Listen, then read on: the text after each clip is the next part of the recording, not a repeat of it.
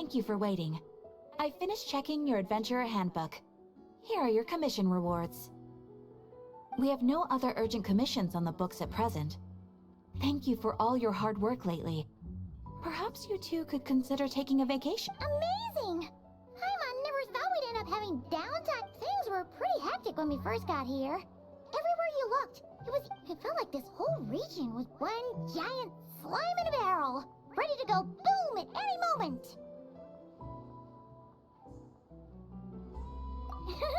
That's right. Another win. Ah, yes. Are you two aware that the Moon Prayer Night is soon to take place? Oh, yeah. Mama told us that was coming up soon. Wait, why do you mention it, though? Do people in Nasha Town celebrate it, too? Paimon thought it was just for a moon goddess worship. You're partially right. Most people in Nasha Town just see the festival as an opportunity to do business. The festival was first celebrated by the Frost Moon Scions. On this day, they would wear moon prayer blossoms and celebrate the birth of the moon goddess through song and dance. They would also prepare food and handicrafts and give them as gifts to others. Over time, it became Nodcry's most lively festival. Oh, sounds like fun! Great! Well, in the meantime, since Catherine, when we first got here, you mentioned that this was where your spaceship... We didn't get to follow up on it at the time, because we got wrapped up in that whole rare situation, but, well, there's a saying Paimon's heard around these parts, which goes, if you lift up a rock, you'll find something you weren't. By that logic, you'll never find what you're looking for while you're searching, but the moment you stop looking, it'll jump right out at you. Could be worth a try, though, right? Anyway, Paimon suggests we focus on other stuff we want to do for now, and...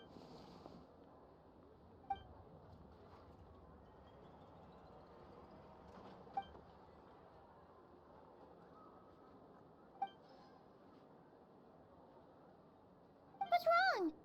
You look super serious all of a sudden. Huh? Paimon gets why you'd be concerned about Columbina, but what does the doctor have to do with anything?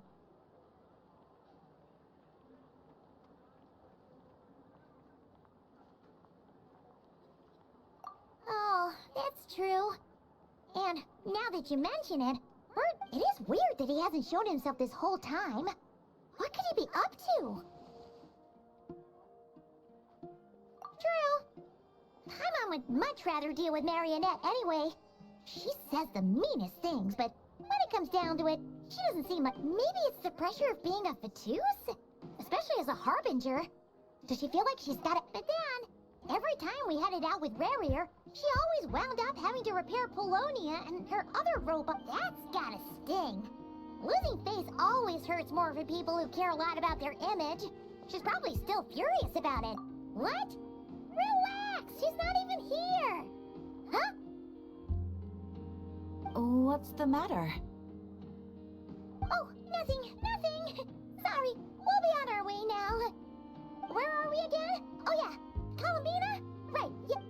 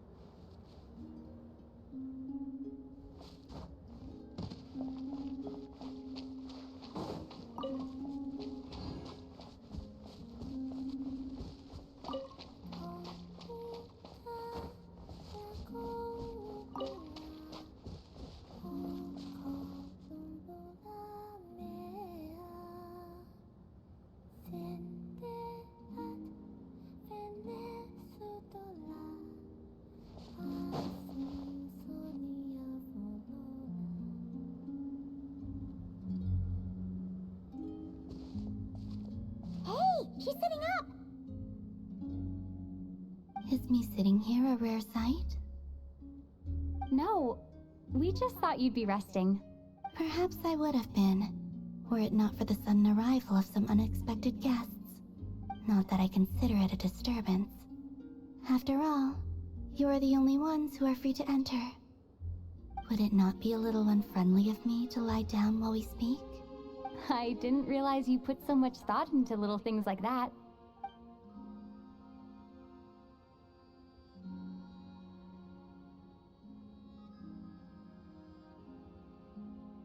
Only sometimes. There have been moments lately where I think about you and your companions.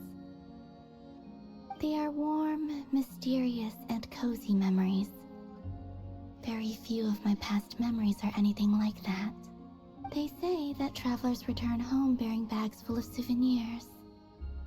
But my luggage was empty, and I believed it would stay that way. Return home? So... Yes. This planet continues to reject me, reminding me that I do not belong here. If I remain into that, there will come a day that I disintegrate.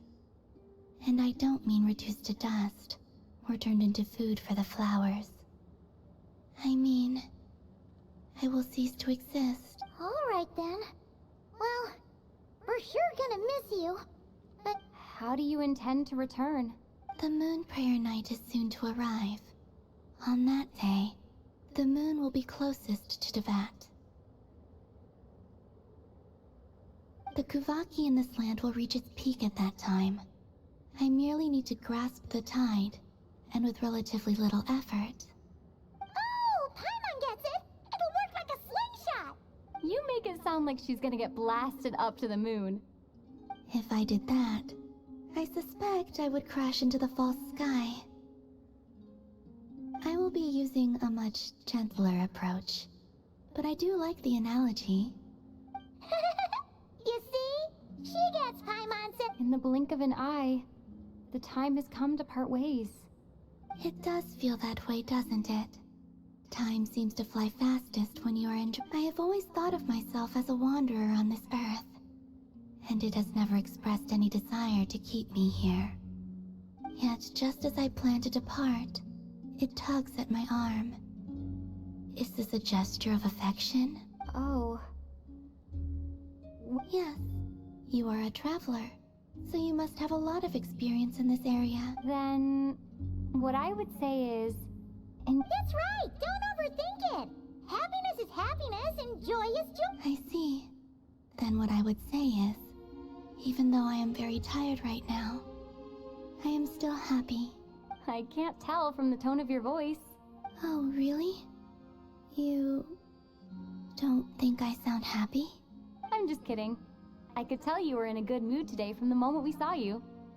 Ah, a joke. Albeit not a funny one. Anyway, I assume you're here about you-know-what. Give me your hand.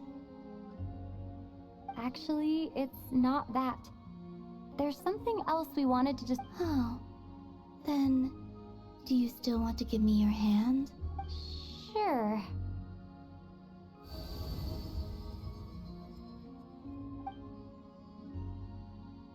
Thank you. So, I've heard that in the moon prayer nights of the past, people here would hold celebrations in the moon goddess's honor. Since you helped so much in our fight against the Rehir of Solnari, I think you deserve a farewell party. I haven't asked everyone else for their opinions on this yet, but I'd like to invite you to join the upcoming... I've never joined a moon prayer night before. I'm not sure what I would even do. Oh, don't worry about that! We take care of everything! Of course, there's no need to force it if you're not feeling strong enough. It's just... this kind of felt like a golden opportunity. But... they call me Kutar, and the Fatui have an arrest warrant out for me. I shouldn't appear in... I'll make it work. You have my word. Yeah, we got your back! Well, she does. Paimon's actually not too... All right, if you're sure. I will not refuse your invitation. I suppose it wouldn't hurt to pack a few more sights from this world into my suitcase before finally learning what my homeland looks like. Oh, if you see Lauma, please tell her that my answer to the question she asked me is neither yes nor no. Rather, it is... there... that was kinda cryptic, but sure. Guess it's two of you. We'll pass along the message. Bye.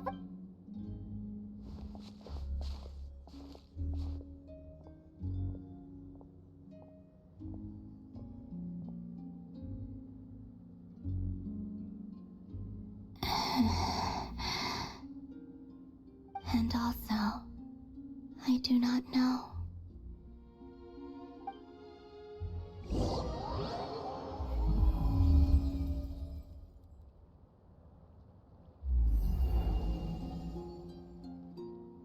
Since she's agreed to join the festival, let's go see who else wants to take part. Llama's gotta be the person most familiar with the Moon Prayer Night. We should start with her. Also, what exactly is your plan to keep her safe? Not sure yet. I'll figure something out. What? Are you serious? And Paimon even gave you her vote of confidence back there. When did you become so sneaky?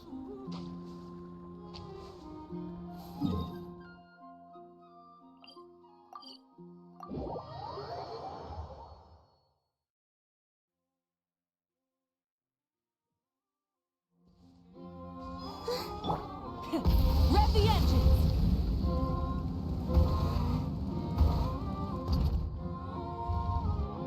Hey, Llama, it's us. Huh? Varka? What are you doing here? Beats me. I had a bit too much to drink last night, and when I woke up, I was on Hisi. Mr. Varka is helping to oversee Nasha Town's preparations for Moon Prayer Night. He is here to go over some details regarding the decorations and custom cloth designs. Right, yeah, that too. What do you mean, that too? Yes, celebrating this festival is a long-held tradition here in Nodcry. On this day, the crescent moon at the top branches of the verdant crest turns into a full moon, and the moon prayer blossoms bloom with a special radiance. Our people take these to be blessed omens.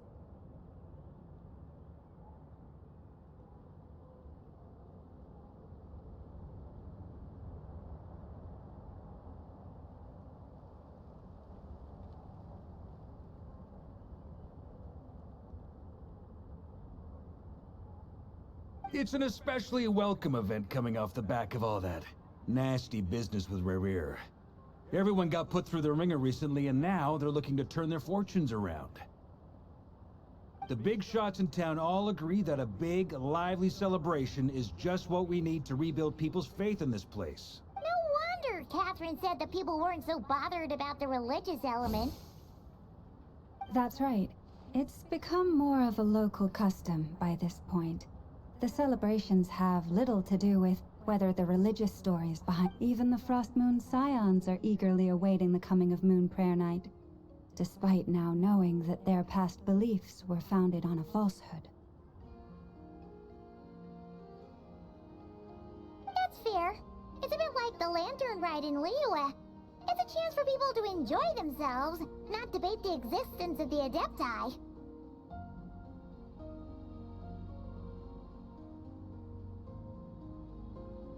Oh, one other thing. We just went to see Columbina. We went ahead and invited her to take part in the festival this time. Hope it's a— Wait, so... you mean she agreed to it? Huh. Then, I suppose that she intends to return to the moon on that day. Oh, yeah! It's kind of a complicated process, but basically, it's like a slingshot. I understand. In truth, I had a feeling that she might make such a decision. Well, if Kuthar has decided to participate in the festival, we should prepare accordingly. Yeah, exactly. She was saying how it could be risky for her to show her face in public. We were wondering if there was any way— Unfortunately, the people who carved the statues did an excellent job of capturing her likeness. It will be very challenging to hide— Darn! We may have bitten off more than we can chew here. Nah, don't sweat the small stuff. Huh? Are you saying you have a plan? Not as such, no, but The most important thing with a festival is to keep the mood light. You can't go preparing for a festival with those long faces. You'll never... The Mondstatter spirit is strong with this one. As it happens, I agree with Mr. Varka. Let's start by making our appreciation for Kutar the beating heart of the festive atmosphere.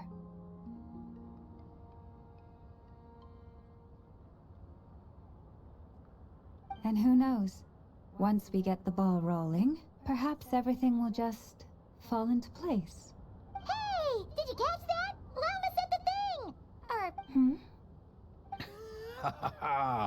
I'm looking forward to the Moon Prayer Night already. We have a festival in Mondstadt called Windbloom, and you can always tell which couples are celebrating it for their first. And I have a feeling we'll get to see that same smile on the Moon Goddess's face at this festival. Not quite the same, surely. Anyway, I'll take care of business in the city, but I'll have to leave the decor up to you and the Frost Moon Scions.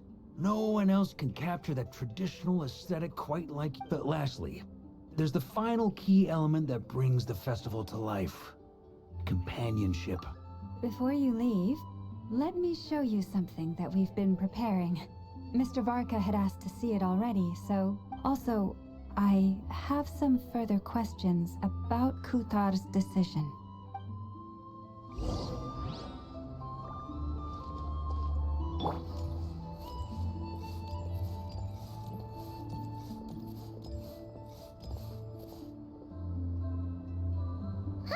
What's this? These sure look like they're having fun. I believe so. Kuhenki seem very skilled at playing drums like these, although I'm not sure where they learned it from. Maybe it's an innate talent? In their eyes, they're probably just playing with toys. Lunatar! You wanna play too?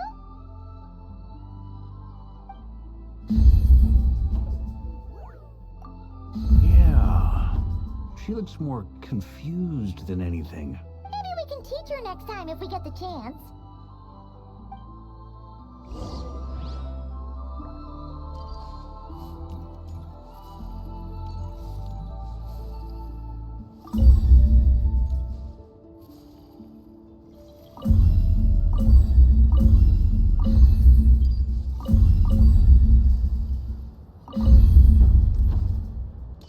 What are these floaty things?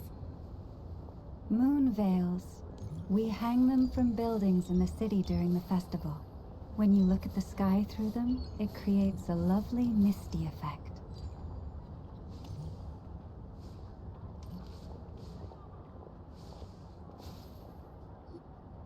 Everyone seems hard at work.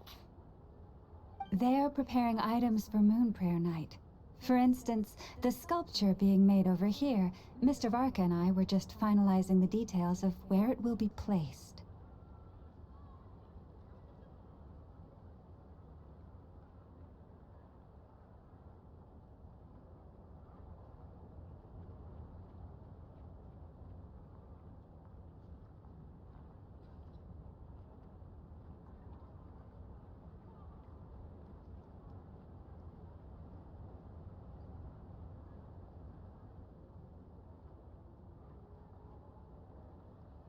Ah, there she is. I didn't know the finished article. Not to worry, though. All the necessary arrangements have been made. Just let me know once it's ready, and I'll get some people to ship it over. You have my thanks. And over here, we are preparing a very traditional confection. Oh, look at all these colors! It looks great!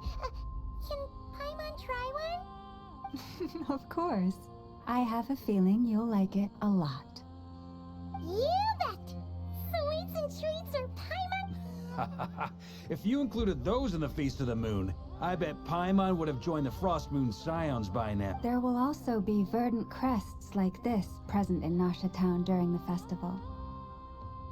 The timing of Moon Prayer Night is not completely set in advance. We make a rough estimate, then observe the changes in the verdant crests and moon prayer blossoms to guide us. As such, the wait itself is a fun feature of this particular festival.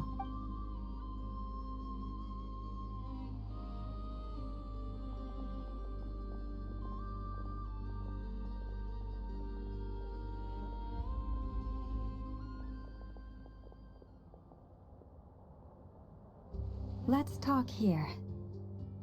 To tell the truth, I am very surprised to hear that Kutar is willing to participate in the festival. I once asked her if she'd be willing to stay with the Frost Moon Scions. I could introduce her to everyone, and she did not answer. But she has not appeared here since. I took this to mean her answer was no. But if that were the case, she would not have accepted this invitation. Ah, I see. Maybe she is right. Maybe the Frost Moon Scions of today no longer need a moon goddess. But my wish was not for her to come here and be worshipped as a deity. I simply wanted to offer her a place to stay. I'm sure she believes that showing herself here might invite Fatui intervention. But what really pains me about all this is that this is her birthplace. I think I'm qualified to weigh in here. When someone's about to depart on a long trip. Anyway, she's agreed to attend, hasn't she? All we need to do is simply respect her decision. I see your point. Yes, she will soon depart after all. Our job is to leave her with some happy memories. Besides, who's to say her journey to the moon is a one-way trip? Paimon agrees wholeheartedly. Festivals are all about having fun, so... All right, I'm gonna head back to Nausea Town soon. Wanna come with? I'm guessing you have some other folks to visit there. Sure thing, let's go! Bye for... Thank you all. Goodbye.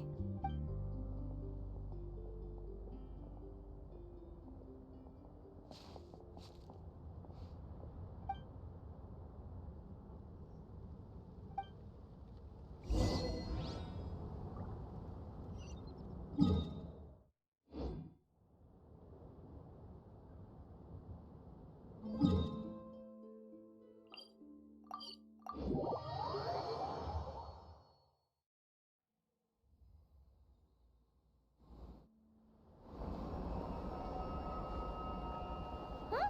Hey, over there! It's Durin and Albedo with Flints! What could they be chatting about? Your guess is as good as mine. Ah, Grand Master, and the Traveler and Paimon. Hello there. It's been a while. Perfect. We have some new volunteers for our investigation. Wait, let me guess. The righteous Lightkeepers are finally ready to hunt down the Abyssal Dragon? Haha. Yes, that too. Yeah, right! Oh, wait! Why does everyone keep saying that too? Well, to be precise, the facts match, but not the causality. Wait, so I guessed right? Half right! Don't act so impressed with yourself. Maybe I can explain. We ran into Mr. Flint's north of Nausea Town. At that time, we just noticed a few abyssal creatures out in the wild, but the strange thing was, I didn't detect any traces of abyssal energy on them at all.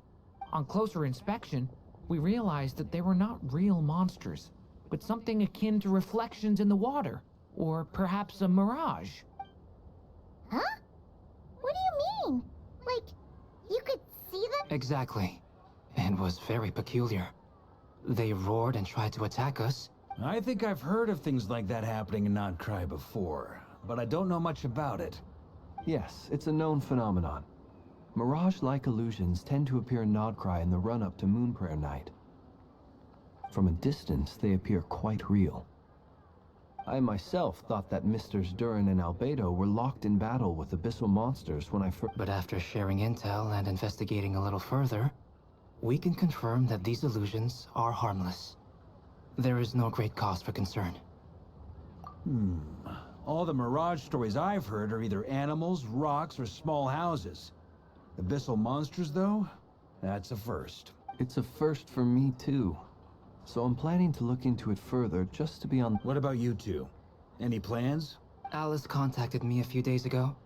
She'd like me and Durin to assist her with an experiment, but we lost contact shortly after receiving the message. I'm sure that comes as no surprise to anyone. We don't know when the wind will blow.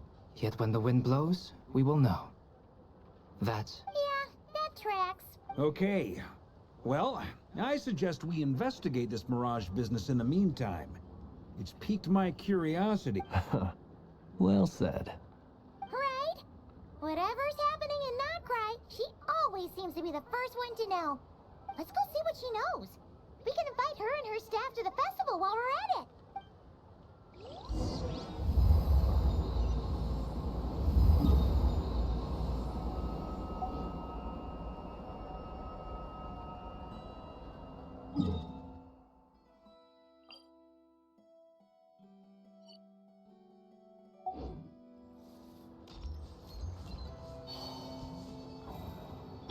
Burn it down!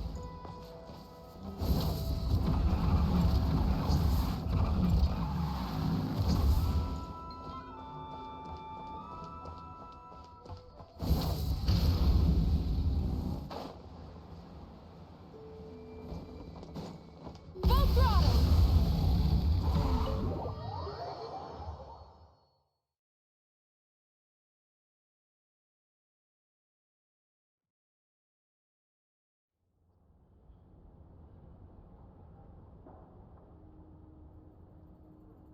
You're right, I have noticed. There's certainly something a little fishy about this situation. Only a little, though. Records indicate that this phenomenon can occur in the days before and following Moon Prayer Night. That said, it has always been a rare sight in the past.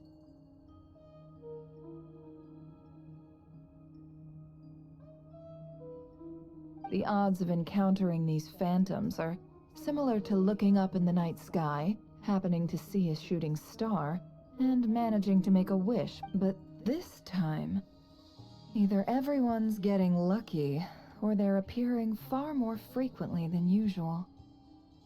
Yehoda's out gathering intel as we speak. In the meantime, let me check off some points of interest. First, the Abyss. The ones we saw seem to be abyssal monsters. Indeed. But we have identified one location where many more of them have made an appearance. Given the scale and nature of the phantoms, it's almost as if someone's last... Oh. So you mean the phantom monsters are hunting down the phantom human? Exactly. The phantoms can interact with each other, but we have no means of intervening. In addition, some of the human phantoms would seem to be from the very distant past. They claim to be from Hyperborea, a name which I've heard from Lauma before. If this is true, it means they must be from 6,000 years ago. Did Paimon hear that right? 6,000? It sounds like this merits further... That'd be a big help. Now leave it with you, Albedo. My knowledge of ancient history is non-existent. I used to doze off every time the pre-Knights of Favone... It's quite a miracle that you were able to understand these phantoms' speech, given how long ago they lived.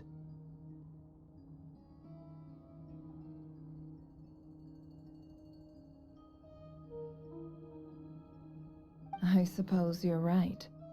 But I'll leave the archaeologists to ruminate over that conundrum.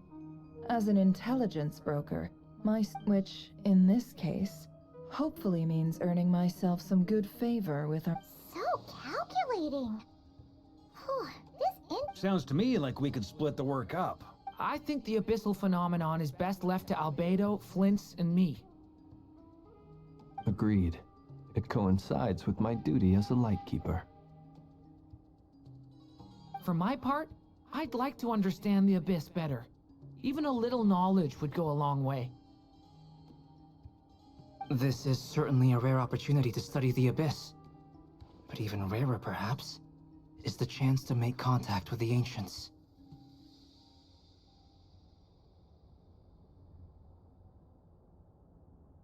The Curatorium will take the lead on investigating the Hyperboreans. We put in the work to learn what we know so far. It seems only fair that we get... That just leaves our trusty team of 2 unassigned. Since you became an honorary knight, of course. This was part of my grand plan all along. Ha ha! Oh yeah! By the way, we managed to convince Columbina to come to the Moon Prayer Night celebrations. We would you and Yehoda like to join? She agreed to that? Huh. Quite an achievement. I'd be happy to join. No point shutting myself inside when the streets are all decked out. And Yehoda loves a party, so I'm sure she'll jump at the up. No. No. No. No. No. No. No. No. No. No. Way to contradict me in front of... Wait. No, that's not what I have bad news, boss. So many people. All right, everyone inside. Quick.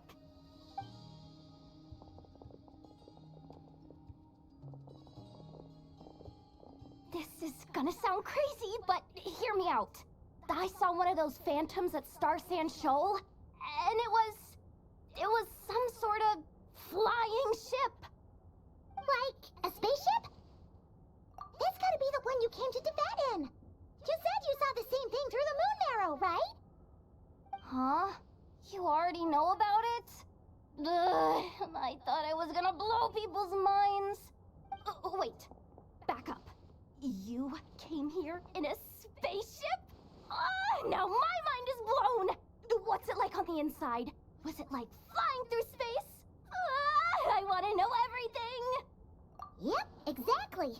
Huge discovery. You're the best, second best intel broker in the world. Wow. Really? Well, I don't know if I'm all that, but... I guess that decides where we're heading next. Come on, don't look at me like that. I know the spaceship doesn't have anything to do with me, but you don't want to leave me as the only one Fair enough. You can tag along. In that case, let's meet back here to discuss our findings once we're done. I wish everyone a productive investigation. You too.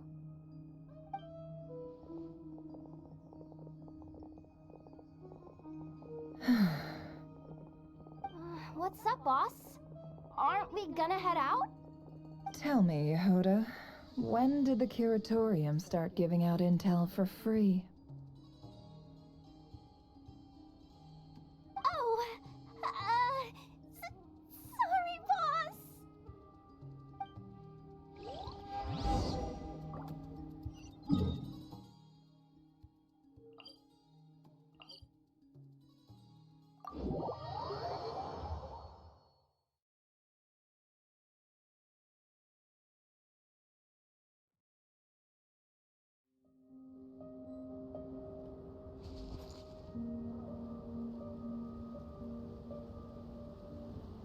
Try and stop me!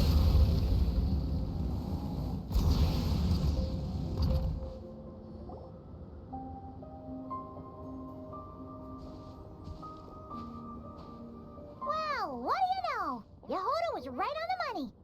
This phantom really... But that's so weird. Why would it show up here? Is it some kind of projection? Or a ghost? Like, maybe it no longer exists. Ah, you're already here. Miss Lauma, what a surprise. I thought you were busy with festival preparation. I was, until one of our people informed me that a strange sight had appeared. No one's ever seen something quite like this before. I thought I should see it for myself. Same here. Oh, so we heard that these things appear around the festival period. Any idea why that is? Unfortunately not. We have very limited information about them, since they can't be interacted with. And no human phantoms have ever made an appearance. The most we've been able to deduce is that these sightings appear to be connected to the increase in Kuvaki energy around this time. Yeah, seems like that's all we can do. This is all so... Allow me to lend you a hand.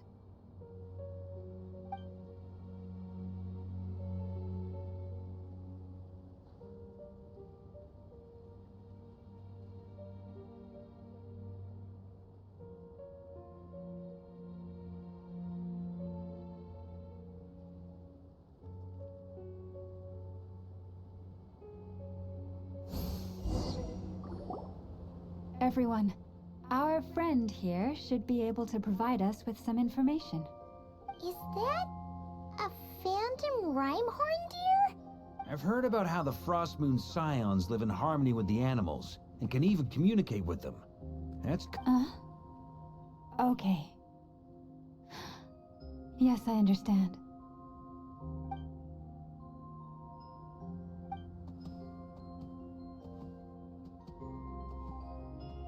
Oh, it's leaving. It appears to share our curiosity about this giant spaceship, so I asked it if it wouldn't mind investigating. In return, I told it about some nearby spots where the wild fruit grows abundant. We may live in a different era from these phantoms, but I trust that the terrain, climate, and ecology here are more resistant to the effects of time than... Let's give them a moment, and hope for the best.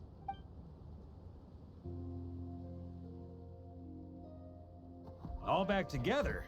Must have been a lot of fruit. Indeed. Now let me ask them some questions.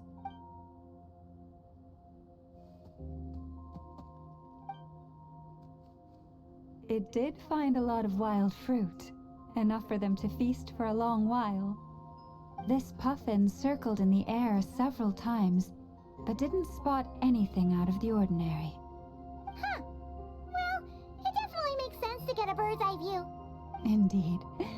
Other than that, I was also thinking that the world these phantoms see... Oh, I get what you mean. The wild fruit exist in both times and spaces, but there might also be things that only exist in that space-time, which we can't see. Good point. Great thinking, Llama. Blunthorn rhinos can use kuvaki to shift great rocks, but this one says it couldn't get that ship to budge by even an inch. The sniffer mole tried too, but despite being a skilled digger, it could not get through. They say that the spaceship looks robust and undamaged. It seems completely impervious to any and all attacks. So, just like us humans, Yes. Still, they deserve our thanks. We are grateful for all your efforts, dear friends. Now go, and enjoy. I've noticed some other human phantoms gathered nearby. Come on, let's go talk to them.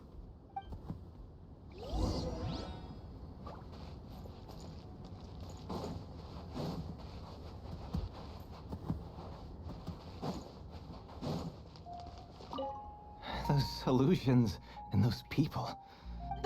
Nah, all part of the festive...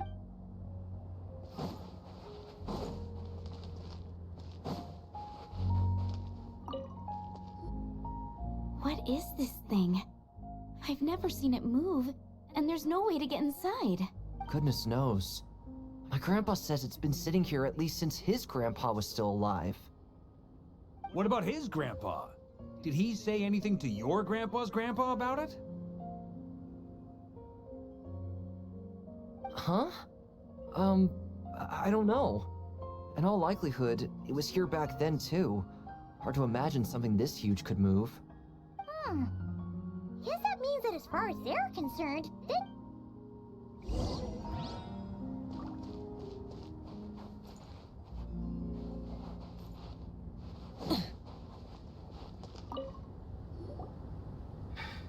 Come on, brothers. If we can get even a small chunk off of this thing, it's gotta be worth a fortune. Today is the day we strike it. Huh? You mean Paimon? Yes, brother, I shall join you. Let's make our fortune. We should go with them. What the? This thing is crazy tough. I can't even scratch it. Sorry, brother. Looks like we'll have to seek our fortunes elsewhere. Enjoying yourself? I was just seeing if I could influence this phantom's perception by playing. But nope, no dice. I'm sure we're all starting to build up an idea of what's going on here. These phantoms are reenacting real historical events, and it's almost like we're in some kind of interactive stage play. We can talk to the actors, but the plot... It makes sense. History is set in stone. Paimon totally thought you were just goofing around earlier. Of course I was. Anyway, at this point, I think we're forced to conclude that although the Phantom spaceship is right there in...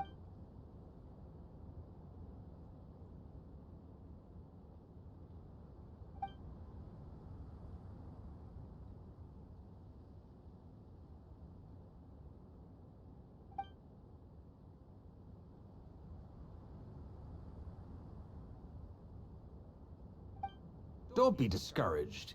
If nothing else, this is proof of the ship's existence. And think about it. So many people tried to hack their way inside, but no one could get the door open. It's made of very tough material. To me, that says that we'll either find the ship itself or the story behind it. It's just a matter of time. Huh. Every now and then, when Varka gets serious, he actually... I wonder how the others are doing. Let's head back for now. Sounds good. Also, drinks are on me if Team Knights of Favonius is the first to finish. Wait, we have a team name now? Am I in Team Knights of Favonius as well? You're very welcome to join. We've even got a cathedral ready for you. Isn't that technically blasphemy? You wouldn't dare make a joke like that if Barbados was in earshot. Nah, I'm sure Barbados doesn't mind a little harmless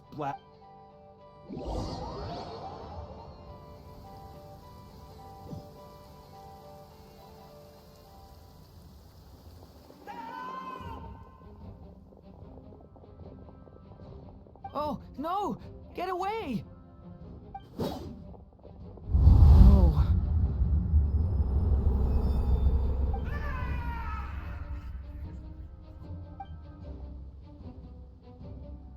I know it's hard to stomach, Mr. Durin. But as I'm sure you've noticed, there is nothing we can do to...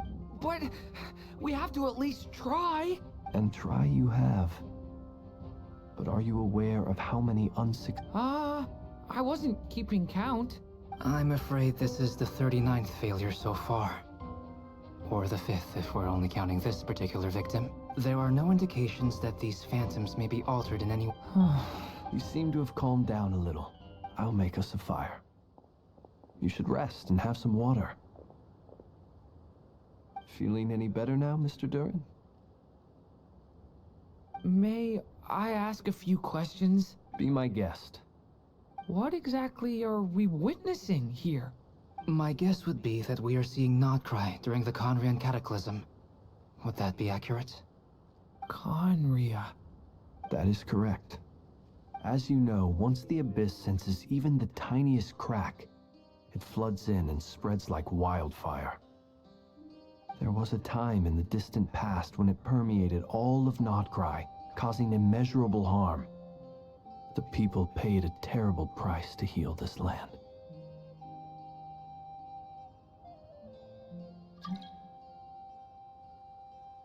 Then 500 years ago, the whole of Tevat suffered an abyssal disaster. Once more, Nodcry was dealt a devastating blow.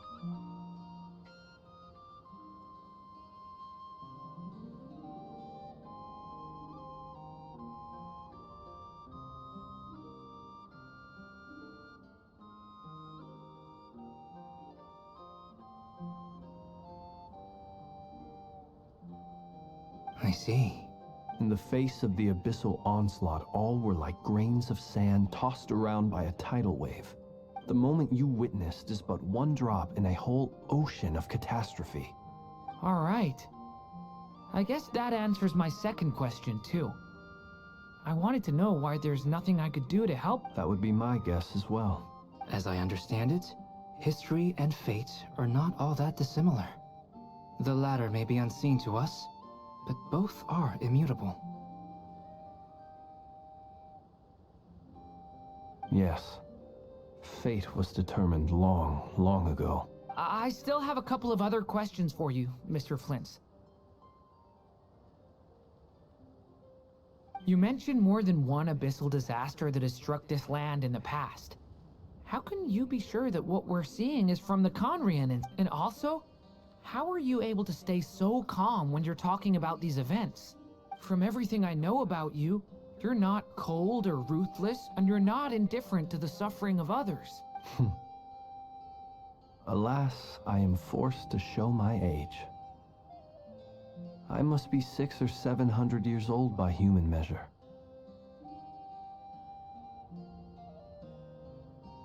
Wait, so you... One is not easily moved by history when one has witnessed the truth firsthand.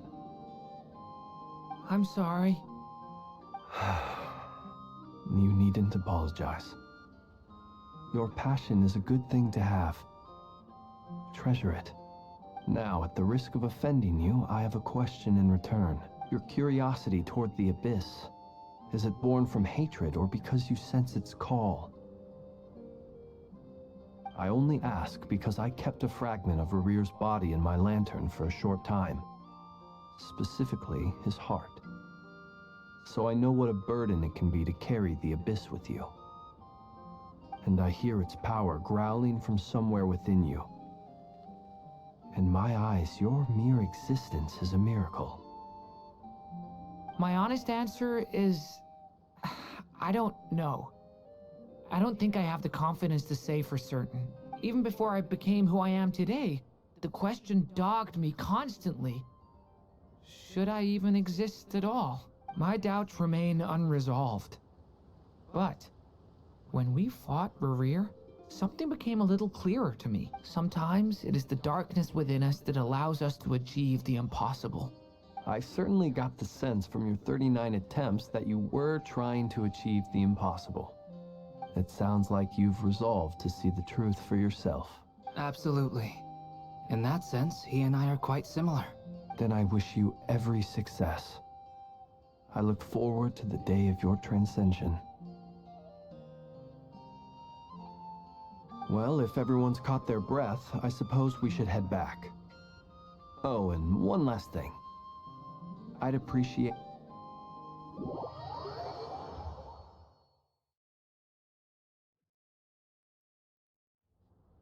Incredibly, our separate investigations led us all to the same conclusion. Yeah, but we barely learned anything, though. I totally thought this would be the mother lode. Talking with... and all this stuff about moons and... hyperopia. What a load of baloney. Seems like people back then had a few screws loose. I understand your frustration. We found the same issue. Each phantom only showed a very brief moment in time. There isn't much value to be found in these miscellaneous fragments of a civilization's history, no matter how glorious it may have been. If there's a silver lining, it's that these phantoms are harmless to the present reality. They shouldn't get in the way of the festivities. Paimon agrees. And not just because it's the first thing she understood in this whole conversation. You look disappointed, Nefer. What do you think? We all worked our tails off, but the only one to gain anything from it was you, Lady Moon. Well, please do share the Hyperborean records with me. I will gladly inscribe them in our people's documents. Oh, duh! Yeah! That was it! Hyperborea! I'm serious. Only an expert in the Frostmoon Scions and their history can turn these records into value. The alternative is to let them gather dust on the Curatorium's storage shelves. Nefer, you're wise enough to know that cooperating and sharing the profits is the... Well, that goes without saying. Sure, let's do that. Huh? But didn't you say we aren't supposed to give out intel for free? Sorry, shutting up. Now is not a good time to push Nefer's buttons.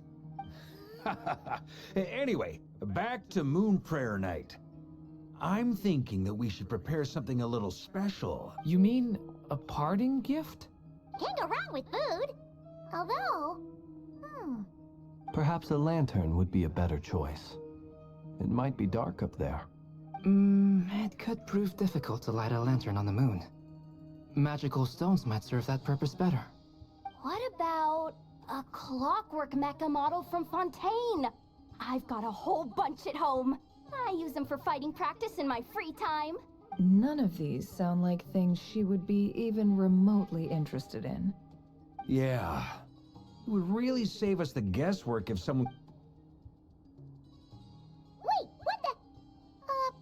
Traveler? They're all looking... Great! Haha, problem solved. Now, I need to stop by Dory's. Then let's leave it there for now. We all have our own business to attend to. Travel...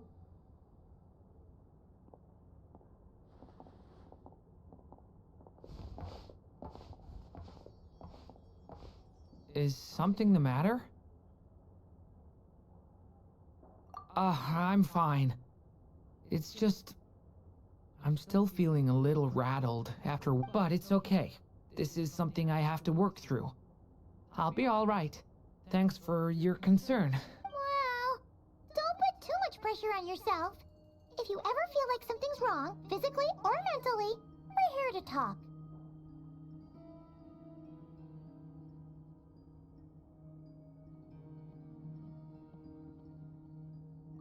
Come on. Stop treating me like a kid.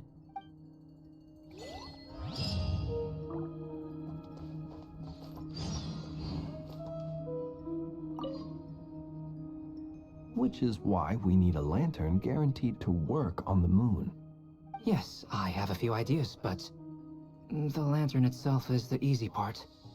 The real issue is how little we know about the lunar environment. Wait, you two are serious about this? Let's just say I'm intrigued by these shining magical stones that Mr. Albedo has meant. Could you do me a solid and try to smooth things over with Boss Neff?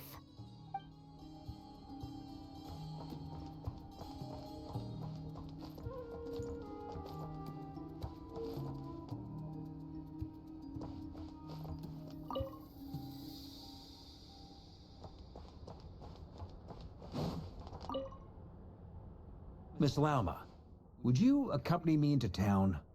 I think it'd be best if you saw the Frost Moon Scion's decorations for yourself. Very well. Let's go.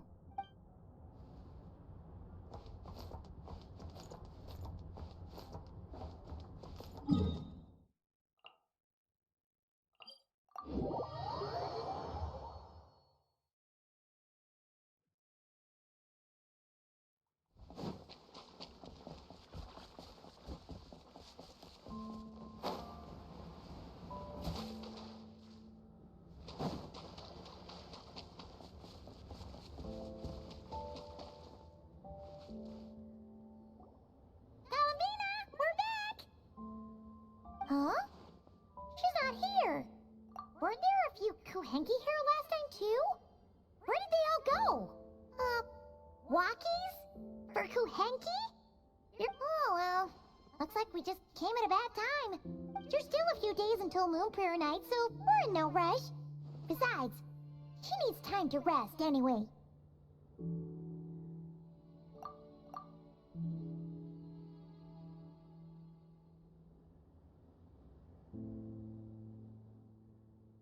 Kalamina!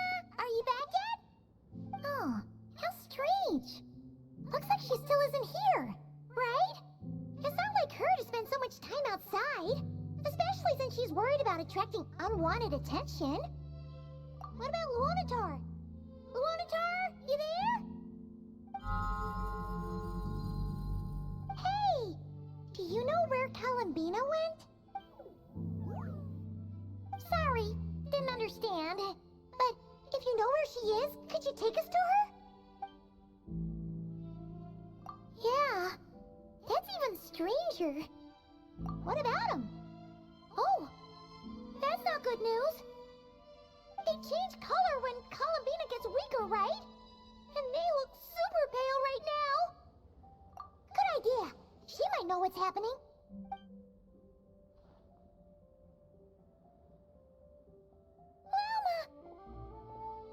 Ah, it's you. How is Kutar? Is she okay? No, she hasn't.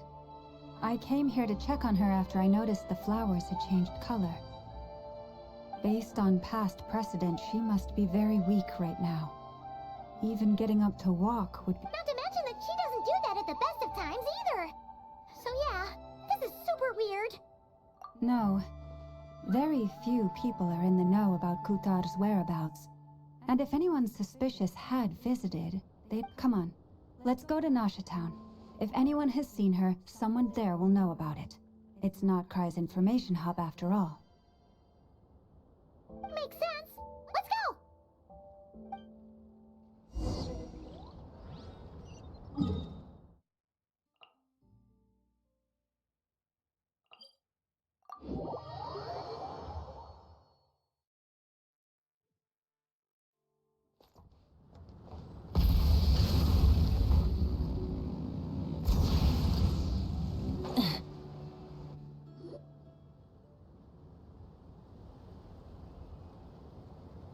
moment. Is it just Paimon, or is this doll kind of suspicious? No, I don't recognize it. Alas, your free and easy adventure time is over. Now, prepare to face the final boss of Nod Cry. Whoa! Where'd that voice come from? Not sure, but it's definitely hostile. No, not that way. The final boss is right here. The sniffer mole? That's the final boss? Surely not. Also, Okay, the jig is up. I'll stop teasing you. Turn around. I'm right behind you. It seems I've managed to leave quite an indelible impression, even though you've never seen my face. Oh, nothing could make a great mage more pleased with herself.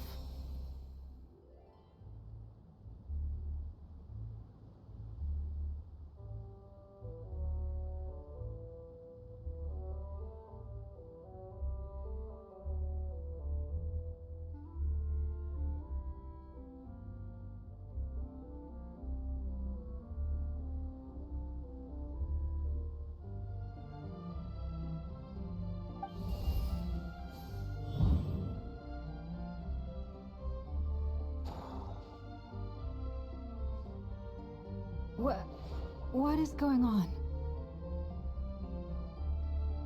I've heard that all the big shots in Teyvat have long, wordy titles that stun people speechless when they make their entrance.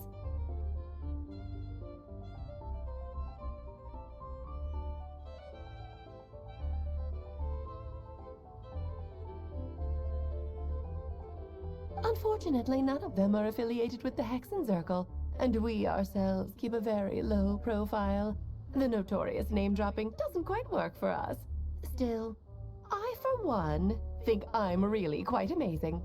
So that didn't stop me from coming up with a title anyway. Alice? It's really you this time? Not a lantern or a Dodoko, but Alice in the flesh? Oh, that's right. So, what do you think? How does it feel to finally meet me? You look like...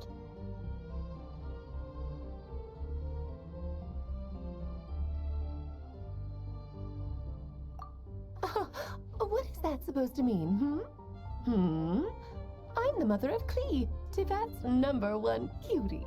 How old could I possibly be? So she's a friend of yours? Kind of. This is actually the first time we've seen her in person. I see. Madam Mage, that was, quite a powerful entrance. It's okay, Lauma, don't force it. Paimon will do the honors. This is Alice from the Hexen Circle. She's a friend of ours. And of Arcus, too. That's right. She's a good person, just kinda... unpredictable. Well, what is the human heart if not unpredictable? If we could not do as we please, how would we differ from machines? I am Lauma, Moon Chanter of the Frost Moon Scions. It is a pleasure to meet you. Oh, I know. Before you got here, I spent a good, 15 minutes getting up to speed on Nodcry's present situation. In other words, I've read the whole in the last episode part, so we can skip the pleasantries.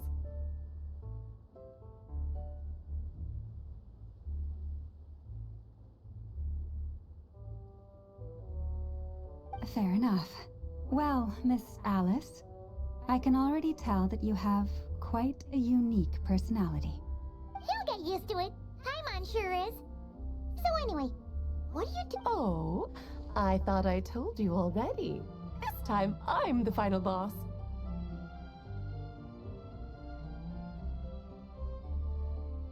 And what a formidable foe I shall be. Powerful, confident, decisive, and good luck finding my weak spot. You will never succeed. Oh, that? My one weakness, and you found it in an instant. Fate has been dealt a devastating blow. Thus falls the great Dodo King.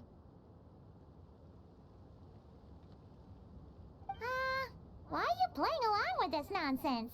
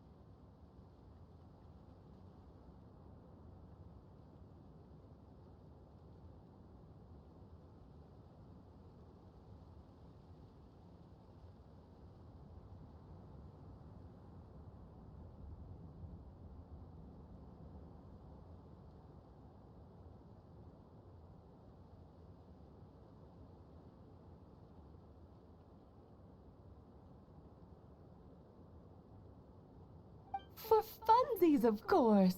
What's wrong, Paimon? Are you disappointed in me? Am I a gigantic letdown? No, it's just... you seem like a busy lady. And this is the one time you've shown up in person. You're quite right. I'm here in Not Cry because something big happened. Something big enough it caught the attention of the Hexen Circle. It concerns the 3 moons, Tevat's borders, and of course, the moon goddess you are currently searching for. Kind of. Why don't we discuss this over a pot of tea?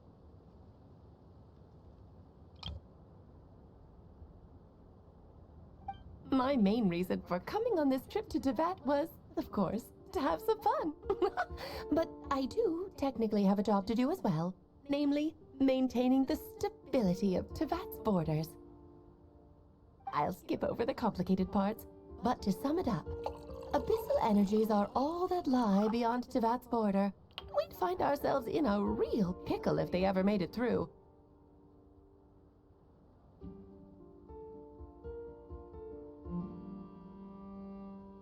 And the phantoms you've been seeing are a sign that the border has been disturbed. Ah, no wonder they tend to show up around Moon Prayer Night.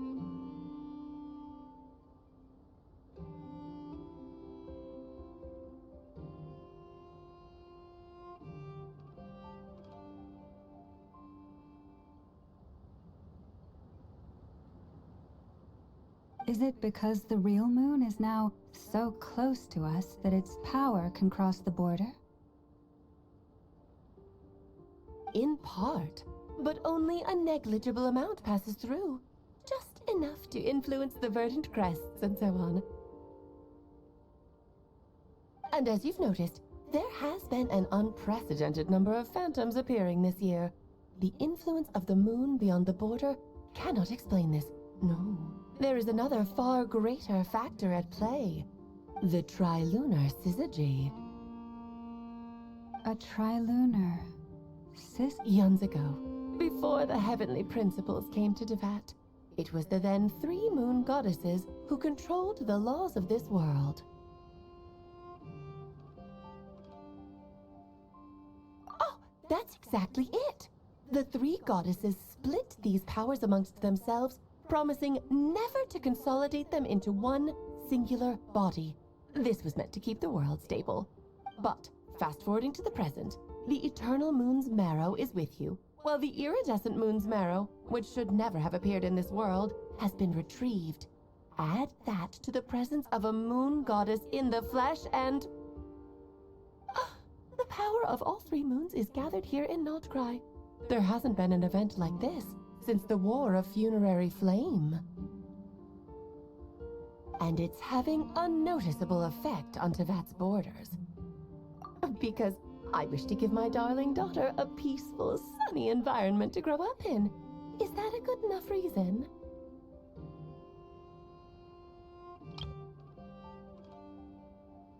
Kinda sounds like you're dodging the question, but it does make sense. Well, that's one reason anyway, and the most important one. The others are a little complicated to explain. For instance, cleaning up after dearest Miss R. Albedo could tell you more about that if you're curious, but right now, I have a more important question to ask you. Why are you collecting the moon marrows? I see. Nicole told me about that legend once. Nicole? You mean meet Anne?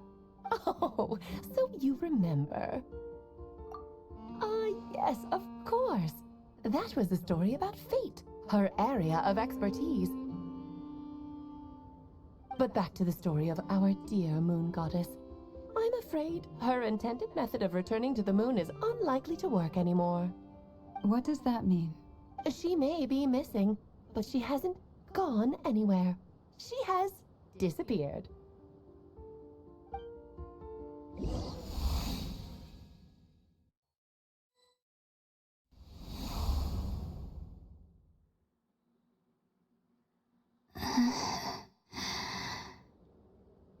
My body is so heavy.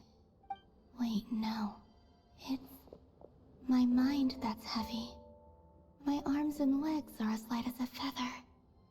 What's happening to me? I feel drowsy, like I've been asleep for too long.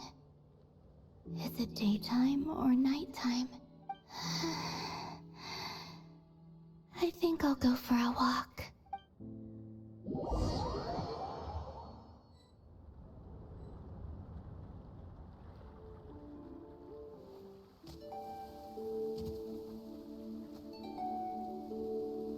Are you out for a walk too? Huh?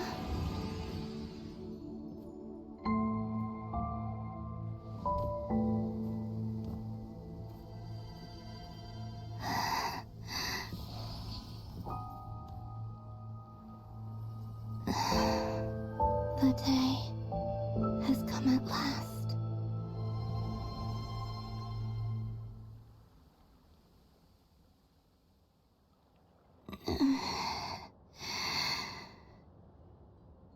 Have I grown so weak that I can't even sustain my physical form? But Moon Prayer Night is nearly here. I was so close to returning home. Death is near.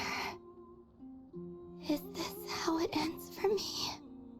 Will I return to the moon after I disappear? Or... I don't want it to end like this. So far, at least, I still exist. Even if not physically, I can still feel. But as my power wanes, I'm sure that too will fade. I suppose I might take one final look at this world.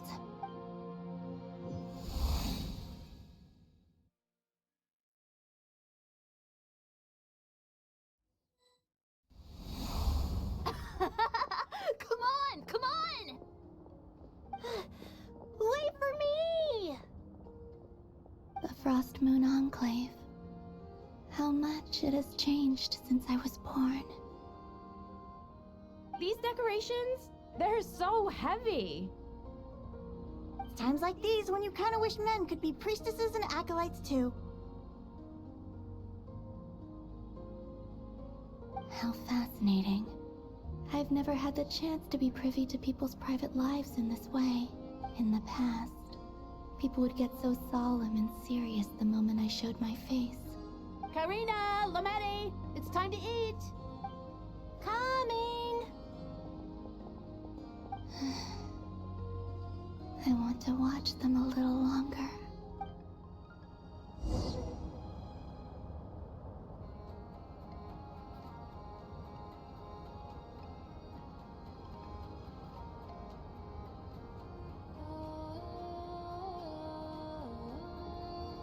So just fill these balloons with air, right?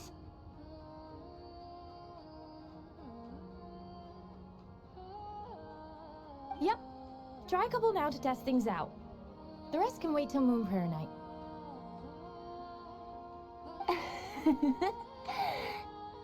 Think fast. Vrida! Teasing an acolyte of the Frost Moon Scions? Surely that's a punishable offense.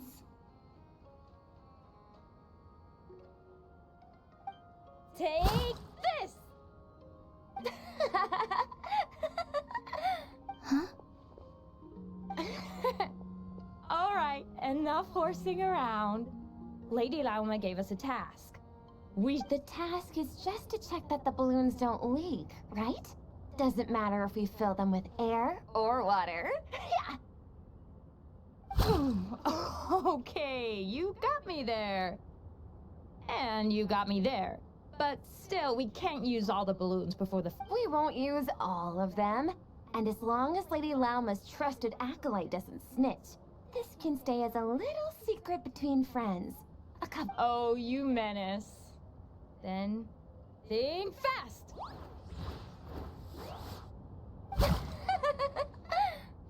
Is pumping a balloon full of water really so much fun?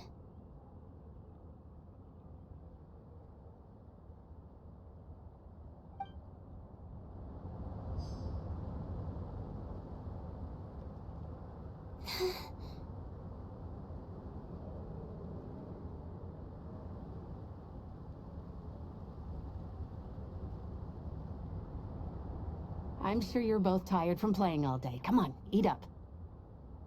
A plain, humble meal. That has always been the way of the Frost Moon Scions. Huh?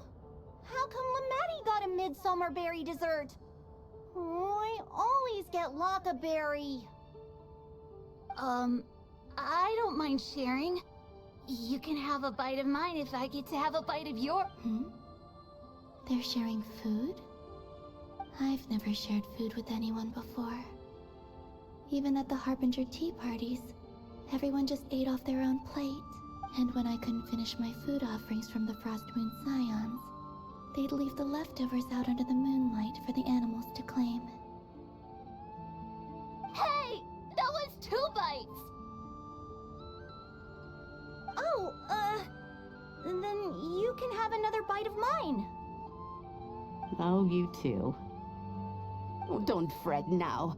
Here, have some of Granny's too.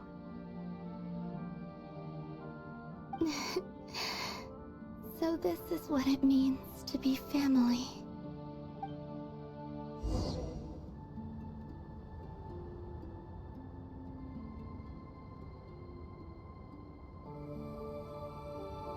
I'm seeing so much that I'd never usually get to see.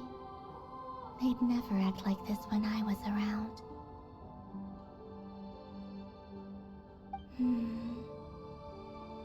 It's nice, being able to just watch people in peace in these final moments. What a rare opportunity. I think I'll go take a look around Nasha Town, too. Maybe the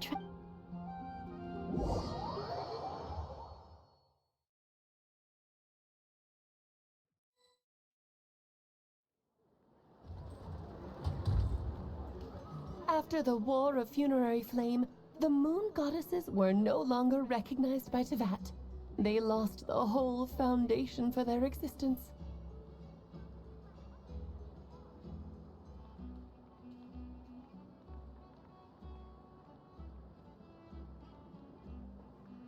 That's why the moon goddess's strength is fading. She cannot withstand the world's rejection of her. To be more pedantic about it, the moon goddesses did something to offend the heavenly principles, and that's why they were ousted. Something of a recurring theme in Teyvat's history. Theoretically, speaking so candidly should put me in their crosshairs too, but they can't tell me what to do. I'll say whatever I want. Anywho, the moon marrow energies were but a drop in the bucket for her, and that battle against the Ray Hair of Solnari only weakened her further. Fortunately, it happened close enough to Moon Prayer Night when the Kuvaki concentration here is high. That's the— What do you mean, fortunately? You said she disappeared. Oh, what a headache. I thought this was all common knowledge. I guess I have some more explaining to do. Okay, buckle up. It's time for another lecture.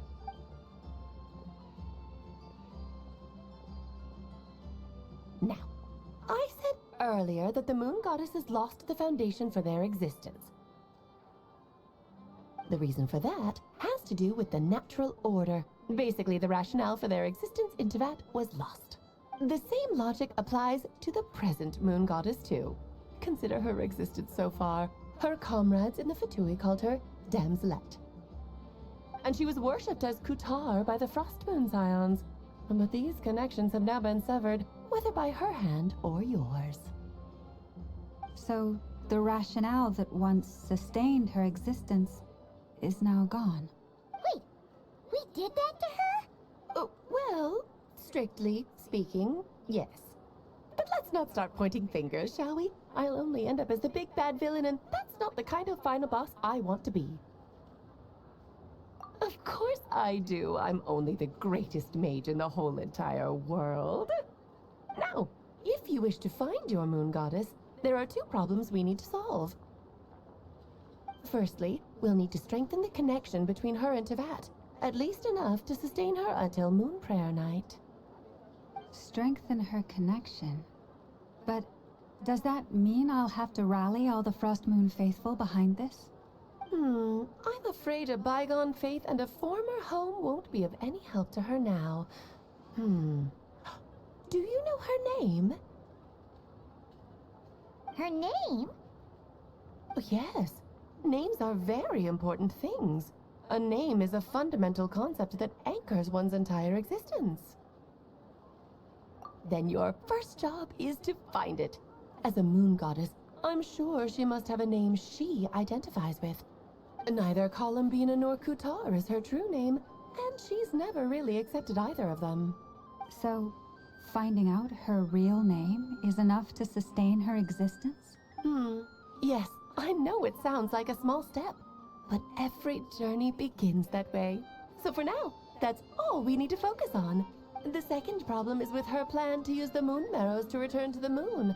Unfortunately, piercing through the false sky will take an enormous amount of power. Given her current condition, she won't be able to provide anywhere near enough power. But no need to fret. Nicole's the expert in this field, and I'm sure she'll figure something out. Wait, Mage N is going to help us out too? That means we've got 2 Hexacircle mages on the case.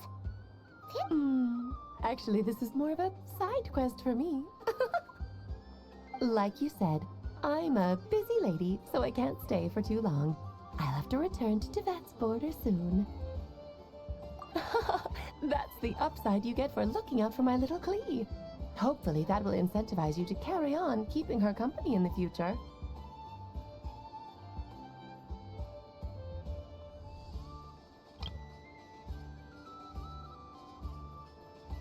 Anyway, jokes aside, you'd better get moving. It will take quite a miracle for the moon goddess's consciousness to hold out till Moon Prayer Night.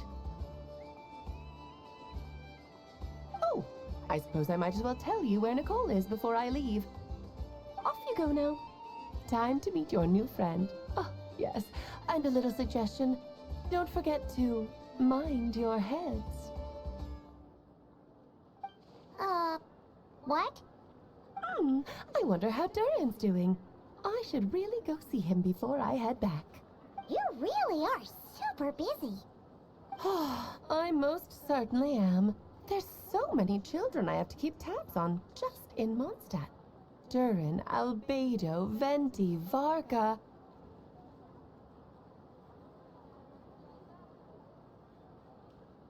Klee didn't make the list, huh?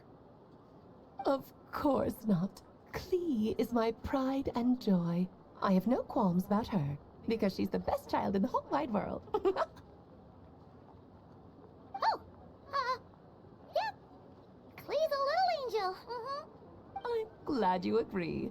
Well, all the best. See you when I see you.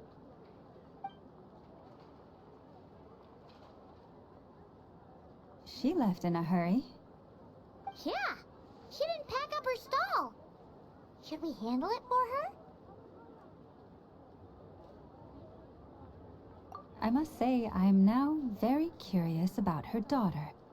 Klee, wasn't it? What's she like?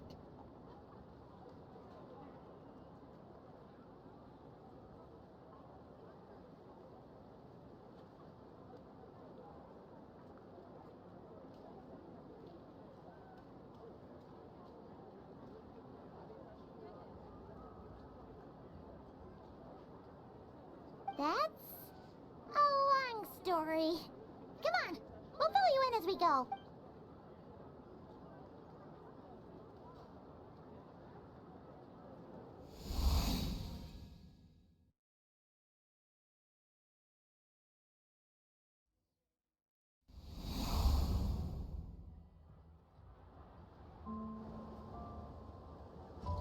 What a lively place.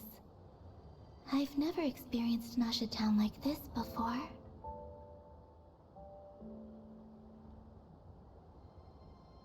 Hey, you old geezer! Your hammer's rusted through! Who are you calling old geezer? Are they quarreling? I'm looking right at him! You've really gone downhill since giving your daughter free rein in the workshop. Can you even swing a hammer anymore? It shouldn't take you days just to fix a single chair! You might as well use that hammer to massage my back for all the good it's doing. Don't run your mouth, or you'll get a back massage that'll put you in bed for the rest of your life. Look, the materials haven't arrived yet, all right? You know how busy it gets in the days before— I'll bet you send all the materials to your little princess. Blood's always thicker than water, huh? All right, you've made your point, Uncle Koski. As soon as the materials arrive, fixing your chair will be the #1 priority.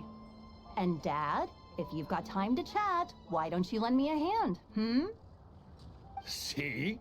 Lolka knows what the score is. I guess they're friends. But the way they spoke to each other was so ugly. Then again, it wouldn't be the first time I've seen something like this. Columbina! Sing outside my door in the middle of the night one more time, and I'll unscrew your vocal cords. You hear me? Oh, Sandrone. So that was her way of trying to be friends with me. What a pity. I won't get the chance to say any ugly things in reply.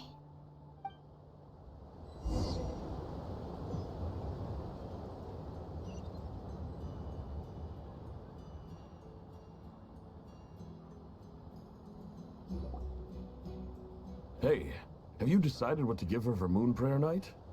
I sure have. She's gonna get the surprise of her life when she's least expecting it.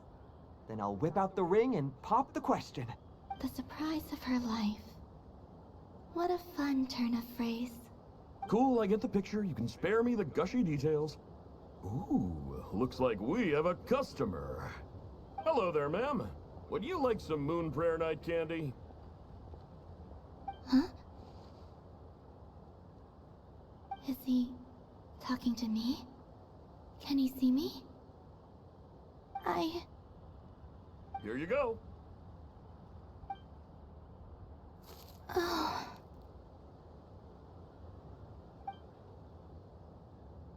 Come back anytime. Right. Now, where were we? I don't know why, but I still held out hope.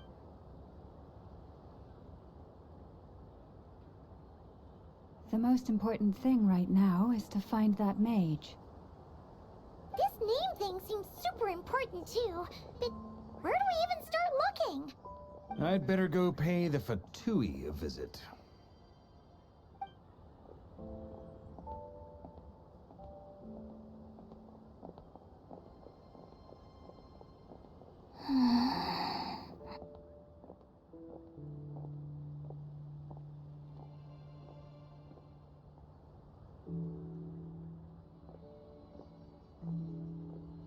Columbina?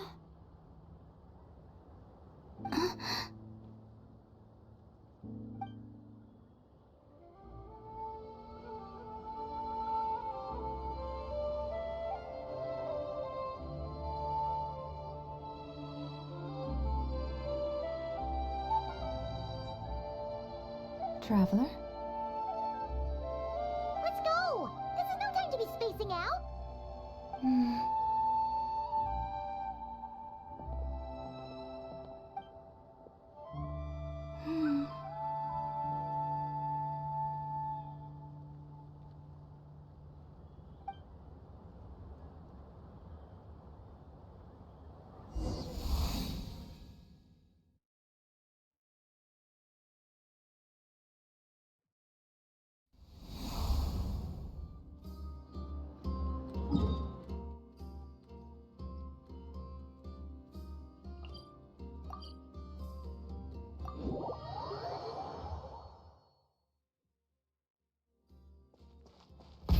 Rev the engines!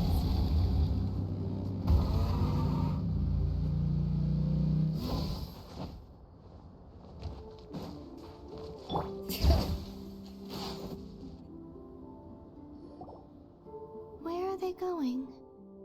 They mentioned a mage and... a name?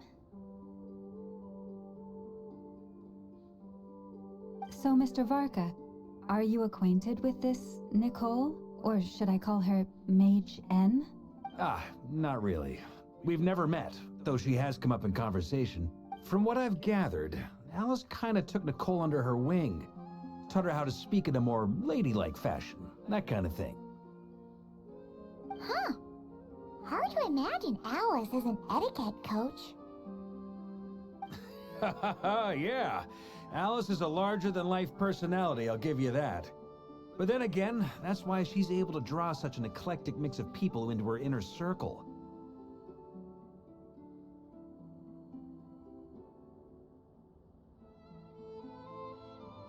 If I remember correctly, being an interesting person is actually one of her main entry requirements. So, if you ever wanted to join the Hexenzirkel, Hey! Don't go around making promises on Alice's behalf! I wouldn't dare. I'm just trying to paint a picture of the Hexenzirkel for you. Okay, sure. Anyway, since none of us have ever met Nicole, how are we supposed to find her? We can't just go up to every woman in sight and ask, Maybe something she's wearing will give it away? Like, a windbloom pinned to her chest or something. wait a minute. Alice never said Nicole was from Mondstadt. Oh, true.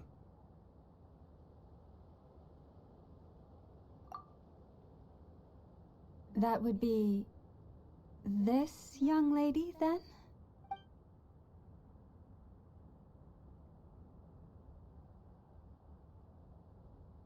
Hey there! Sorry to disturb you, but... are you Miss Nicole? Varka, Knight of Boreas of the Knights of Favonius. Alice might have mentioned me before. Mm-mm. Have we got the wrong person? Sorry. Well, this is awkward. When I shook my head, I meant, no, Alice hasn't mentioned you before. Huh? Where is this voice coming from? My apologies. For certain reasons, I am unable to speak. This is the only way I can communicate with you.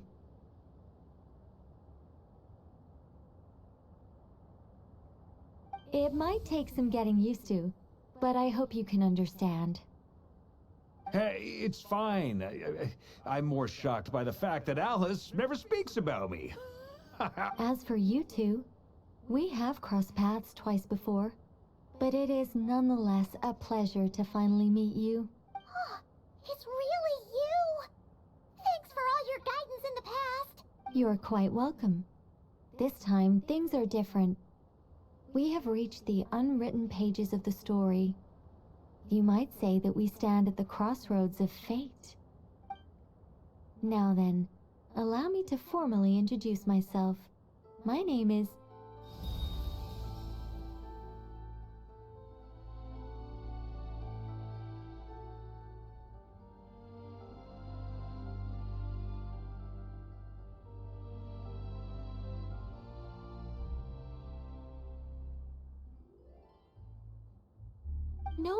No, stop! Alice! I can't believe it!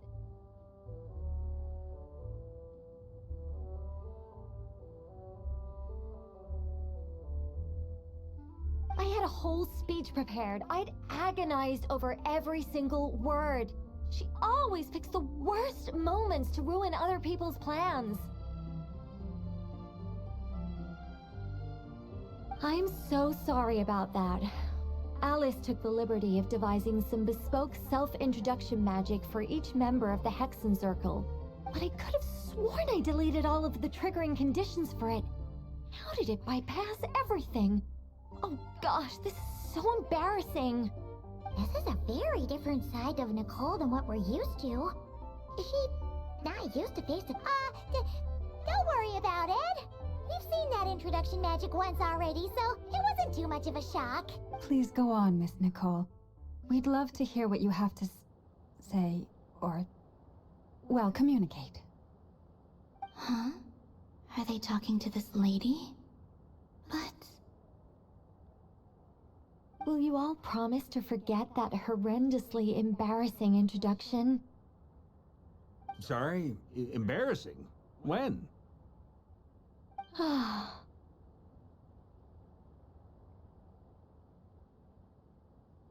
Yes, my name is Nicole, and I am one of a very few angels who have retained both their preferred form and their power.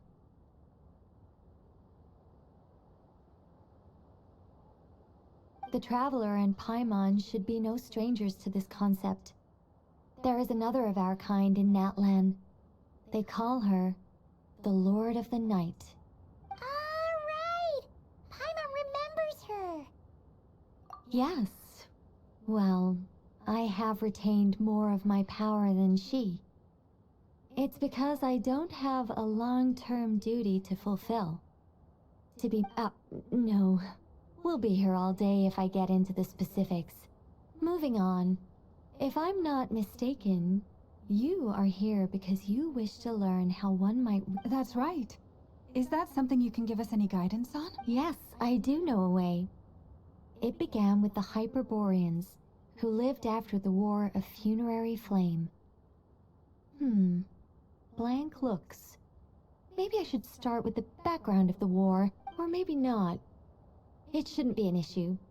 I'll fill in the gaps for you when we have more time. Anyway, after that war ended, the three moons retreated to beyond the false sky. The Hyperboreans were humans I once aided. They accepted the civilization and creations bestowed upon them by the angels.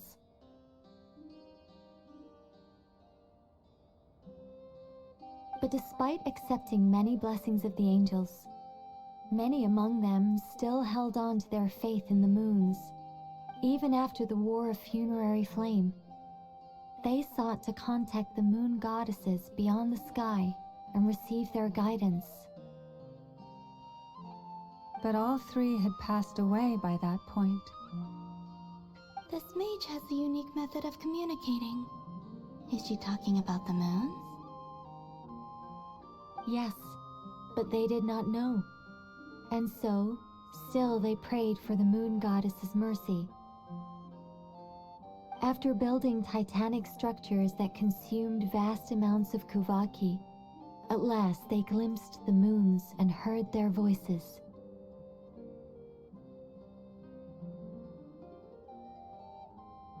But of course, they were gravely disappointed.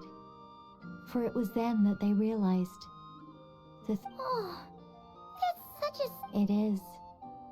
Humanity was in a very sorry state at that time. The angels who had once aided them were gone, and the war of funerary flames had left them homeless and destitute. Just a second, I gotta ask. How relevant is all this history to the task at hand? Well, I mean, it's... Okay, it seems we've drifted into irrelevant narrative waters. It's been a while since I've had the chance to speak inside someone's head.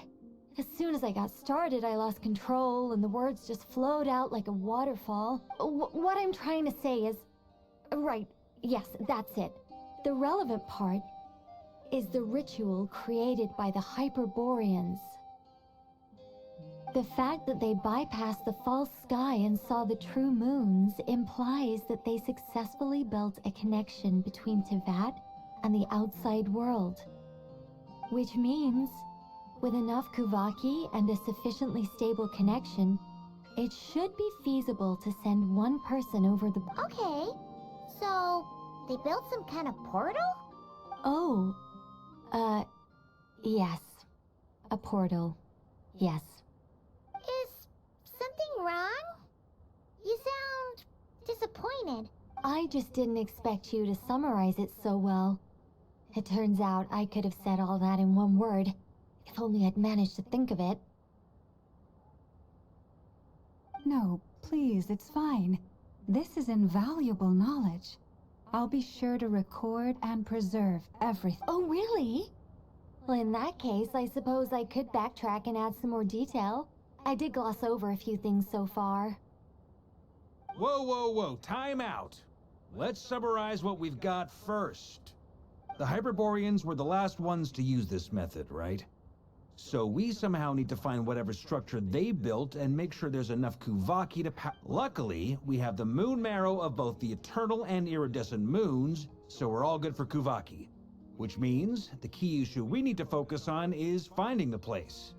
Am I right so far? Yes. Although, I expect the structure is long gone by now. That said, what if we could take advantage of the phantoms to travel back to a time when it still existed? Well, travel back isn't quite accurate. It's more like we'd be creating a handshake between 2 points in space-time. We wouldn't even have to pick a time when it still existed. It could just be a time when it still appeared in phantom form via projection, or we could project our own phantoms, fold them together, and...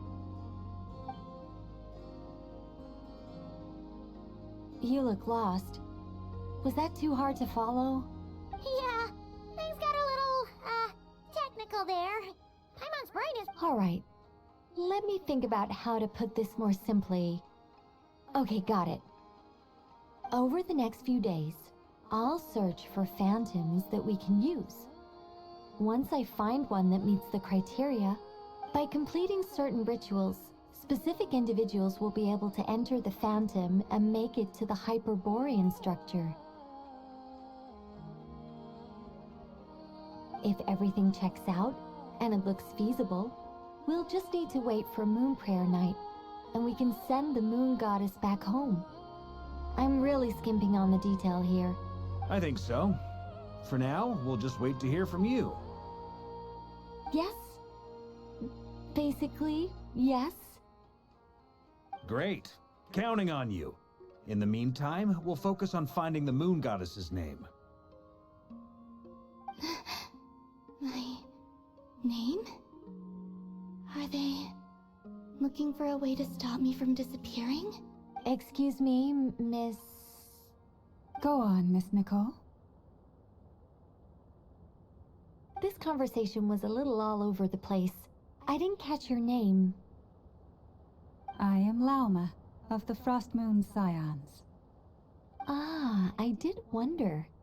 I noticed that you listened very intently when I spoke about Hyperborea and the moon's history. If you'd be interested, I'd love to visit you this evening and go through it again in greater detail. Also, if you were serious about making a record, it would be too risky to simply write down the raw details as is. I would suggest some tweaks.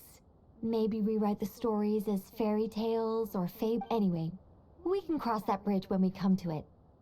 So, see you later then? Oh, and no need to prepare anything. Just a cup of tea will do. See ya! She seems friendly. It's just... It's so nice to find someone who's actually willing to listen. I've been dying for a chance to finally go through all this systematically from start to finish. Any longer and I'd probably start forgetting it. Now Paimon gets why Alice told us to mind our heads. Ha ha ha ha, what did I tell you? A lot of quirky people in Alice's orbit. Now then, the next order of business is, where do we start looking for the moon goddess's name? Maybe the rest of what Nicole has to say might give us some clues. Once I've heard her out, I'll summarize the salient points and share them with you all. I'm also inclined to review our other documents. Yes, our faith was first established by our Hyperborean ancestors, but many of the more factually accurate records are from after Kuthar's birth. Sounds like we're gonna follow Columbina's journey through Devat, huh? In that case, we'll start by heading to the Frostmoon Enclave. Sounds like a plan. Take this with you. I'll see about getting in touch with the Fatui. It'll probably just be Arlecchino and Sandroni again. They're the only... Thank you, Mr. Varka. Ha ha ha ha ha, don't mention it. Honestly, I'm more comfortable dealing with the Fatui than prying into the details of a young lady's childhood. I should follow them, just in case there's some way that I can help.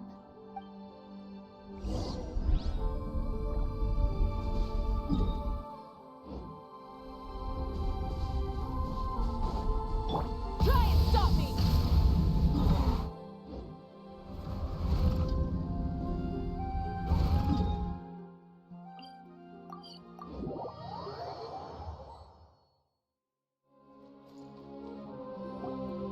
A while ago, I took the time to organize all documents in our possession that pertain to Kuthar.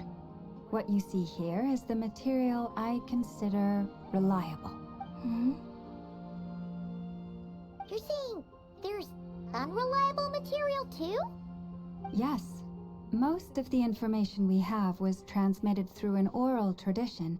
Inevitably, some of her stories were mythologized and deified over the years through countless retellings. That's why I organized them into reliable and unreliable. There's no sense seeking answers in history unless we can ensure the veracity of the historical record. Makes sense. All right, let's take a look through.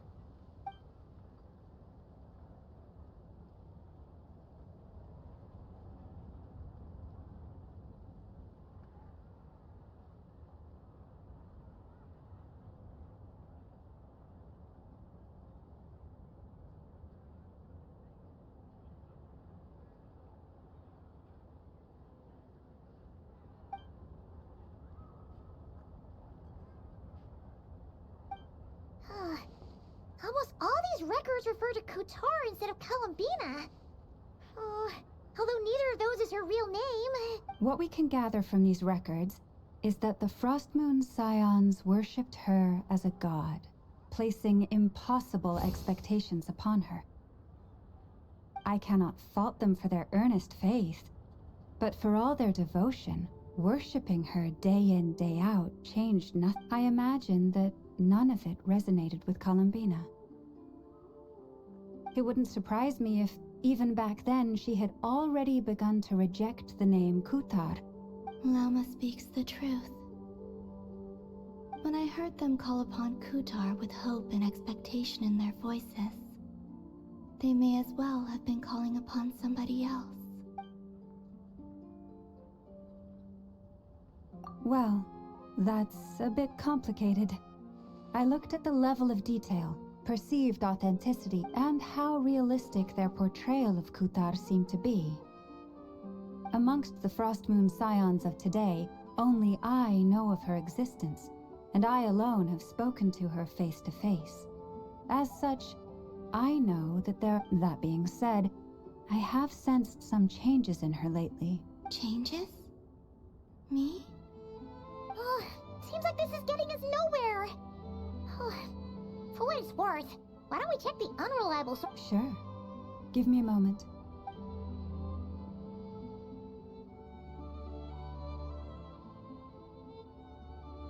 Exerting but a fraction of her divine might, Kutar sheared a great mass from the snow-capped mountain and cast it into the sea, upon whose surface shone the mirror image of the moon. Yeah, right. That doesn't even begin to pass the sniff test. The 3 moons are naught but lies through and through. Only one moon has ever shone for us, and Kutar is her name.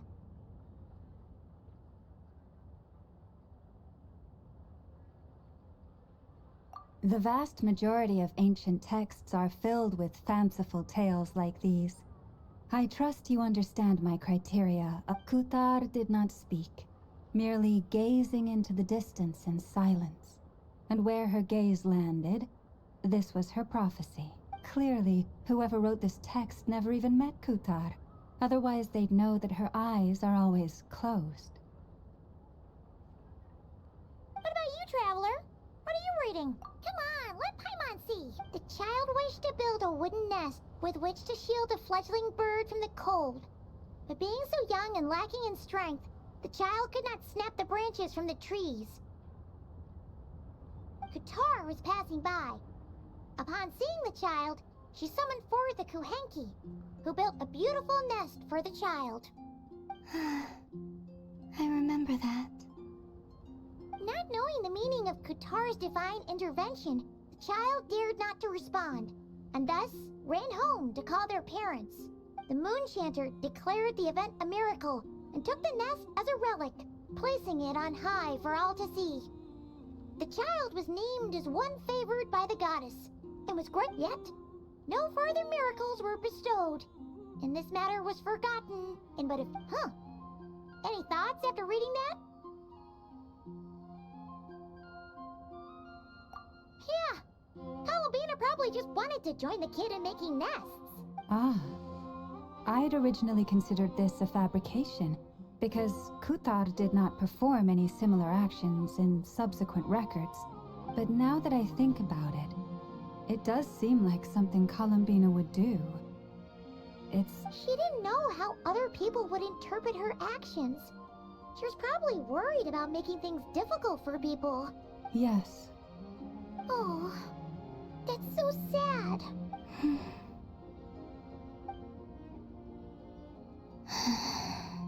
And now, I can make no such gestures of warmth, even if I want to.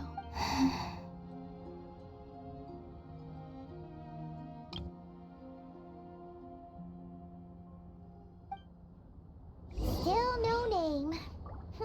That's a bit of a shame. But we did learn some interesting stories. That's gotta count for something. Barca said he was gonna set up a meeting with Arlecchino and Centroni, right? Let's go back to Nasha Town and see how he's doing.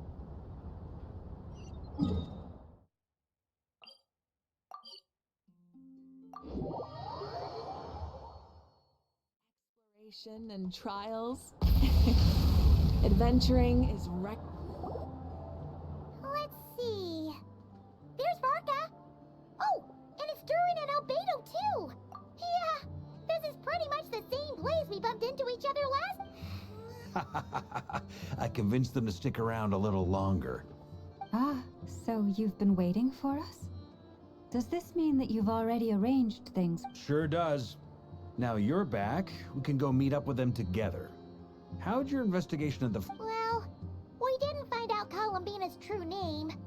But apart from that, it went pretty well. Aha, just as well that I didn't tag along then. I'm sure our moon goddess wouldn't want every man and his dog knowing all about her private life. Still, desperate time? So, Barca was waiting on us, but what about you two? Oh no, we already met with her. We discussed that experiment I mentioned to you last time. Oh, and she also handed me this communication device.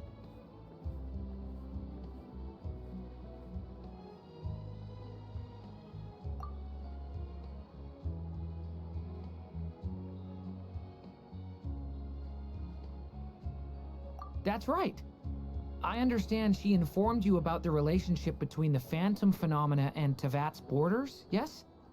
She said that she'll contact me through this device with more information. Ah, I see. Following instructions and making observations. Pretty common research method. Wait, then who exactly are you meeting? Someone you know. Albedo's met him too. But I don't think Miss Lauma or the Grand Master have been introduced. Introductions are overrated, especially in cases like this. It's you! So, it's not like the Academia has prohibitions against going abroad. Also, I applied for leave. I've been writing to Hat Guy since obtaining a human form. I've already brought him up to speed on everything that's been going on in Nodcry.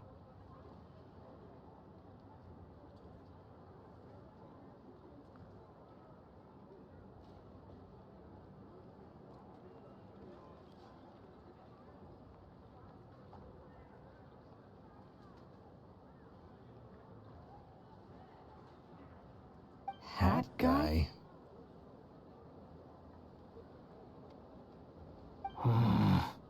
Turns out, I actually have heard that name before.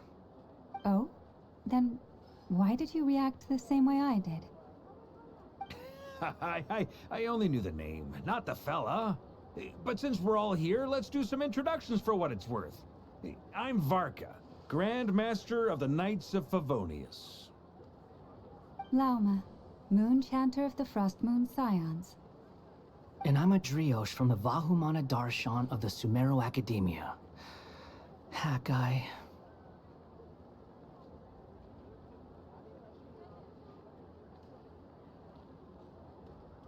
Good to see you again, Mr. Guy. I believe we last saw each other on the boat ride here.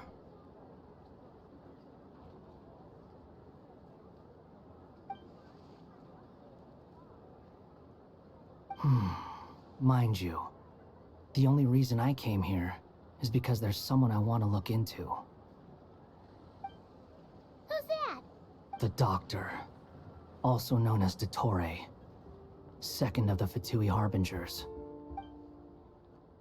From the tone of your voice, it sounds like there's bad blood between you. I was reviewing our archives and noticed that a lot of information about him was missing.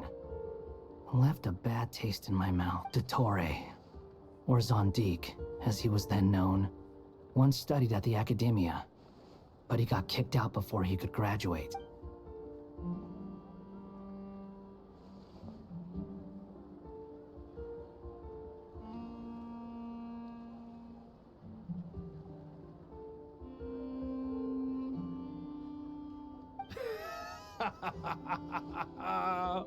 So the Harbinger's #2 man is a college dropout? Last we heard, he was planning something. We actually heard that a few times before, even coming to Nodcry, but we haven't seen a trace of him since— He only appears when something interests him. For all we know, he might have left already. But the fact he did something here at all is worth noting. It'll fill a couple extra lines in his file. Why does it sound less like a file you're writing and more like a criminal record? Anyway, we were just about to meet 2 of the other Harbingers. Want to come along? You might learn a thing or two about him there. Sure. even though they're harbingers, well, they're old acquaintances of ours, so, you know, when you talk to them, try to be... I got it. The Frost Moon Scion's relations with the Fatui remain tense. Forgive me. In that case, we'll continue assisting Miss Alice with her experiments. Good stuff. Everyone's having a fruitful time. All right, we better get going. I'll lead the way.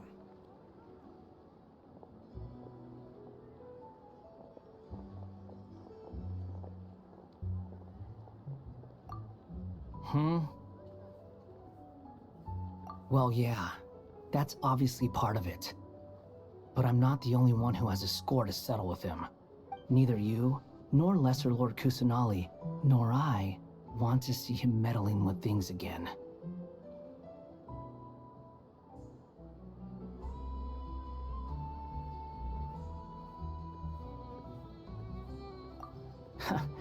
What's the hurry? Don't worry. Pigeons always know which way home is.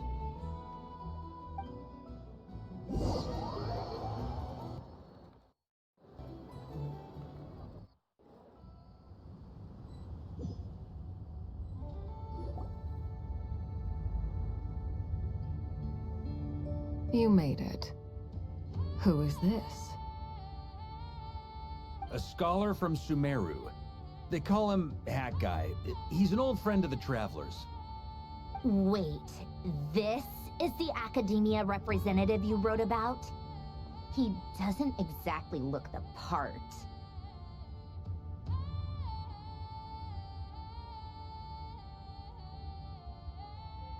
I believe this will prove my identity.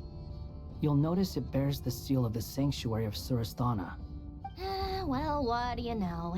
So it does. All right. It's fine. I expected as much. What? So as I mentioned in my letter, the Academia's got its eyes on Dottore, but this matter remains top secret. Apart from those assisting in the investigation, the fewer people who... If anyone asks, I'm here in Nodcry to pursue my personal academic interests. Gotta say, Varka, you did pretty well to keep all this under wraps for so long. Sounds like you got in touch with the Academia. you flatter me.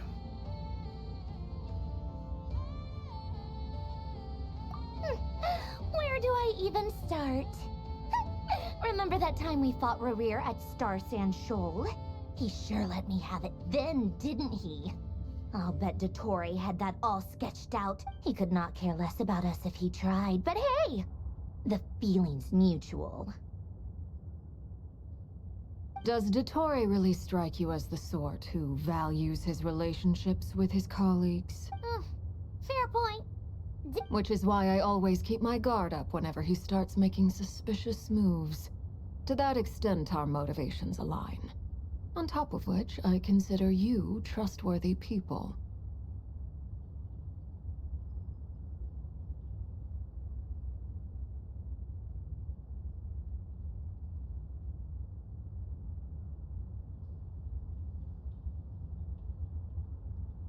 Now, back on topic.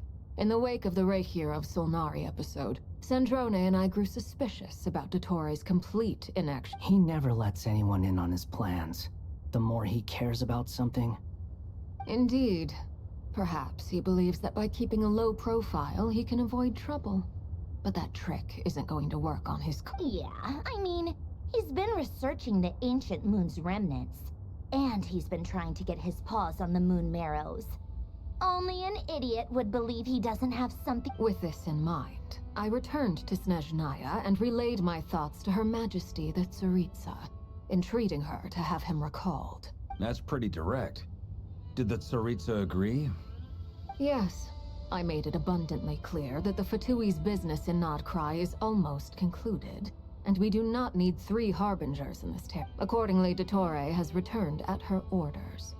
I imagine he is continuing with experiments. Common sense might mean nothing to him, but he's not stupid. He knows that no good can come from opposing the Tsaritsa. Smarts alone won't get him all the way. He needs the Rooster's resources and Regrator's Mora, both of which the Tsaritsa can strip from him by waggling a finger.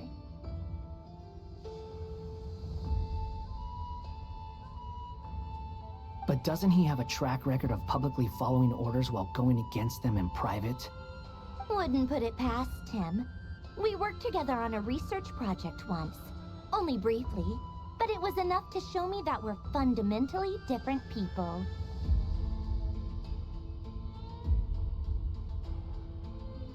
He has no interest in doing things methodically, stage by stage.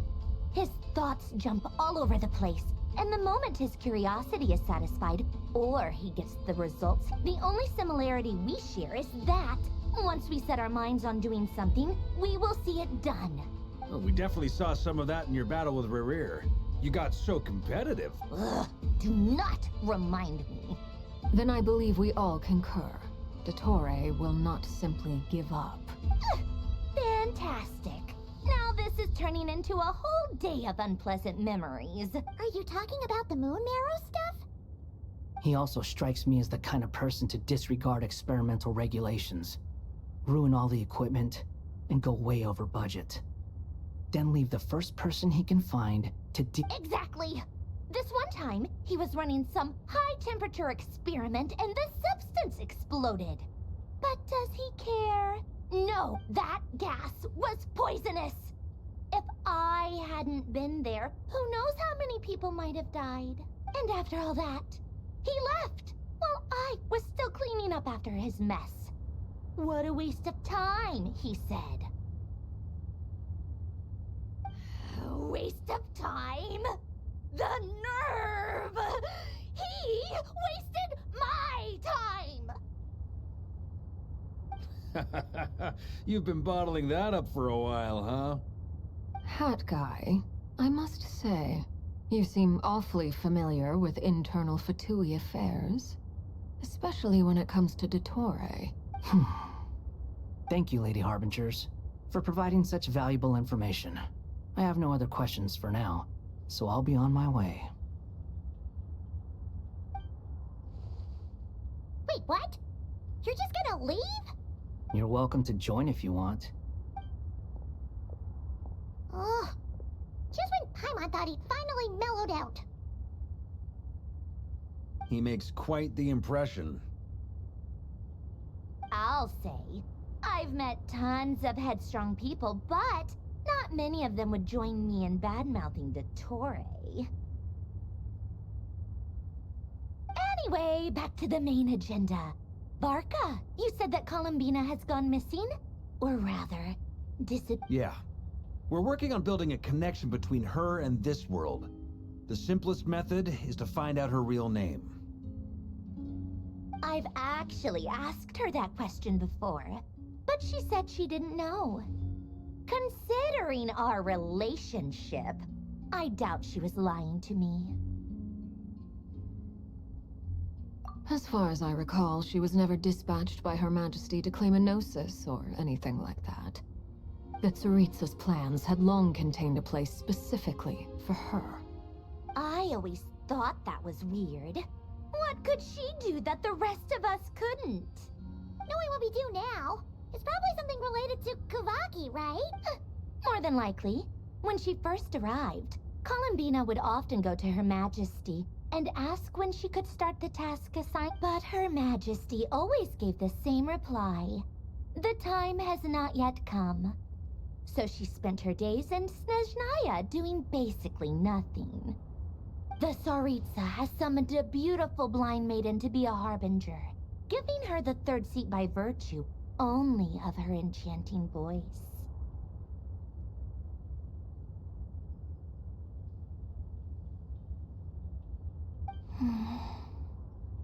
It was a dumb and stupid rumor, but the reality of the situation made it hard to refute.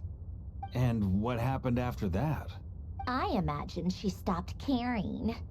She no longer seemed to care why she had been recruited, and Her Majesty never gave her any missions, so she just continued to sing in the flower garden. For my part, I was busy. So busy, in fact, that watching someone be that idol had me fuming. But still, I got the sense that she had long been used to a life of other people claiming she was needed when she wasn't. I just felt that having a place to stay would cost me something eventually. And so I waited quietly for the day that I would have to pay the price. And on the other end of that spectrum, you had me. Someone once told me that I had the lousiest work and the toughest luck.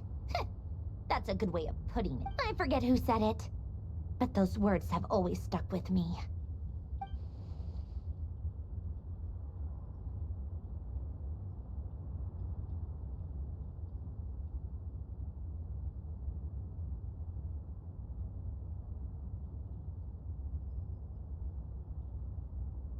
But you've done your job exceptionally well all this time. Because at heart, you are a conscientious person. What is it? something come to mind?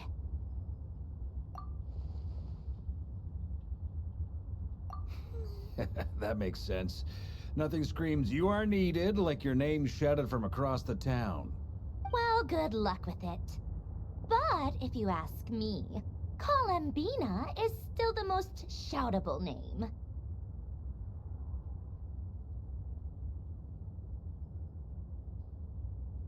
I'm just so used to it now. After all the arguments we've had, I can't be bothered trying to remember another name for her. Nor I. Sandrone. Harlequino.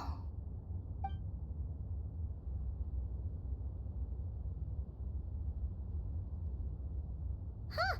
It's a Sealy! Does that mean Nicole has news for us? Ladies, I thank you for your hospitality. If the chance ever comes up, I definitely owe you both a drink sometime. I'm sure it will. You can make your own way out. Heck, you've been here enough times, you probably know your way around better than I do. Okay, time to do what adventurers do best. Follow that Sealy!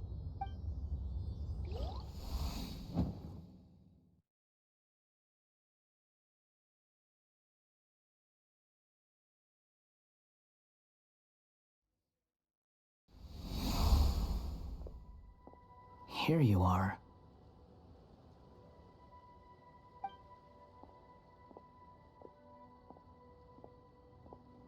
Oh, that guy. How come you're back so soon? Did things go all right with the Fatui? Fine. Dottore been summoned home by the Tsaritsa. Couldn't get much more than that. How about you? Any... Unfortunately not. We've tried everything. Different phantoms, different locations. Abyssal monsters roaming the land. People crying out in despair. Every time I see it, I can't help but think, is this what it was like in Mondstadt when Dragonspine Durin attacked? And if I fail in the task I've been given, will I create yet an... That's just meaningless speculation. When we encountered similar phenomena previously, I tried to interfere with those illusions. However, we could not change their fates. The events of the past are like fate that has been written into Irminsul. There isn't a living thing in Teyvat that can escape its past. But Miss Alice instructed us to try to find ways to change the outcome that these phantoms... It's an impossible task. Can't you just refuse? Since she asked us to do this, I feel like it can't truly be impossible. Or if it is, well, mages can make the impossible possible. I could not have been born as Durin otherwise. But you also said that your past 39 attempts were fruitless. That's true. But you're still going. Yes. After this many futile attempts, surely you realize that you're not doing this because you still believe what some mage told you. It's because you want her hypothesis to come true. It's something you wish for deep inside. So, think for yourself about what you want to do. As long as you don't believe it's futile. Yeah. Previous experience indicates that we cannot touch the phantoms, which limits the effectiveness of our intervention. If we want to clear this hurdle, we need to break this rule somehow. Same thought here. Following the same rules means repeating the same failures. Reduce... So you mean we need to figure out a way to make contact with them despite knowing that we... Yes, and I suspect that's something only you are capable of. Everything in Teyvat is logged in Irminsul, but the withering that once occurred in Sumeru was a sign that the Great World Tree was being corrupted. This corruption allowed things that should not have existed in Teyvat to appear. This is tantamount to rewriting reality to an extent. You're saying abyssal power might be able to affect those phantoms? No one's ever tried it before. If you're gonna try it, it'll take courage. And you have to be confident. Is anyone there? Has anyone seen my daughter? She's missing. I have to find her. I hear someone inside. Spargana? Are you in there? Ah! If I can use my abyssal powers to warn him that there is danger here, maybe it'll change his decision. Yes. The important thing is not the nature of the power.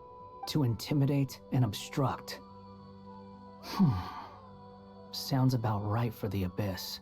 Let me try. I should be able to influence that thing. Have you seen a little girl? What? This isn't the time for that! Just run!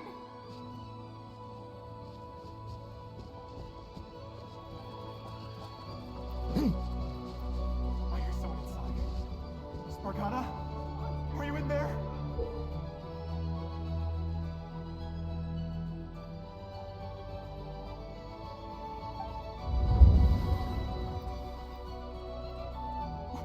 What is this? It's dangerous. I should get out of here.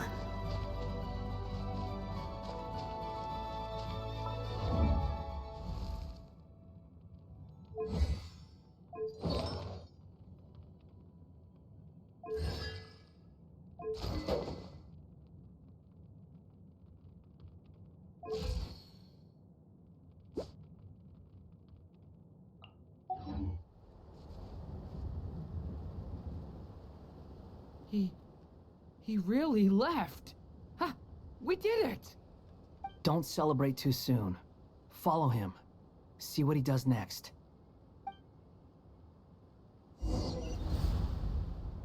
Monsters approaching from the front.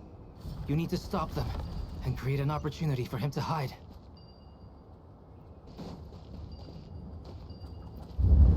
No! There's a monster ahead!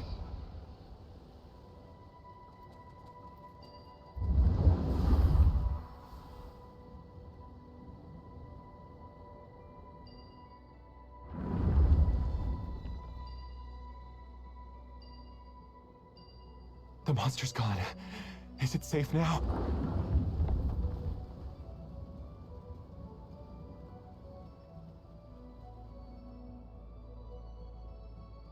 The barrier's gone too.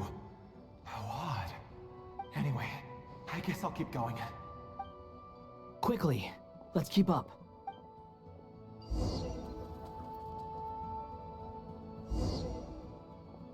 Wait, there was someone else here? Don't go any further. We've got anti-monster traps laid out everywhere. But my daughter must just be up ahead. I have to go. This way's blocked.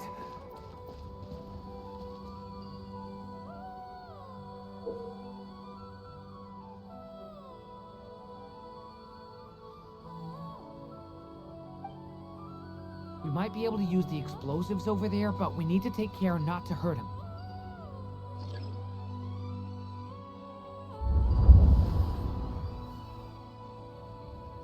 I'll use the barrier to keep him at a safe distance. This barrier seems to be helping me somehow.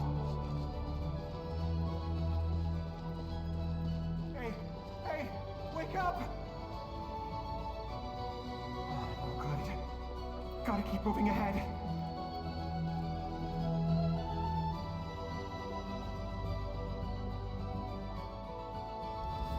So many monsters! There's still a chance, Durin. Use the traps.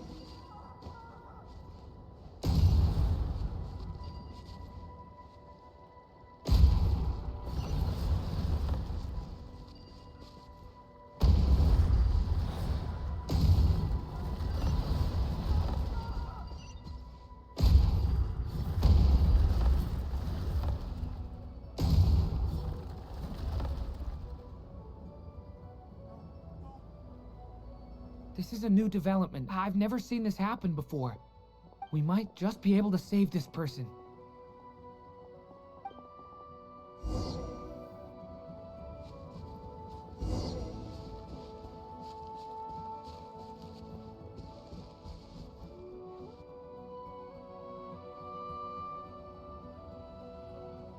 Hello there.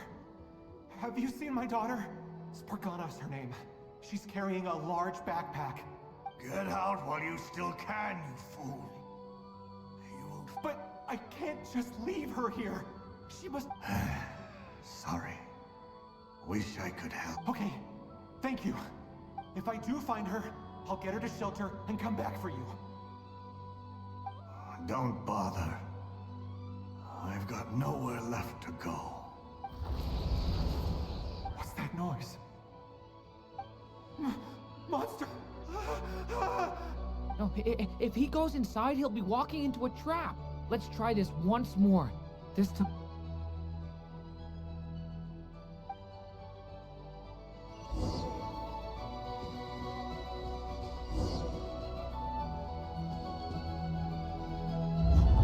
Why? How will I know where Spargana's gone like this? You know what? I'll trust this strange barrier. It's gotten me this far after all.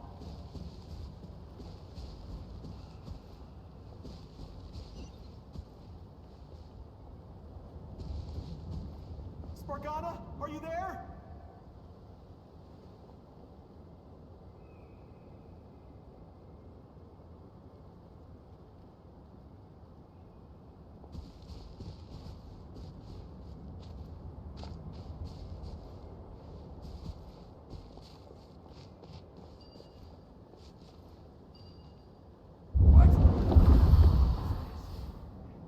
Hey! Let us out!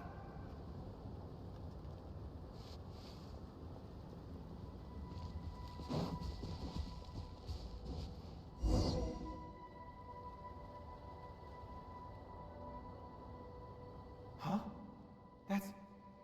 That looks like one of my daughter's books! Oh, thank you. Thank you! Yes, it's one of hers for sure. That's her name on it right there. She left her backpack here. Durin, just like last time. Use the explosives.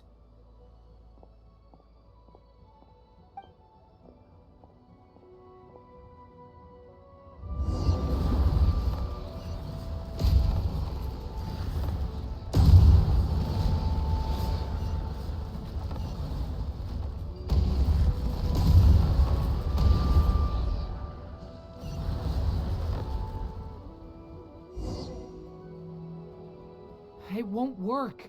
There's not enough left. If he makes it in, he'll die.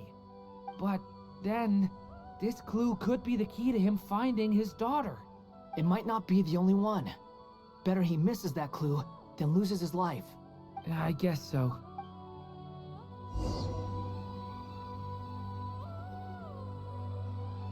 Stop him, Durin. We can't let him get any further in. That's my daughter's book! She's passed this way! Why? Why won't you let me go in? I've searched and searched and searched just for this! I no longer have anywhere else to go.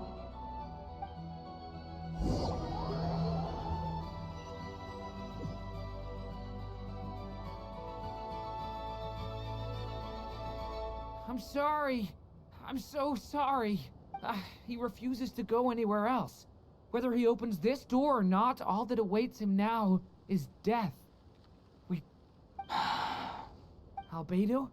Hat guy? Let's try one more time.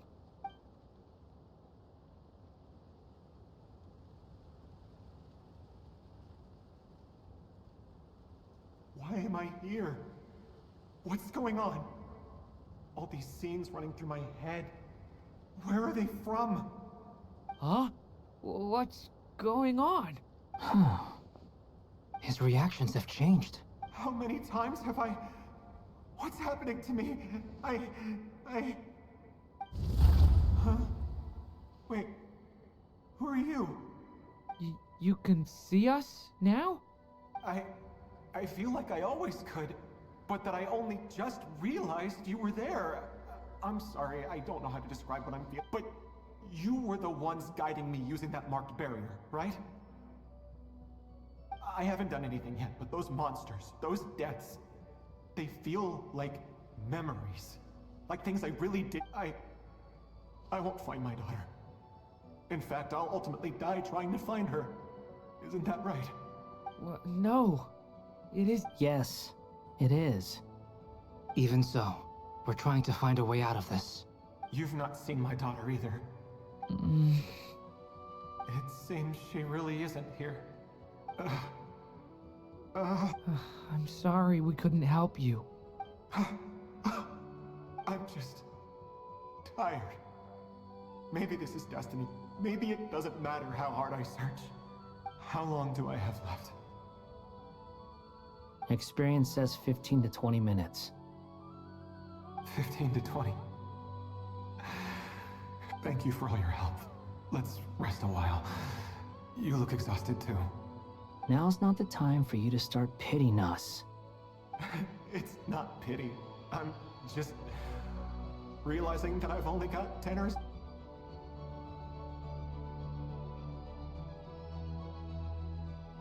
You say you're from Mondstadt, yes?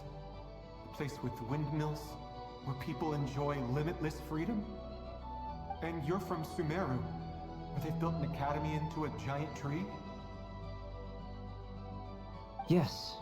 It seems you've never heard of either place. Those names are unknown to me, I'm afraid, yes. Have you heard of Hyperborea? I have, but I heard that it was destroyed in the distant past. I see. That was where my ancestors once lived. What about Delphi Pytho? Was it later rebuilt? I've never heard that name. Then what about Salvindagnir? I have seen that name on stone tablets on Dragonspine. But I'm afraid the only things left of that place are its ruins. I see. Sure enough, there was no way to turn this around, huh? I'm sorry. I was the one who asked to chat, but it seems like we're too many ages apart. It's all right. We did hear something new, at least. From how you speak of your lives, things must be going all right for you. They are. Mondstadt is a place of freedom and happiness. There's a lot of good people in the church and the Knights of Favonius. We have festivals a few times a year. Everyone gets together to drink, sing, and be merry. Sumeru is a lot more uptight. Not really the kind of place where you can relax. It's a nation fraught with problems wherever you look.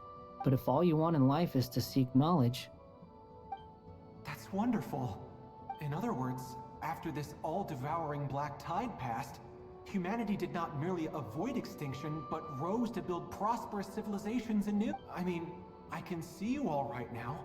That must mean the future isn't a total mess, right? That's true. Well, time's almost up. Let's part ways, I think. Might be best if you don't waste too much time on me. The chances are slim, I know, but I'd like to spend these last few minutes looking for Spargana. If things work out, I'd love to tell her about what I've heard. May we meet again. Well, or not, most probably. In that case, may your wishes come true.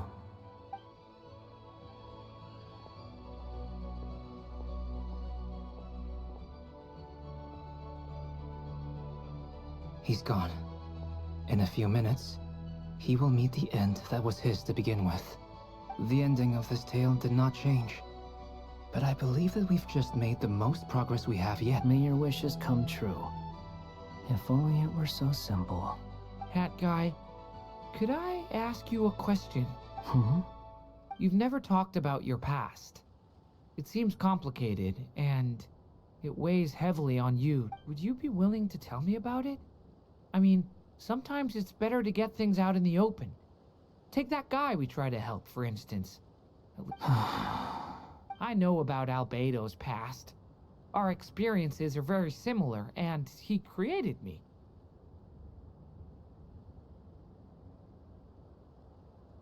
As for you, you're my first friend, and you've witnessed every step I've taken. Either way, I mean, we're still best friends. But if I knew more about you, I might understand. I've told you about myself. I'm a student at the academia. And what did you do before that? Prepared for the entrance exam? All right. If you really don't want to talk about it, I won't. I was a puppet built from the branches of a white tree, using technology left behind by the Conrian schools of mechanical engineering.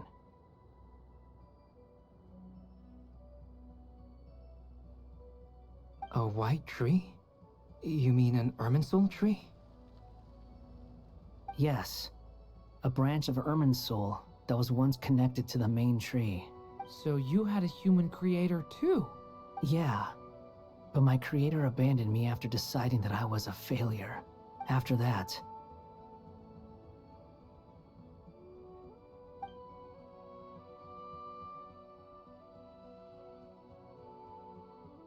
Durin.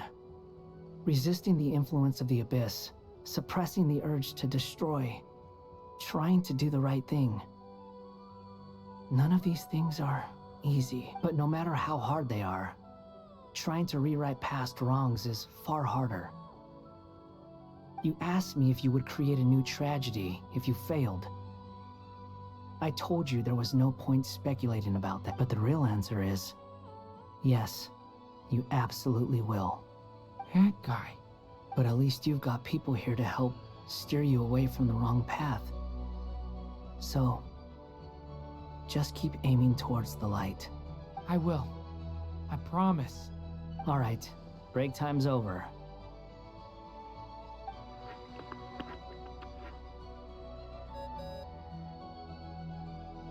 Hello? Durin speaking. Hello, friends, it's me. What have you been up to, I'm detecting some unmistakable fluctuations here at the border. The amplitude isn't particularly high, but they're completely different signals from the ones before, and the scale is comparable. Alice, we were unable to save that person. However, he appears to have retained a portion of the memories gained. I see.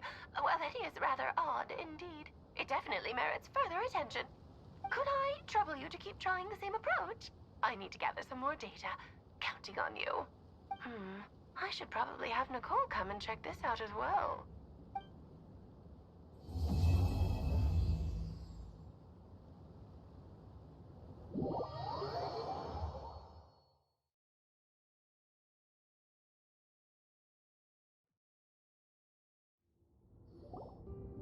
There you are. I was worried you might stop to collect treasure chests opened by the Seelie along the way. It would have taken you so much longer to get here. Another conversation I cannot hear. I am delighted to see that you understand what takes priority, and that your adventurer's instinct has not swayed your resolve. Really, I must applaud you for it. You should know. Paimon's head.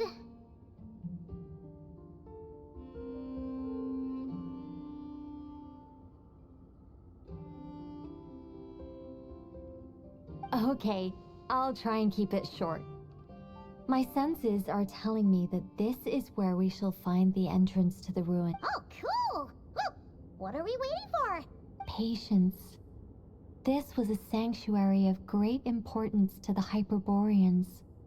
A special process is required to open the gate. Oh, like the place that housed the Eternal Moon's marrow?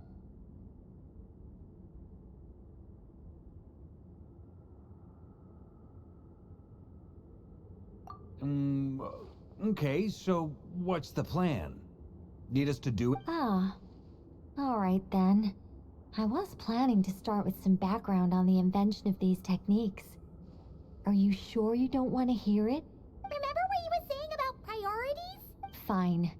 Simply put, we need 3 human representatives to successfully undergo a process of Think of it as a test from the 3 moon goddesses to see if the entrants are qualified, with the most recognizable qualification being Kuvaki. Pretty sure Lauma would ace that test. Oh, wait. But we need 3 people. I also have no doubt that the Moon Chanter would be qualified. But we would need 2 other people with the same. Therefore, the most feasible method is not so much to follow the rules, but to figure out how the test functions. I've done some research, and it turns out the mechanism is rather crude. We'll simply need humans to stand before it who have sufficient Kuvaki energy within them. I'm with you so far. How do we get the Kuvaki in them? The easiest way would be transfusion. Take some Kuvaki from Nodcry's soil. So we're going to cheat on the test? Precisely. There are other methods, but this is the simplest one. Huh? Ah! Sorry? Does the idea of cheating upset you, Miss Lauma? No, that's not it. I suddenly had an idea. Oh, what is it? It's about Moon Prayer Night. I figured out a way for Kutar to join in the festivities. Huh? But as Paimon said, we need to have our priorities straight. Let's get back to the test. I'll follow up with Nefer on the Okay. Anyway, is this really the best method we have? If you think that's dangerous, wait till you hear the other methods. I'd be more than— No need, we're good. Let's go with this one. Very well. Kuvaki transfusion it is. Now, I should mention that the risks can be greater or lower depending on individual compatibility. It would be rash to simply infuse the Kuvaki and hope for the best. If the body rejects it, the reaction can be quite severe. The symptoms are similar to another condition that some people living here suffer from. So, before we execute our plan, I will perform a simple test of my own to see. Once that is done, we will have to complete the resonance process as rapidly as possible. The participants must remain stationary while the Kuvaki circulates and bonds with them. And what? No eating or drinking? That's some hardcore fasting. They'll all be monks by the time they're 3 days. Oh, that's so long! And we still need to find 2 more people who are not just compatible. Fasting? What are they talking about? Really? Don't you want to think this through? Haha, count me in too. 3 days without food? I can handle that. Miss Nicole has made it clear that this is the easiest way. The way I see it, there's nothing else to discuss. It's time to step up.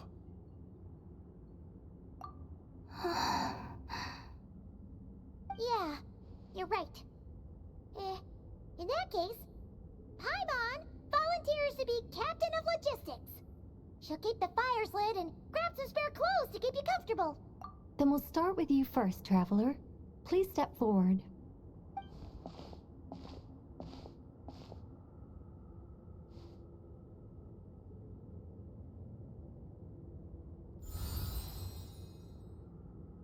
How's it going? Do you feel anything? How about now?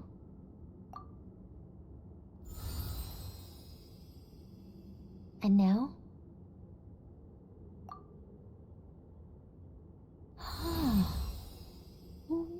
What about now?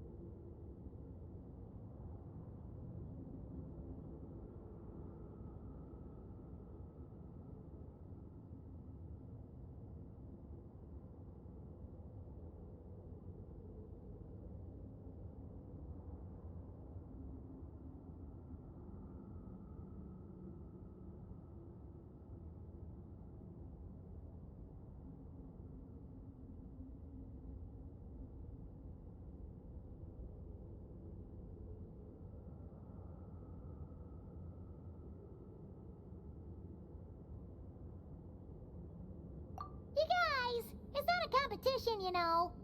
All right, I'm officially impressed. Even as a descender, you can withstand far more than I imagined.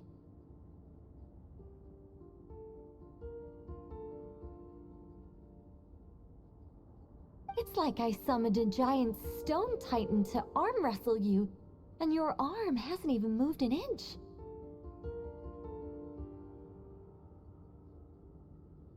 In my last attempt, I infused 5 times the amount of Kuvaki required. Yes, safe to say, compatibility won't be an issue for you. You're next, Mr. Varka. Sure, here goes nothing. All right, I'll start where we left off. 5 times the required Kuvaki dose. Whoa, whoa, whoa, hey, wait a minute.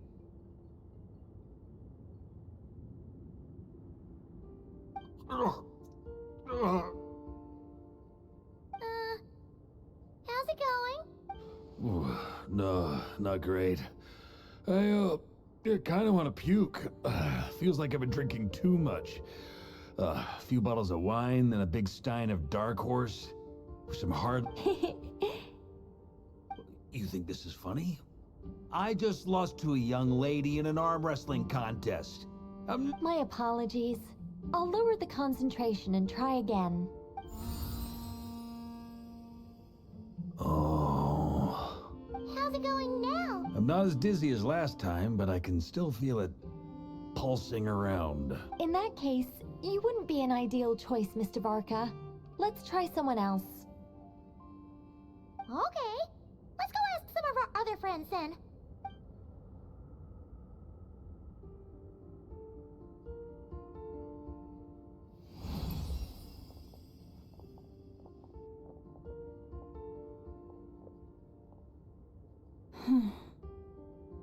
No surprises here, Miss Moonchanter. You're perfectly compatible. You made...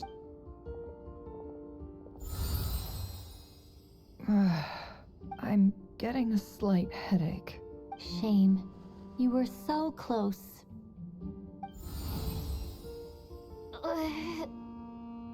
Whoa! I'm itching all over! Allergic reaction. We can't have that. Huh? Well, are you gonna start a what? The Hexenzirkel is an organization that cares for and protects children. We will not have them do dangerous things. Not...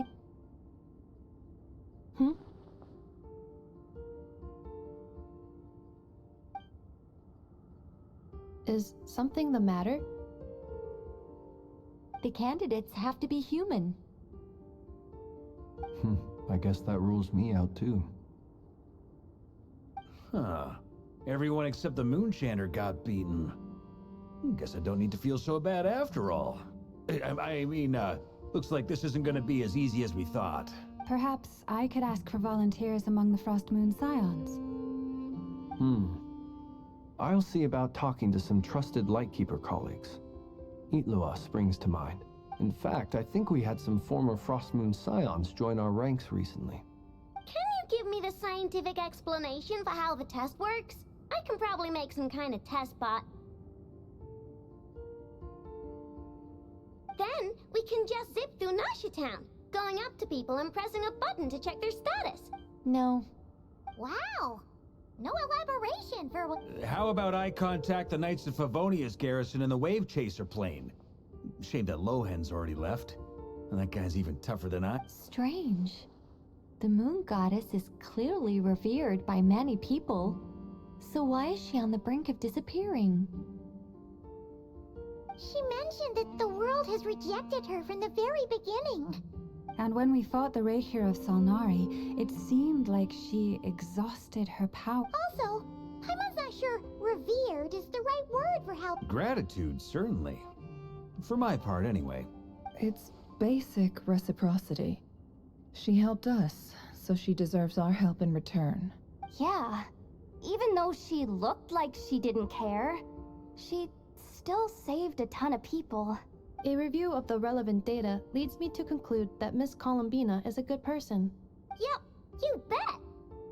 They really think so?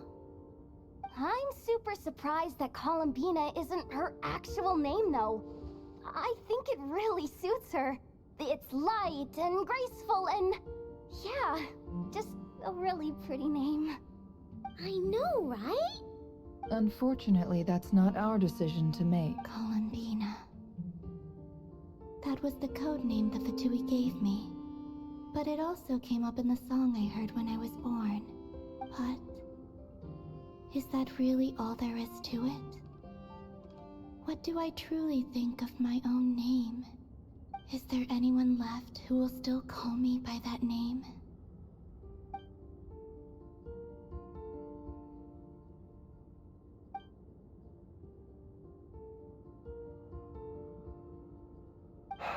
Moon Prayer Night is getting closer by the day. We're running out of time. We need to look for other candidates. Then allow me to try. Huh? What are you doing here? You contacted your friends via the Adventurers Guild. Sandrone has been keeping an eye out for something like that.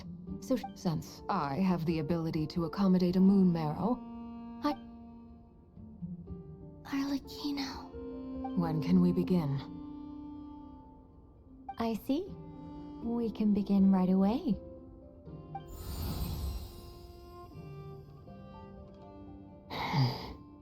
How was it? Did you feel any discomfort? Not at all. Then it seems we shan't need to look for additional candidates after all. Great! Cool. Alright, like Paimon said, the rest of us can take turns making sure the three of them stay warm and comfortable. Then, my job is to take care of the caretakers. I will ensure everyone receives food and accommodation. I'm ready as well.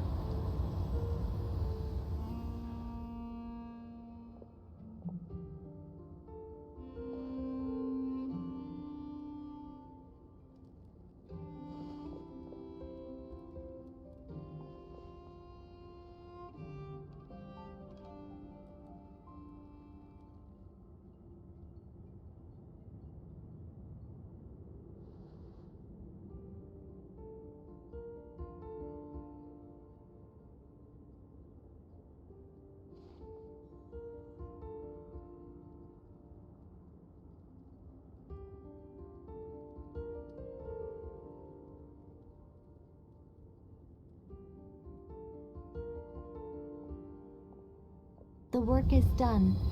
The sacred scroll shut. The stars grow dim, the people silent.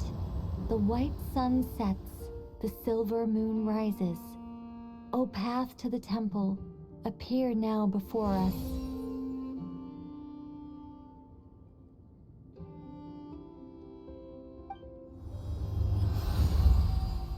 Wow! It really opened! So that's what all this is about.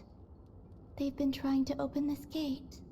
With a calm mind, this proved not too arduous. Come, let us enter.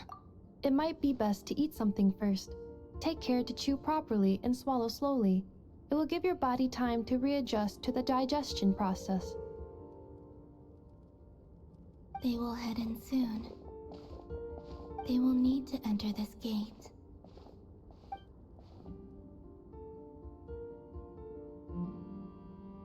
Huh? I cannot pass through. Is it because I have no physical body?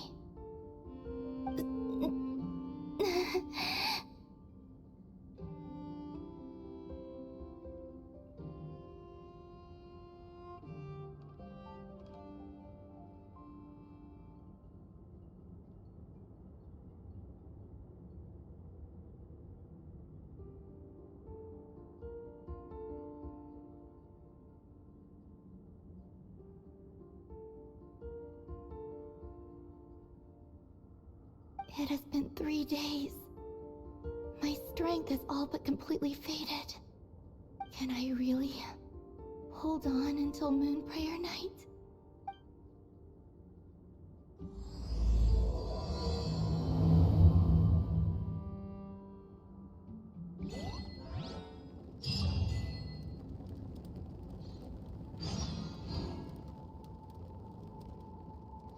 I have confirmed that you are all in good health. With that, my work is now complete.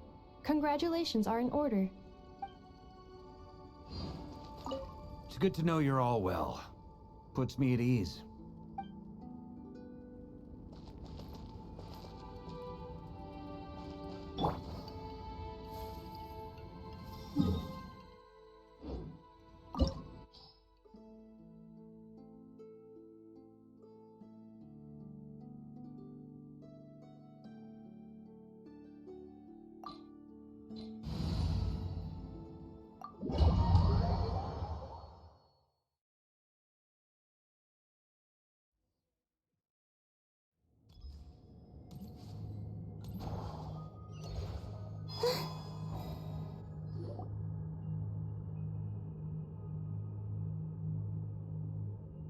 Are these people...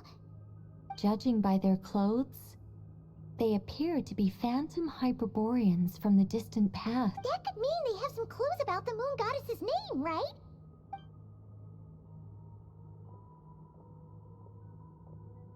Hey there! Could you tell us what the moon goddess's name is? Sorry. That's probably a weird question, huh? How do we explain this? The moons are long gone, and their goddesses are dead. Their names no longer mean anything. When a new moon goddess is born, we will surely know her name. We have used every last resource at our disposal.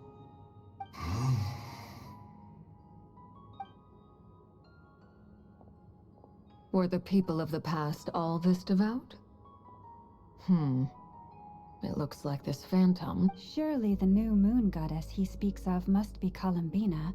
Alas, Kuthar's birth came long after the age in which he lived. But, maybe if we find a phantom from a more recent... True. Keep an eye out. We should be able to tell which era they're from by the clothes they wear. Yeah! You've been pretty talkative this whole time. What changed?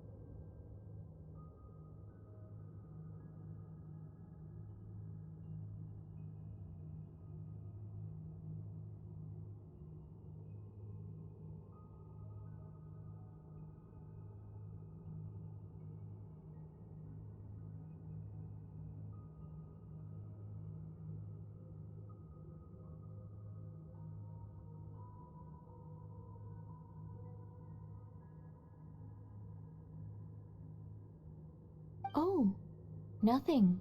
I'm fine. You all make good points. When the Hyperboreans speak of moon goddesses, they mean the three from truly ancient times.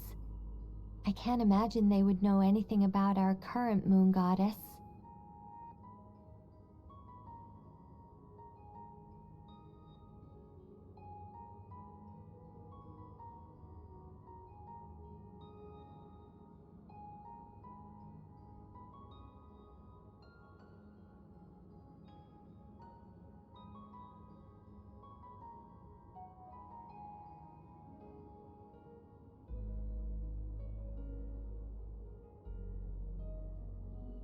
There once was a time when the moon goddesses blessed them greatly and protected them from harm. So, when the war between the Yeah, that checks out. Let's continue on. Who knows what else?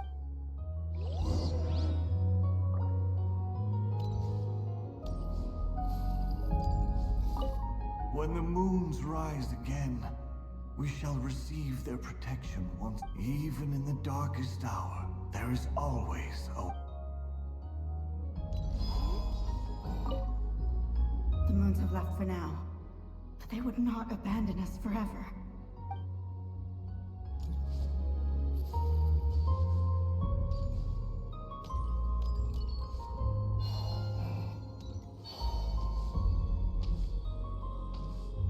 There's a door blocking this path.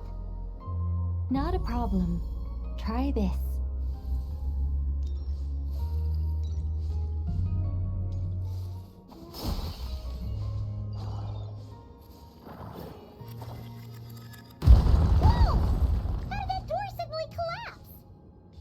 This device was maintaining the door's integrity. Remove the core, and the device stops working.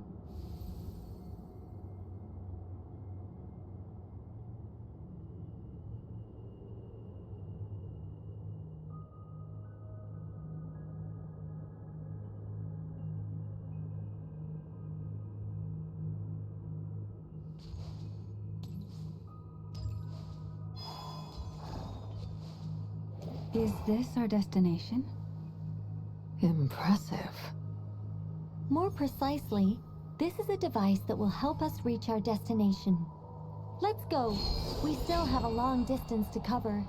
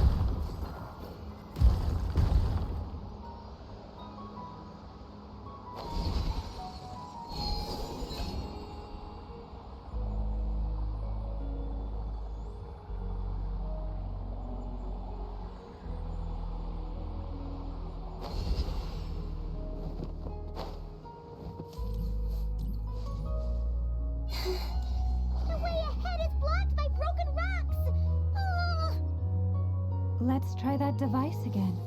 Remember the door from earlier?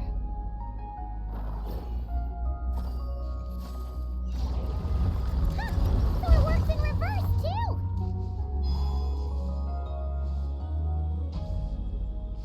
The humans we see are all phantoms, but the monsters are real.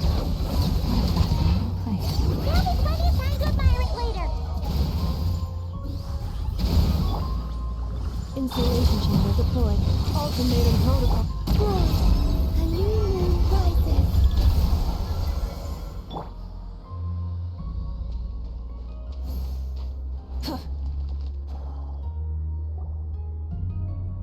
Ooh, there's a whole bunch of artwork in here. Seems pretty old. Nicole, this is probably your area of expertise. What do I... Let me see. To understand these murals requires some knowledge of the history surrounding the War of Funerary Flame. Yes. I think I follow. The dispute between the Moon Sisters. the transformation by Nibelung. Oh no, it's no trouble. I'd be delighted to share the tale again. Alright then.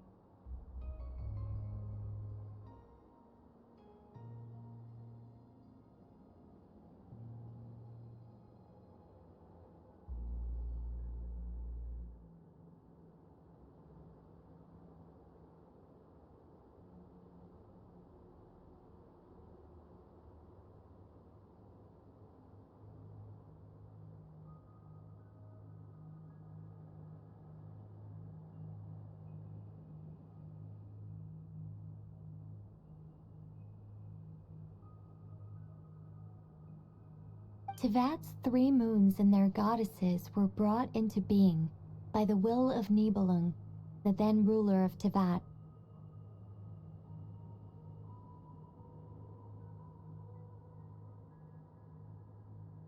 But when the heavenly principles came, they changed the world completely, down to its very foundations. The moon goddesses were nowhere near strong enough to challenge this entity, but the heavenly principles did not view them as heretical entities that had to be removed. Essentially, the 3 moons existed to keep this planet alive and operational, which did not directly conflict with the heavenly principles' aims. Nibelung returned. Yes.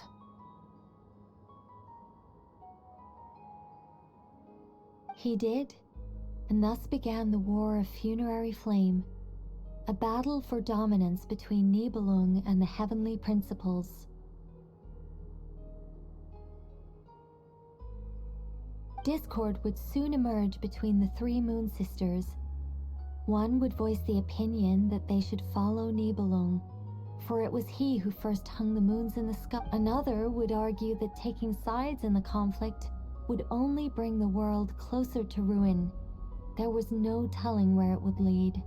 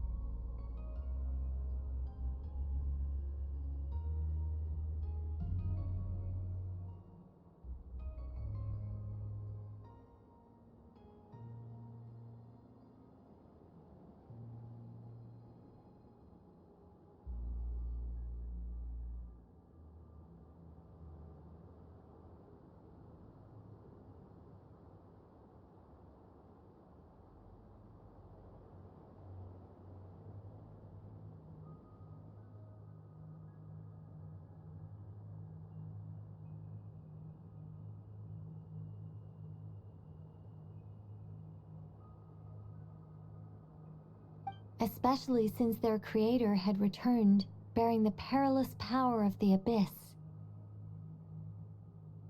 Nibelung would eventually discover their disloyalty. He had all three imprisoned before transforming the moons into weapons with which to fight against the heavenly principles. What? Weapons? Yes.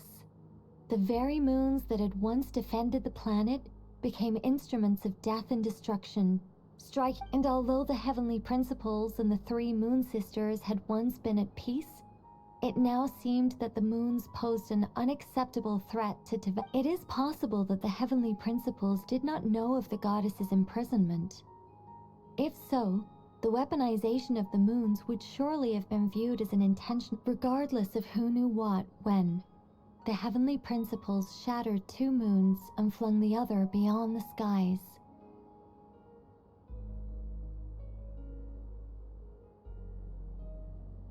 Whether the goddesses managed to escape Nibelung's captivity after his fall, nobody knows. But this much is certain. From that day on, the moons no longer belonged to Teyvat. The rejections slowly drained their power until eventually they passed away.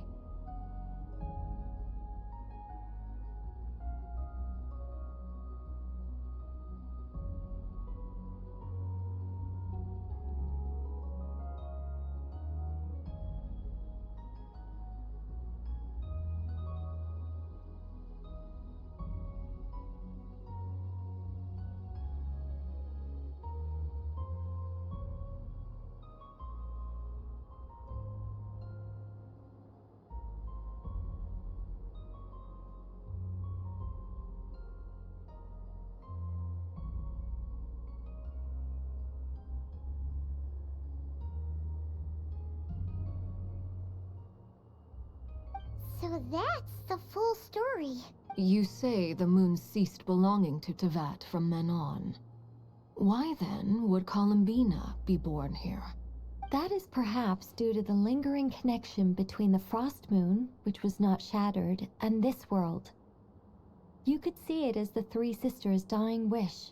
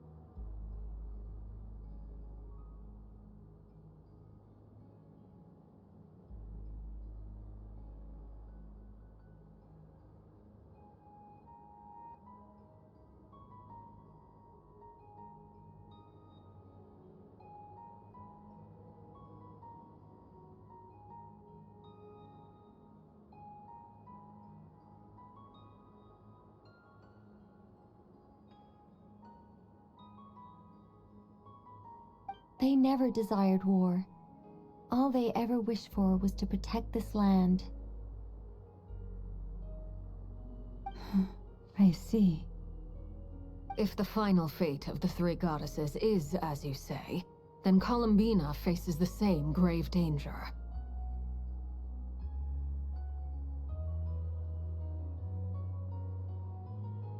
Our investigation has yet to bear fruit.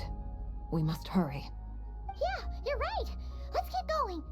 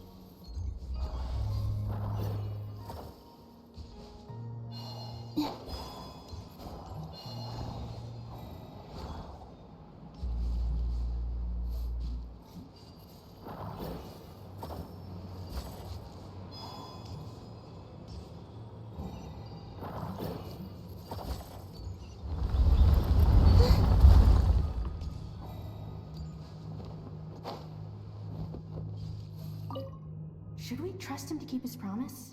We have to. There's nothing else we can do.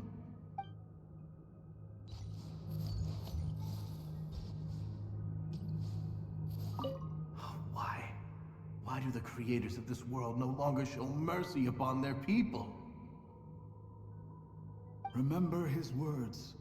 We must change our fate with our own hands. Wait, that's odd. Who is he? Is something wrong? No, not really.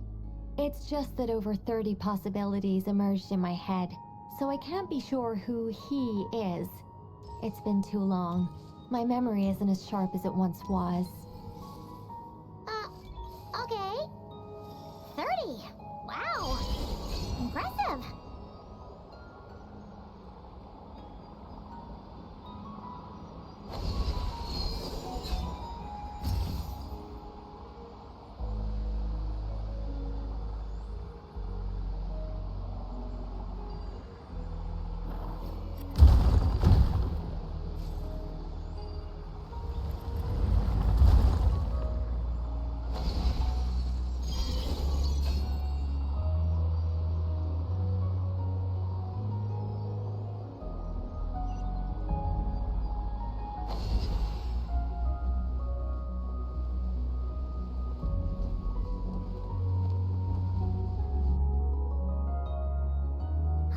We're finally here. Guessing we'll need to... Indeed. I was a little worried about that at first, but as we got closer, I sensed that the Kuvaki within it flows unimpeded. It should be functioning normally. The only issue is how to activate it. It's looking a little worse. What about the cores from some of the other devices we've seen? In all likelihood, yes. I imagine that would have been the hyperbore.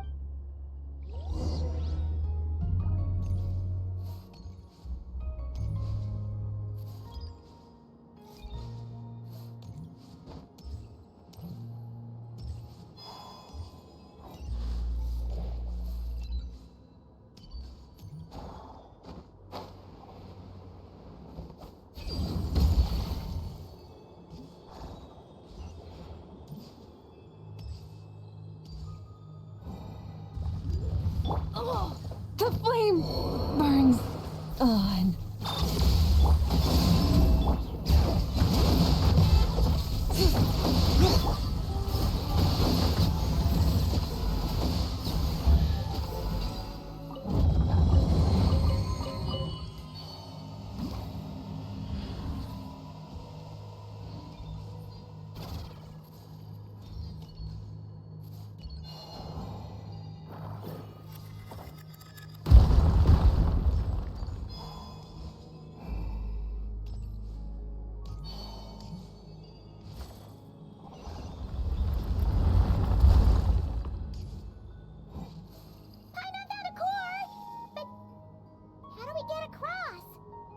Walk up, then jump down.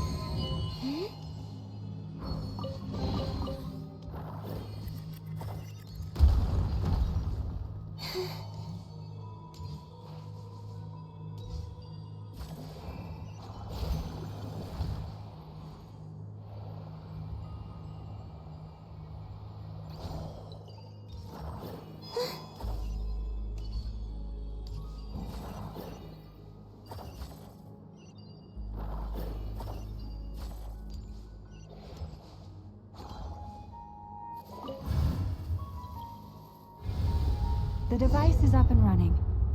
It's hard to believe that the ancients were capable of constructing such things. Paimon sees our destination! It's right up ahead! Yes, let's go.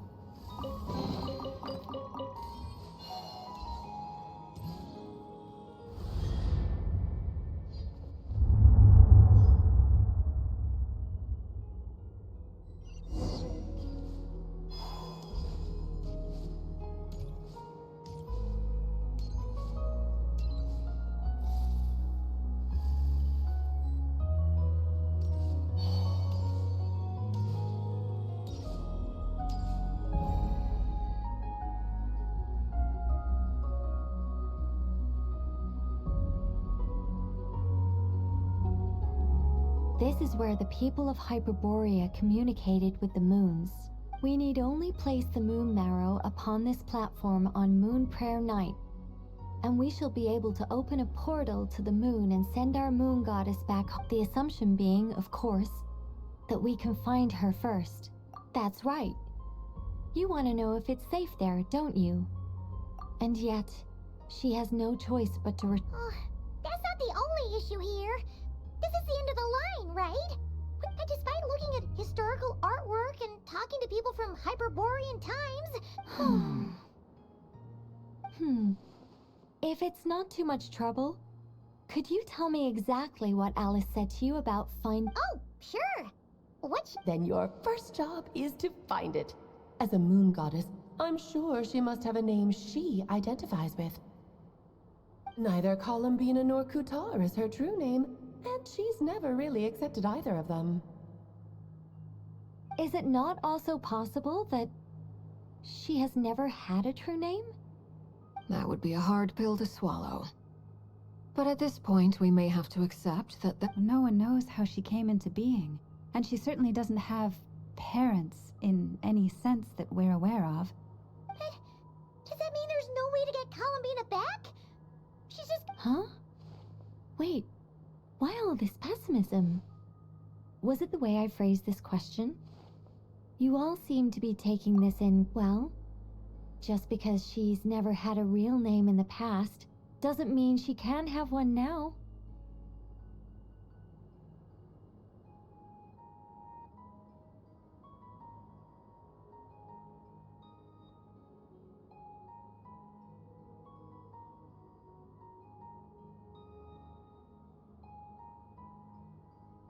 What?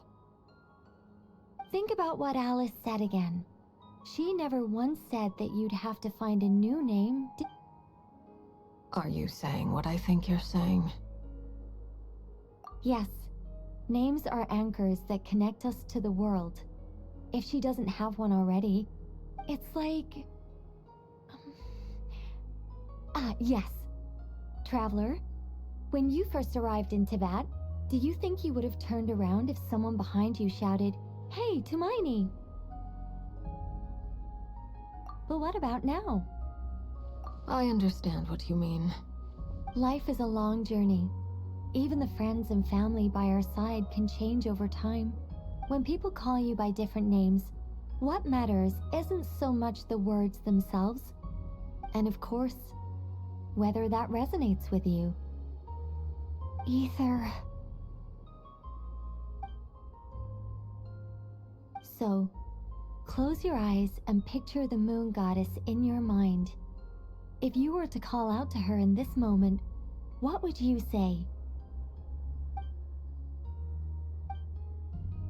Columbina. Columbina. Paimon would call her Columbina too. Well, she has long forsaken everything that Kutar represents. I think from now on I should call her Columbina too. Well, it sounds to me like you found your answer. Are you sure? Is it really that simple? We haven't found her this whole time and not... For a journey like this, the process is every bit as important as the outcome. Had you not searched far and wide, rejecting every other answer you were offered, how could you have come to an answer you felt was finally correct?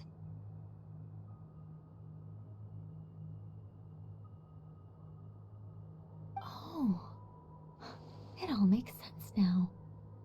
This has Alice's fingerprints all over it. Are you suggesting that Mage knew from the start that Columbina never had a real name? I can't say for sure. But I can definitely imagine her chuckling in satisfaction somewhere right now, saying, "Oh, what fun." Llama! Your antlers! You should hurry. The festive moon has begun to rise. Do not worry, for when you called the name Columbina just now, I could sense that the power within was enough to summon back the moon goddess. The power within what? Yes. So, the thing is...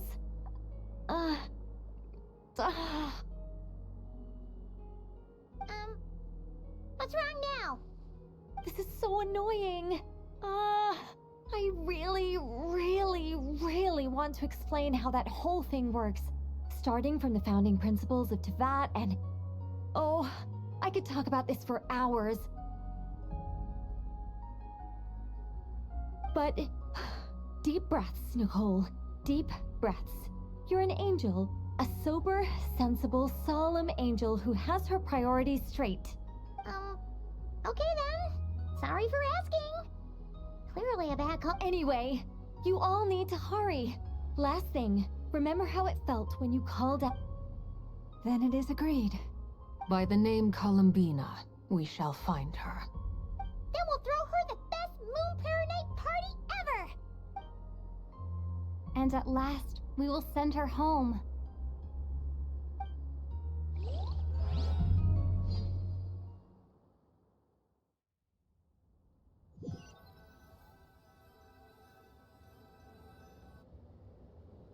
I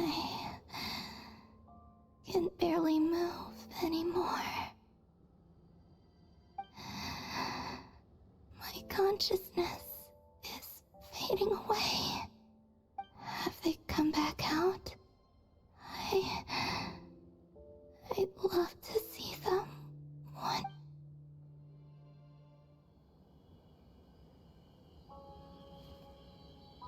They didn't make it.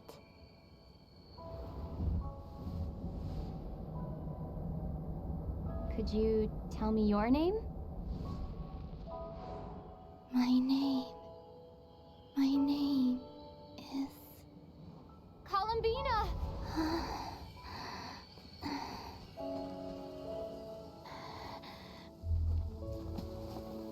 Columbina! Are you here?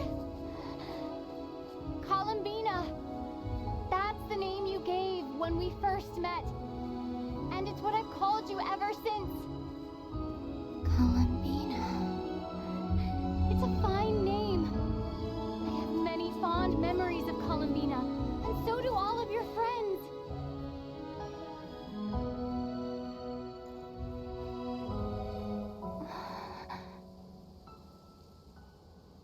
If you like this name,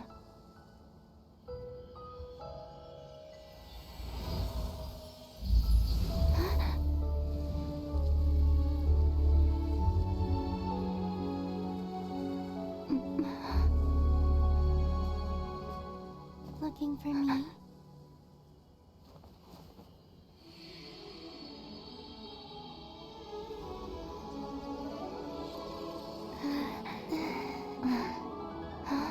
I like it.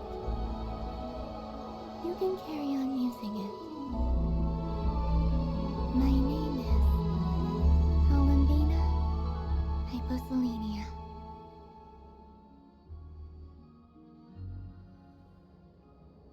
Columbina Hyposelenia. That's a wonderful name. I never thought that Columbina would become my real name. But after I met you and my other friends, the things that this name stood for slowly began to change. It went from being a Fatui code name to something my friends call me.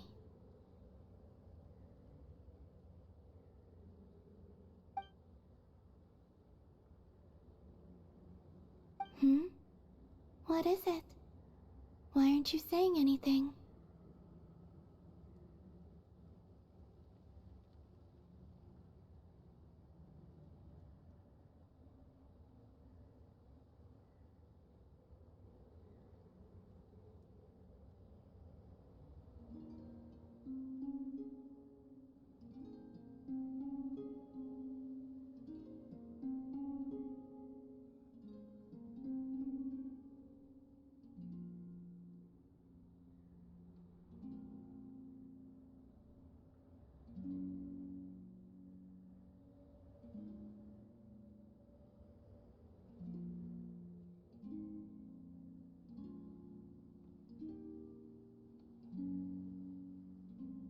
I'm just so happy for you. Thank you. So, where's everyone else? We can go and meet them very soon. Everyone went to different places to try calling your name. Great. I'd like to thank them as well. Everyone's done so much for me. Searching for my name, entering those ancient ruins. Huh? Wait, so you were... Yes, I was there. Not physically, but my consciousness was still holding on. Starting from when? You turned around and called out my name while you were in Nasha Town. Do you remember?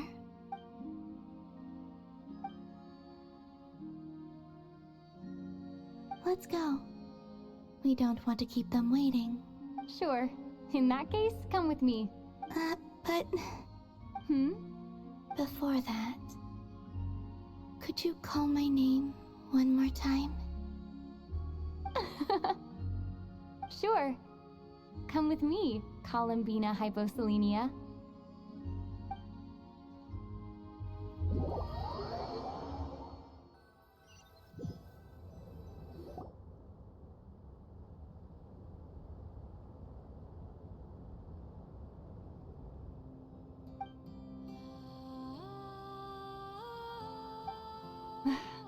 Columbina!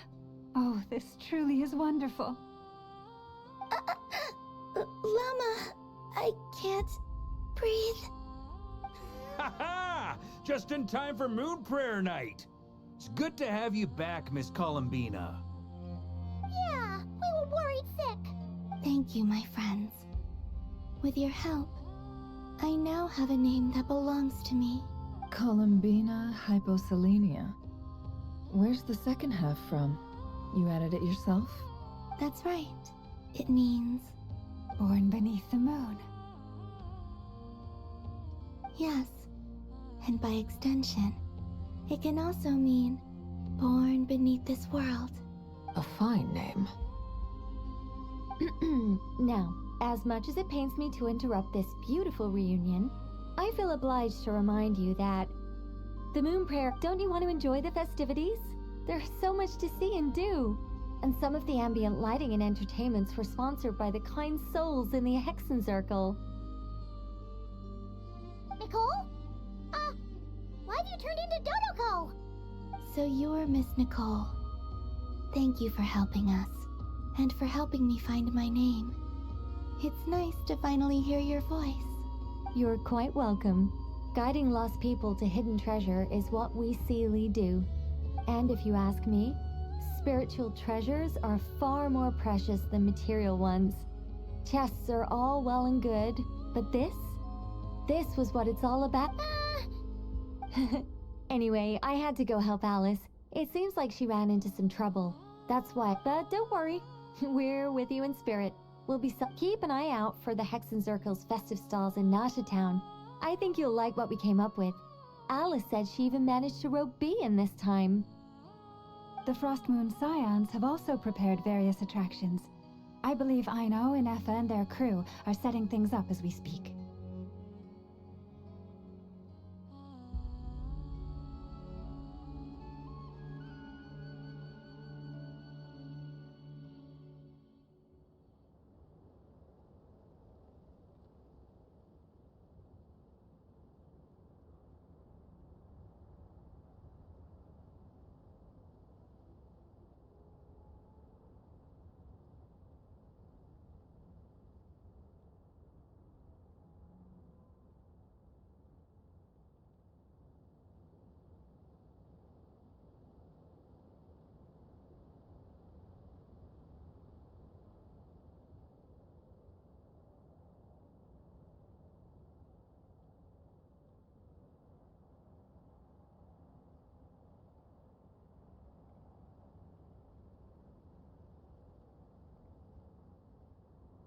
On that note, Nefer, about that request I made. It's all in hand. Yehoda is on site to ensure that everything goes off without a hitch.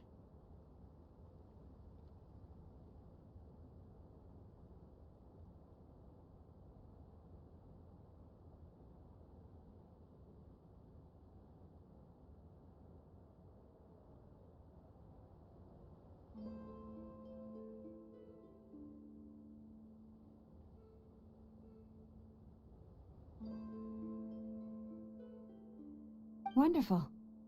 In that case, traveler? Huh? Come on, Columbina. It's time to celebrate the best Moon Prayer night ever.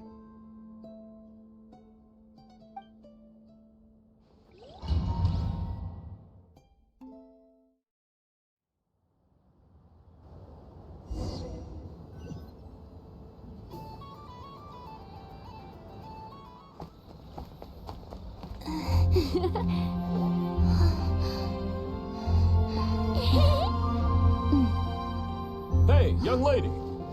Would you like some Moon Prayer Night candy? Happy Moon Prayer Night. Oh, yeah.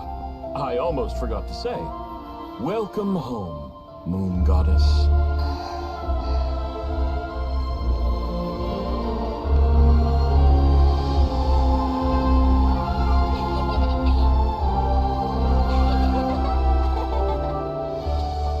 Welcome home, Moon Goddess.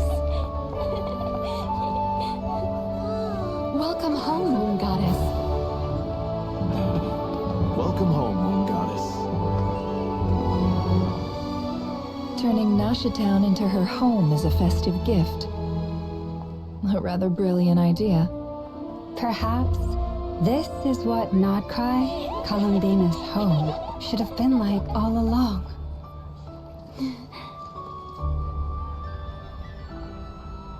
Thank you for the gift. I like it a lot.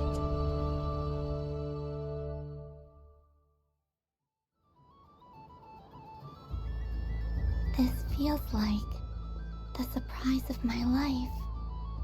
I do. I never imagined I'd ever get to enjoy Moon Prayer Night with everyone so freely.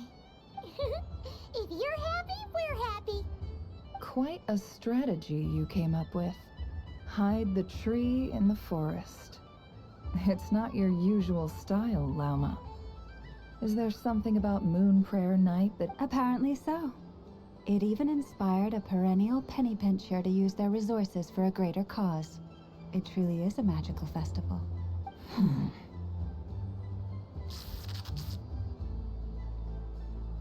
I see it now.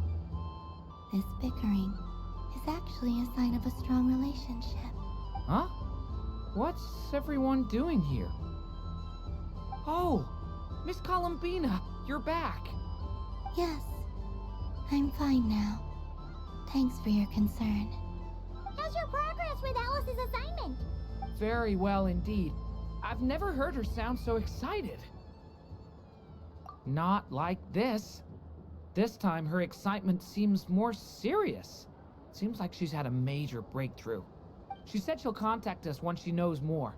In the meantime, we're free to relax and have some... Enjoy the time off while it lasts. I have a feeling that our next task won't be so simple.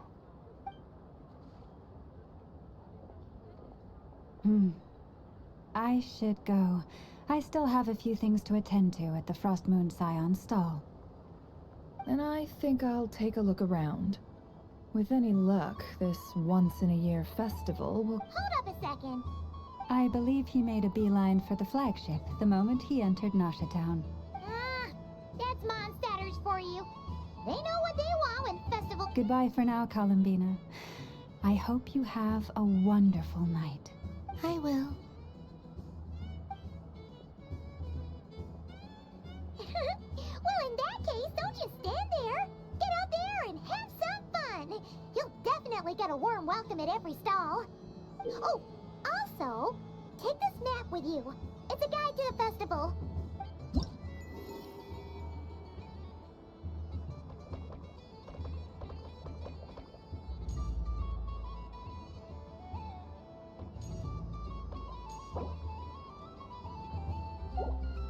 The Frost Moon Scion stall is over here.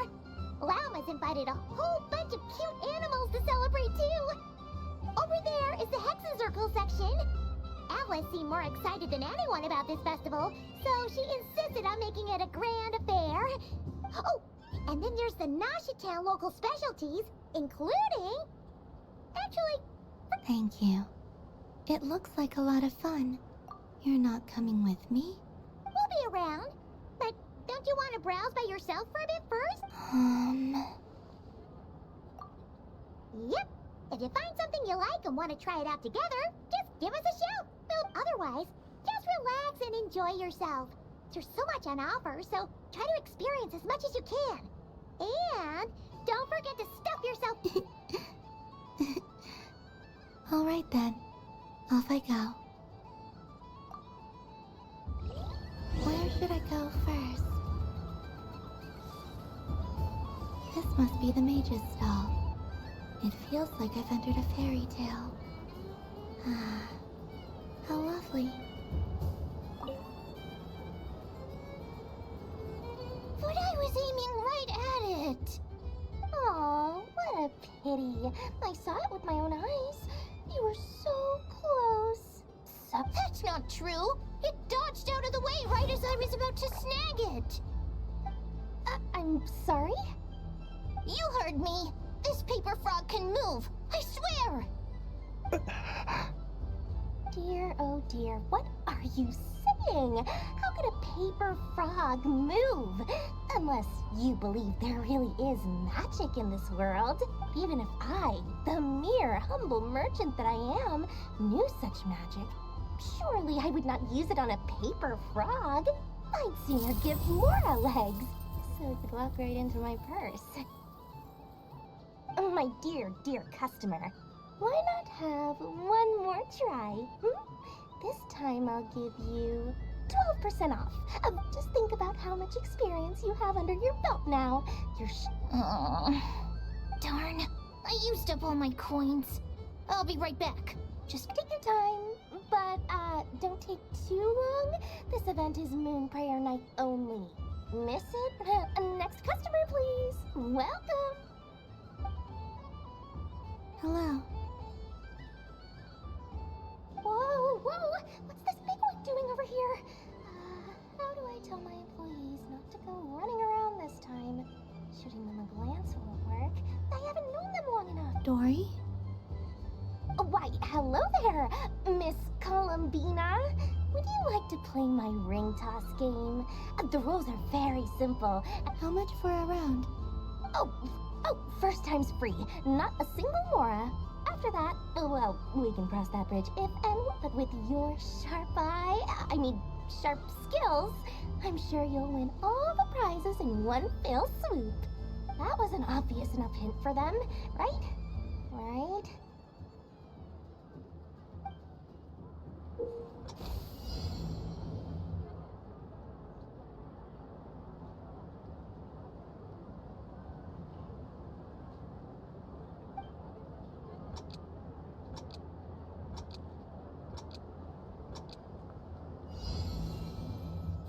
Here comes the ring! Oh, peanuts.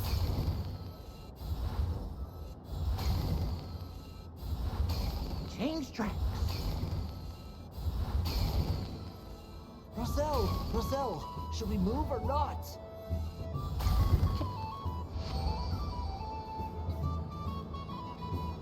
Let's see now. Wow, very good. That's the highest score we've had all night. And here's your prize. Now, how about another round? Happy Moon Prayer Night, Miss Columbina. Happy Moon Prayer Night, Durin and Hat Guy. Are you here to play the game? Yes. No. You said we were just coming here to say hello. I did, but then I recognized a few more people as I got closer. Do my eyes deceive me? Is that... It's our little dragon. He's all grown up.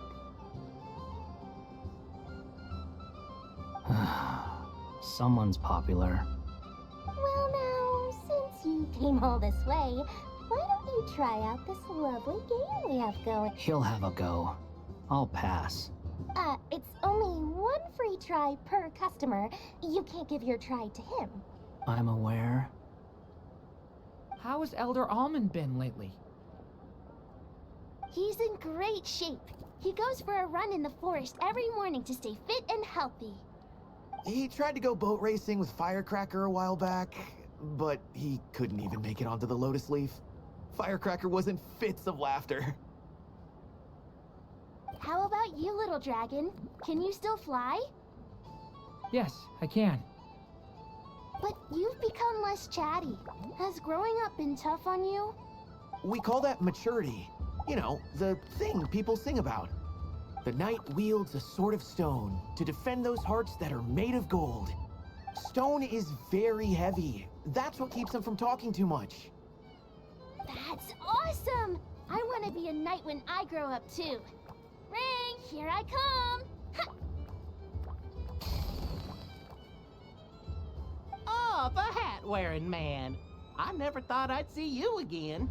You seem more determined than when I saw you last on the train. If you say so. Oh, I do say so. The people you once helped see it clearly. It's because you are once again on the right track.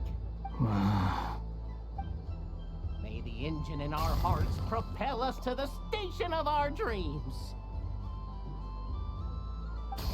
I can move! I can move now, Roselle! What are you doing, running into the rings like that? You got them all so quickly! I have never seen anything like this in all my travels. Is this guy actually an old friend of theirs? But how?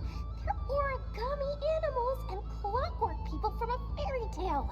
Getting to know them would be quite an arduous task, unless... I have to get to the bottom of this. Next time I see the Great Mage Alice, I shall demand answers. Thank you, Dory. I had a lot of fun. Now for your prize.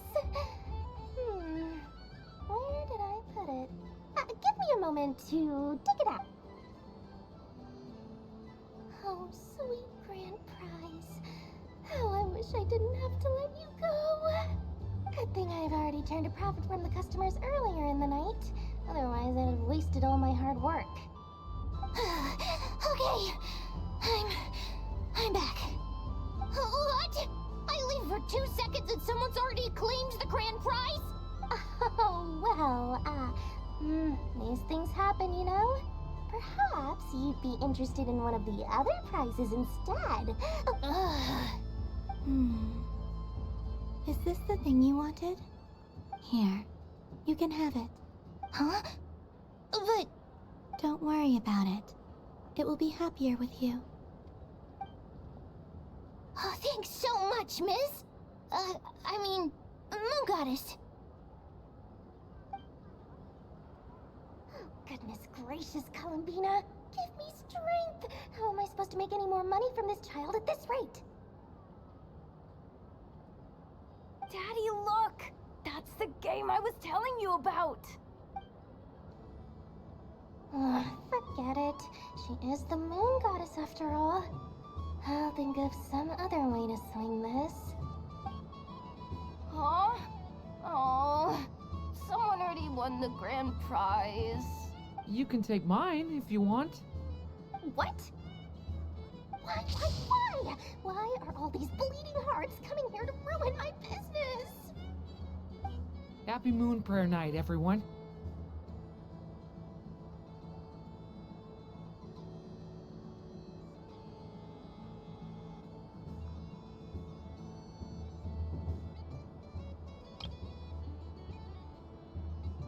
Happy Moon Prayer Night.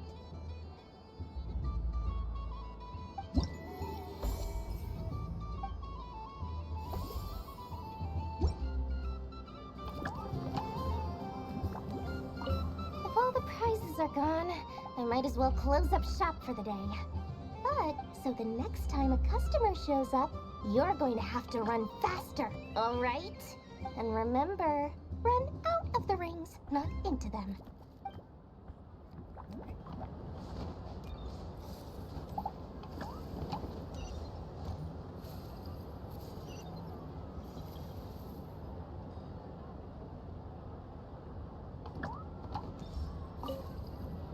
Done being a do-gooder yet? Thanks for coming here with me, Hat Guy. Are there any games you'd like to play? Why does that hamster think you've grown up? You haven't changed at all. I know you don't mean that. You're just taking the opportunity to make fun of me, aren't you? Even if you won't admit that taking some time to compose yourself is important, I can see that you're doing it in practice. Otherwise, you'd have taken off your hat and flown away by now.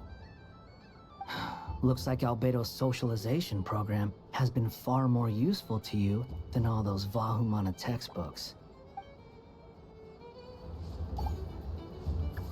Happy Moon Prayer Night, adventurers. May you have a lovely evening.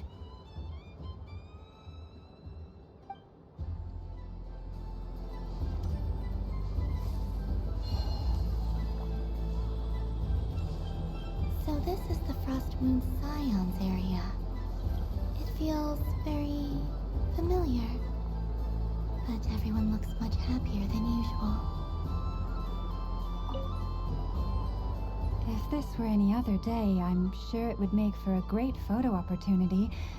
But Moon Prayer Night has rendered my antlers uncomfortably large. Doesn't it look like this rhyme-horned deer has 2 sets of antlers?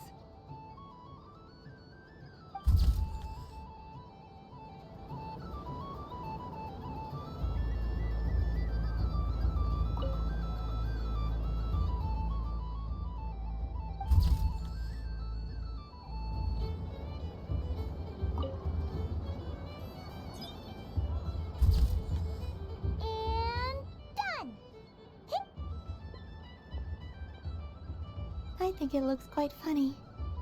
Well, Paimon thinks it's super cute. It looks like a silly chic badger and a rhyme-horned deer that's about to fall asleep.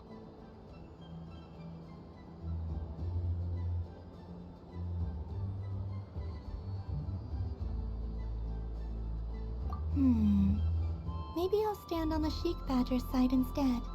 It looks like we've attracted the attention of quite a few animals. Let's make room for them.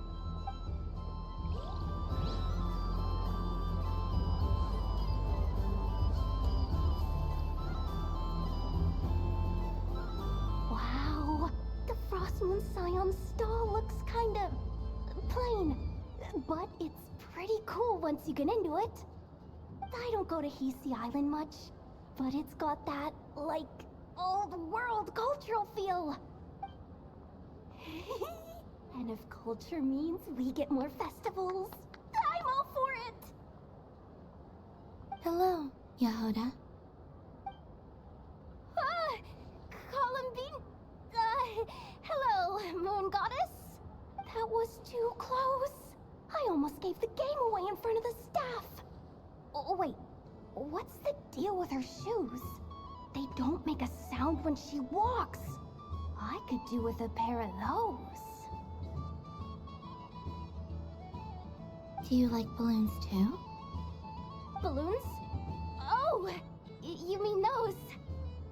What's so fun about balloons? I'm not a kid anymore. They're probably more up Aino's alley. Yes. The animals seem very curious about these strange flying objects. I was drawn here by their voices. I recently learned a fun new game you can play with balloons, so I decided to come and give it a try.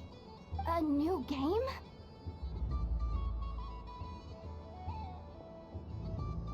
Hello. Welcome home, Moon Goddess. Here to buy some balloons? Yes. Could you give me a few that haven't been inflated yet? Are you sure?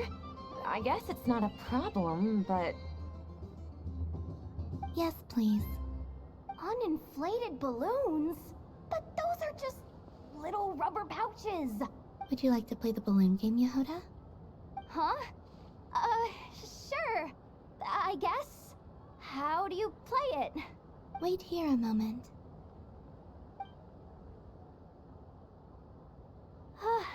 Oh.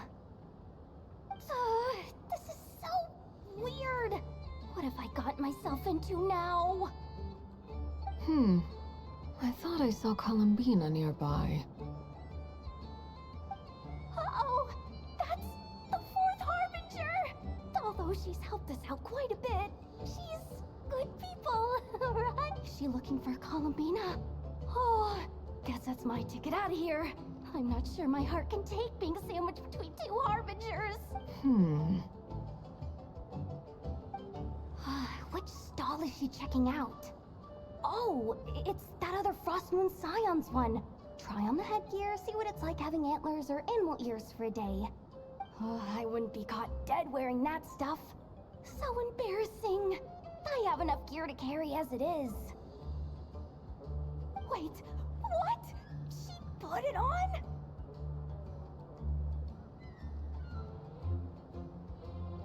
How peculiar. This would take some getting used to. I wonder if this is what it's like for Lynette.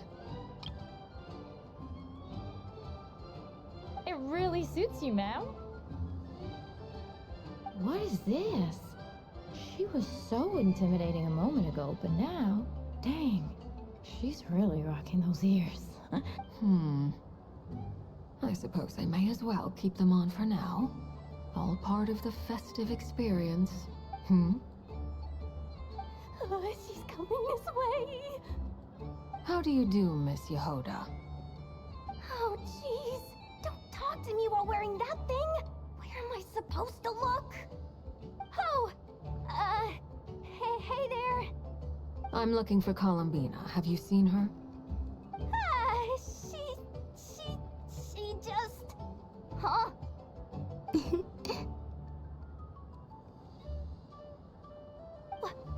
Oh, wait. Is that what she meant by balloon game? Yeah. Huh? No fair! How come I get caught in the crossfire?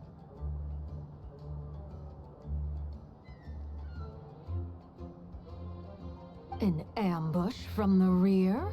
Is this a declaration of war, Columbina? Would you like to play too, Arlecchino? Seriously? Are they gonna start some beef right here, right now? Gladly. That said, I believe there is another who would like to join. Boss Nev! Thank goodness! You've gotta get me out of here! Things are kicking off big time! Hello there. I'd like 10... no, make that 20 balloons, please. What? Miss Moon Goddess, I hope you're prepared to pay the price for assaulting my employee. Welcome to the game, Nefer. Just to be clear, let's keep this a fair fight, okay? No strange powers, please and thank you. Naturally. Don't just stand there, Yehoda. Aren't you going to team up with me? Huh? Do I have to? Of course. Don't forget, the Curatorium has a reputation to uphold. I knew something like this was gonna happen.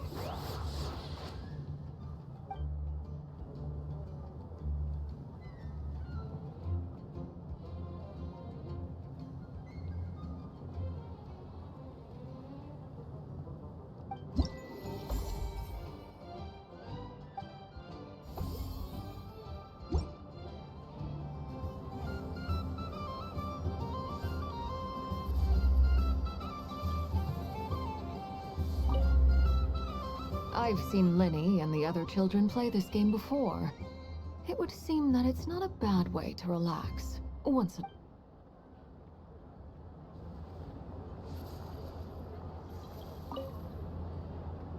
Welcome home, Moon Goddess. Would you like to try on some animal-themed headwear? I always hear Llama saying how heavy her antlers are. I wonder how it feels. Let me give it a try. Oh my! It really suits you. It's a little itchy, and it's hard to turn my head. Should I keep wearing it? How does this look?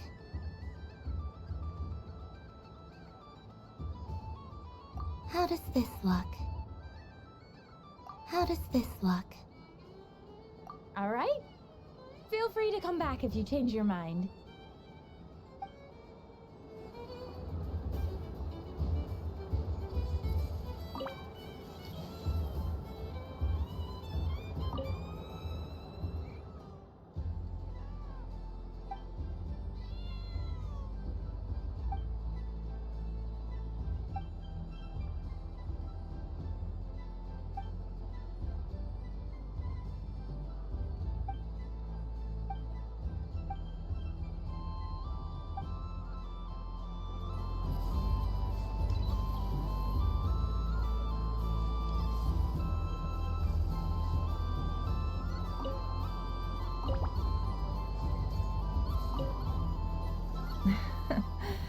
That was fun. It's a shame Ashfur doesn't like playing with water, or I'd have roped him in as well.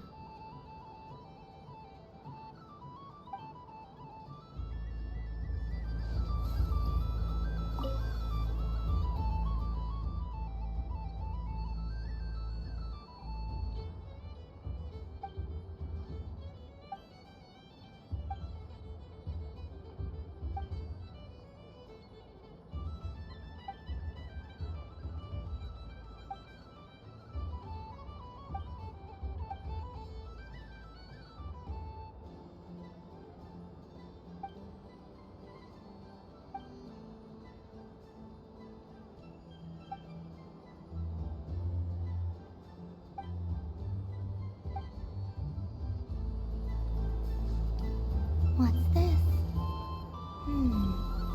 Should I give it a try?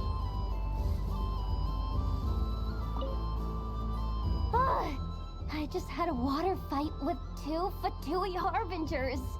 Pretty scary, but also surprisingly fun.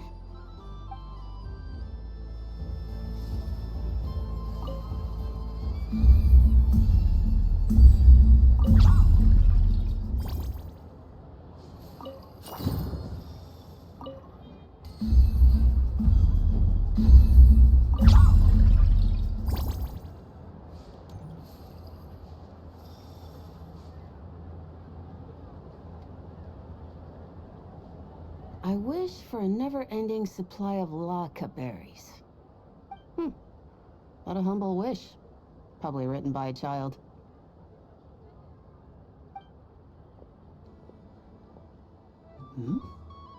Is that Llama the Moon Chanter?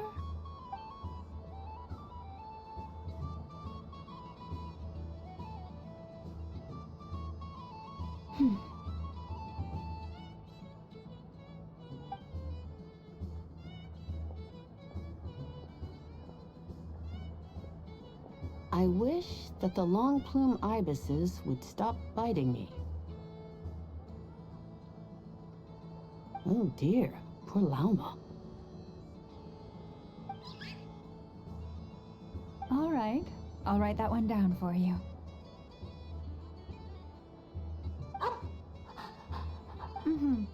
I got it. While everyone else is celebrating Moon Prayer Night. I don't mind. It's rewarding work. My antlers are at their heaviest tonight, and the Kuvaki waves are especially strong. But as I help these dear friends hang their wishes up, I feel a great peace within myself that is hard to describe. You see, they are all such beautiful wishes, and they are ones that we can fulfill by our own strength. Do you blame me, Llama? I want to hear your honest answer. It is by the help of so many people that I can return to the moon. But I feel as though I've hardly done anything in return. You've done plenty, Columbina. I say this in earnest, both as someone who knows your history, and also as a friend who has... What about as a moon chanter? I feel proud to honor our moon goddess's wish. And thank you for your kind words, Llama. But... Since you asked for my honesty, I won't lie to you. My feelings are, I suppose, it's a reluctance to let go. Once you return to the moon, we will be far apart and separated by a false sky. I'm sure those of us left behind will gaze up at that sky, yearning for the moon once in a while. I will miss you, Llama. I will miss you all. I hope to stay in touch. I will try and find some way to send messages down from the moon. Perhaps you could use Kuvaki. I've heard Yehoda say that signals can be sent using long and short waves, or strong and weak lights. That sounds a little complicated. We could prepare a codebook beforehand, but... You're right. It wouldn't really suit you. Still, whatever happens, I believe that you will find your own unique way of communicating with us. And now that I think about that, my heart feels lighter. Because you trust in me? Yes. I have faith in you, and in the power of truth. In my experience, the truth tends to be difficult, but that's what makes it stand out from what is false. So I'm confident that your thoughts and your love will shine through the curtain of lies. We will know it when we see it. Thank you. Now, could you help me hang up my wish? Is this? I wish that all who dwell in this moonlit world can find a place to belong. And I wish that I shall one day see my friends again. It's 2 wishes. I hope that's not too greedy of me. Not at all. And I think you speak for us all with the second one.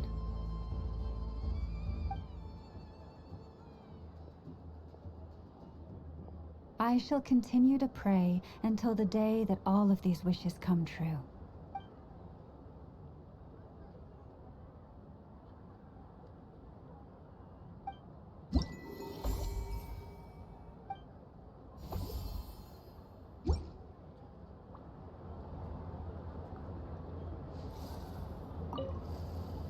Yes. May everyone's wishes come true.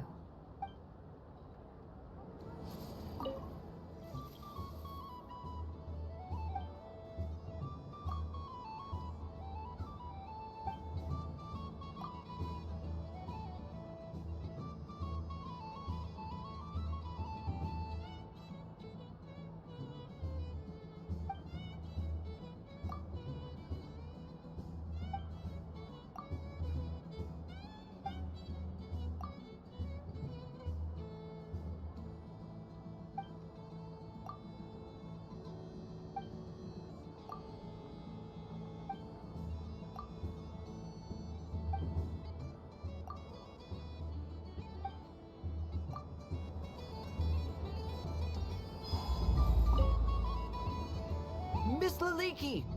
A kitten's been following you all this time. Oh, so it has. Hello there, little kitty. May the moon light your path. Did Lady Llama send you? Or was there something you needed?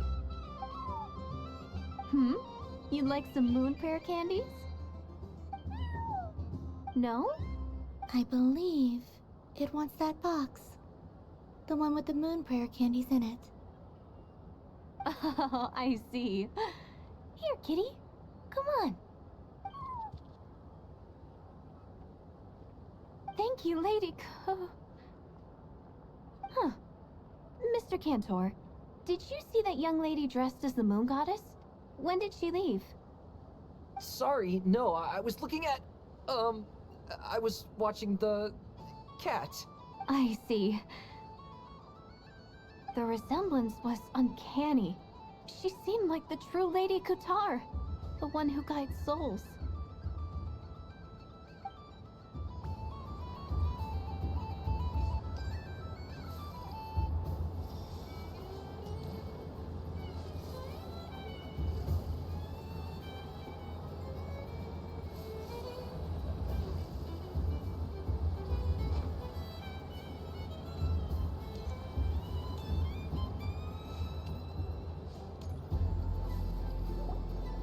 Sunny days!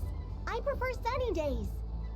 Ah, well, you are as warm as the sun itself, Moon Goddess.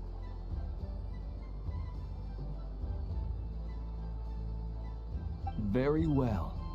I believe your spirit animal has to be this most adorable chic badger. Wow! Thank you, Mr. Talking Magic Lamp.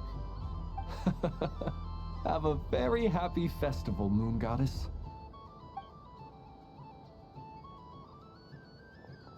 Lens? That's you, isn't it? It's our little secret, my dear traveler in Paimon. Okay. drawing sugar sculptures. Everyone celebrates in their own way. After gazing into the abyss and spending time around gravestones all year, what better way to relax than to see sunny smiles on the faces of the living?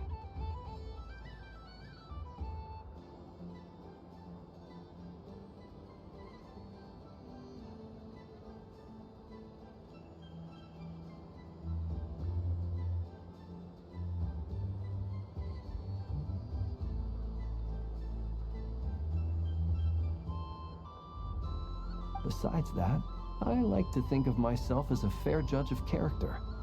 That's not what Paimon was talking about. Aren't you afraid that your true Should I be? There is all manner of magic in the air this moon prayer night. So I see Miss Columbina is hiding in plain sight. Why should I not do the same? Why miss this rare opportunity to enjoy a special Fair enough. You got a point there. People who don't know you will probably think you're just... Well, now that we see eye to eye, what... Ah, well, actually... Here, see if you... Oh, this is... How wonderful. A beautiful idea. Yeah! We just met Barca, and he said that having everyone draw their own section was kind of boring. So... Ah, Varka. Ever the maverick. I see his artistic skills are... In that case, I shall paint something on Mr. Albedo's behalf in a short while. What? Why not now? Ahem. Welcome home, Moon Goddess. Whew, that was close. Hello, Flint. She recognized you right away! What keen eyes you have, Miss Columbina. Especially considering they are shut. I did not see you. Rather, I sensed you. I can sense the fluctuations in Kuvaki all around me. One would expect no less of the Moon Goddess. Might I interest you in some candy? Yes, please. Excellent. I shall make some for you right away. Something the matter, Miss Columbina? What about my spirit animal? All the other children carrying sugar sculptures are talking about it. Wait, is she taking the test seriously? Ah, my apologies. How could I neglect that? You are quite right, Miss Columbina. Every one of us has a magical creature living in their heart. Would you permit me to help you find yours? Yes, please. Do you prefer the day or the night? Night.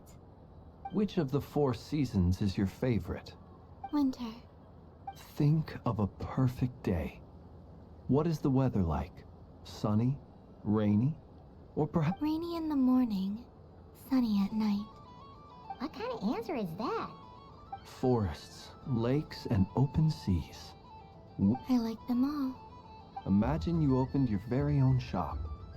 What would you sell there? Moonlight, I think. Wow! Paimon would totally shop there. It wouldn't cost anything. You'd just need to visit. Aha! I believe I know what your spirit animal is. Here. For you. Oh, it's a Kohenki! Indeed. A free-spirited being with a deep love for all things here in Nodcry, who selflessly lends her aid to as many people as she can reach. It is the perfect fit for you, Miss Columbina. Thank you. It would be my honor. But you shall have to forgive me. We have known each other for quite some time. I doubt there is any answer I could give that would come as a surprise to you. So instead, would you accept this sugar sculpture as a token of our friendship? It's a lantern. Hey, why don't you two go enjoy your candy over there? Paimon wants to try out this spirit animal thing too. Right, Flint?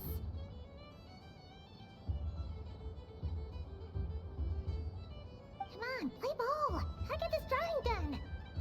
but I want to hear Paimon's answers. Ah! But it'll probably take ages! Paimon's a complex soul. And we don't want your candy to melt while you wait, huh? Oh. Okay then.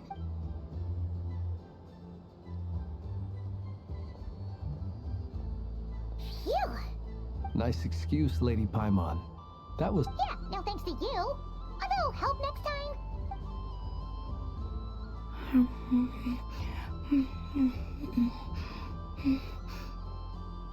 It's sweet. Is that Lockaberry? I wonder what flavor the traveler got. This way! This way! It's the candy-selling lantern! I'm coming! Of course. Traveler, maybe we can share? Yes. I found out recently that people share their food sometimes, so I'd like to try it. Or... thank you.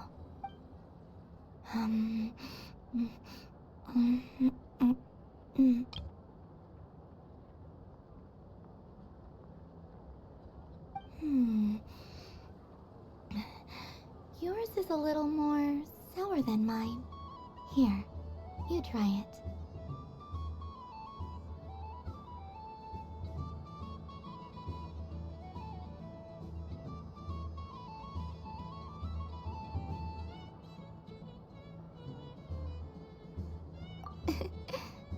Amazing.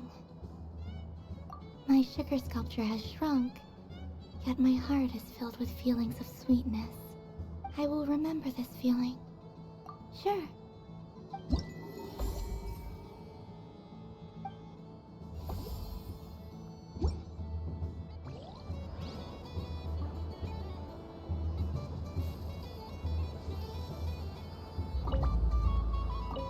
Something about festive lighting always has a way of putting the warmest smiles on people's faces.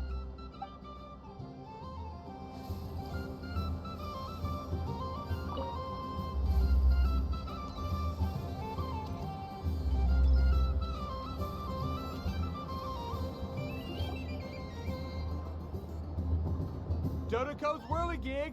Come check out Dodoco's Whirligig! Ah, welcome home, Moon Goddess. Might I ask what this is? Ah, it's a very special amusement sponsored by the great mage herself. Ride on a soft and furry Dodoco and embark on an unforgettable adventure. I say that, but I'm just following a script here. Who is this mage, anyway? And what the heck is a Dodoco? I'd like to ride. No problem. But, are you by yourself?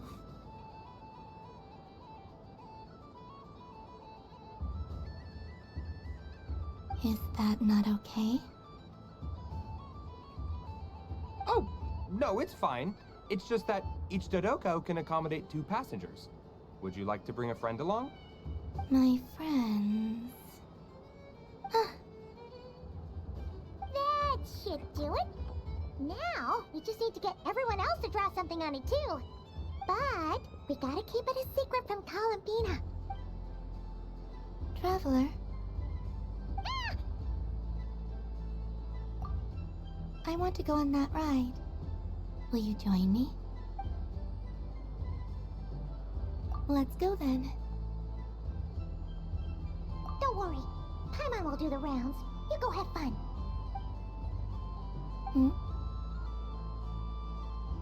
All right. I think we have to wait in line over there. Please take your seats. For safety reasons, you mustn't try to leave the ride before it comes to a complete stop. All right, you're all set. I wish you both a wonderful journey.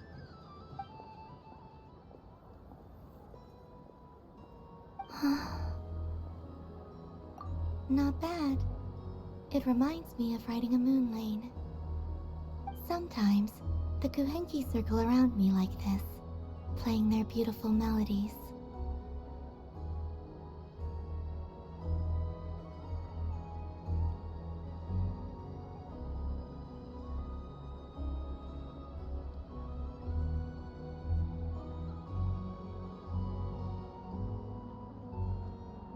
Yeah. I'm going to miss them.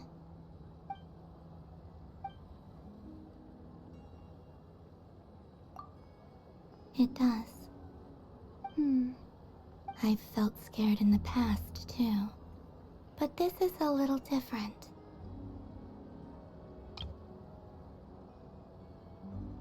You know something? I got to see a lot of fascinating things during my disappearance. I saw how the Frost Moon Scions act around their families. So different than how they used to act in my presence. And I also saw how they interact with their friends.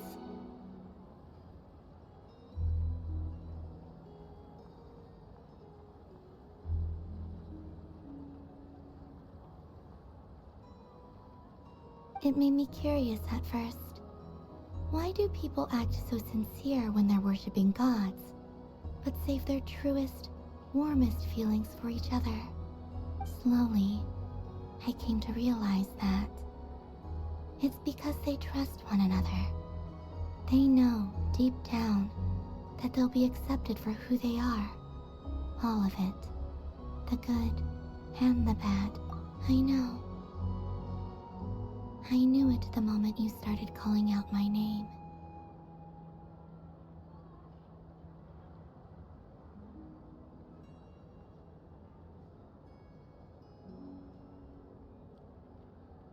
What I fear now is the end. I fear losing all this the very night I have gained it.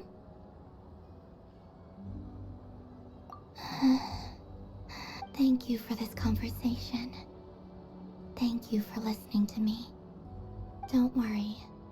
This fear I have, and the unknown that awaits me, they cannot hurt me.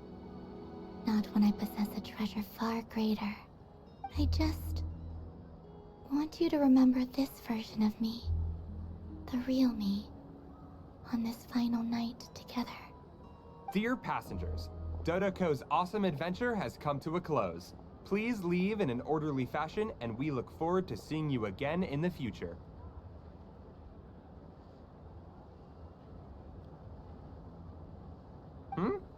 Don't want the journey to end, huh? Don't worry, you two. There's always another adventure waiting just around the corner.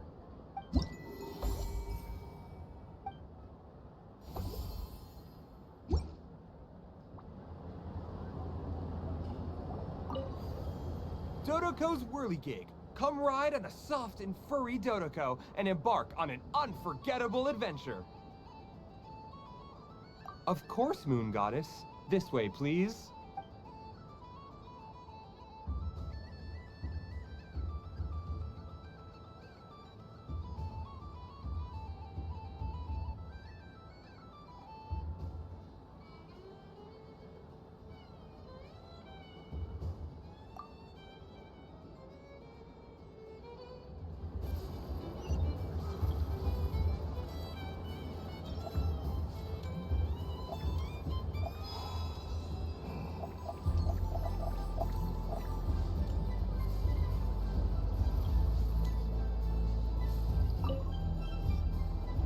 Welcome home, Moon Goddess.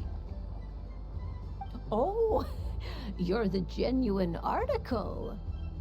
Alice was right. This Moon Prayer Night was worth watching after all. Another one that talks. Greetings. Pleased to make your acquaintance. I am the Hexenzirkel member they call B. Barbeloth Trismegistus. Columbina Hyposelenia. Pleased to meet you too. Hyposelenia. A fine name indeed. Now then, Miss Columbina, do you wish to hear a mage's divination? Divination? The Frost Moon Scions used to ask me what would happen in the future. Is this like that? From the perspective of the one seeking answers, perhaps. As you look to your journey ahead, if you seek to understand the unknown, resolve your doubts, and soothe the confusion in your heart, divination could be for you. The unknowns on my journey. Of course, if one wishes to peer into fate, then hydromancy is the more precise option. But that is a complex affair, and to relegate that majestic art to the status of a festive amusement would seem somewhat uncouth. Besides, it is sometimes better to not know. Hence, I shall use the suitably festive Luna Arcana to tell your fortune instead. It is more popular with the youth in any case. Lunar Arcana. Indeed. Unlike hydromancy, this will only display possibilities and trends.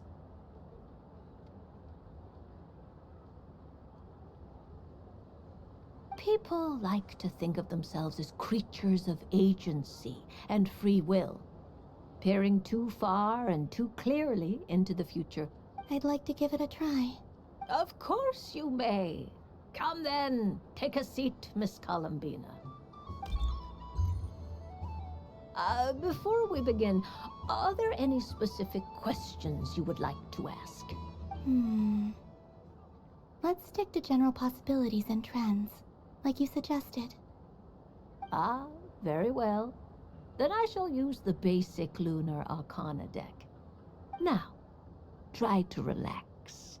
Cast your mind upon the things you have experienced and the things you are soon to experience.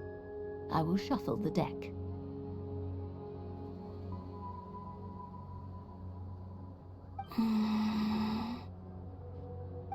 Would you like to cut the cards yourself? You do it. No problem. Now then, to make things easier for the seeker, that is to say, you, I shall decipher the cards from your perspective.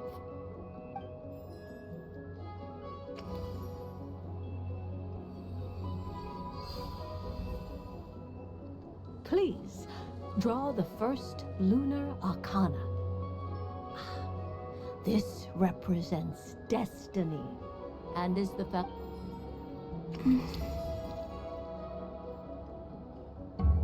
Now, draw your second card. This will stand for the past, the sum of all your experiences that have come before. And now the third Arcana.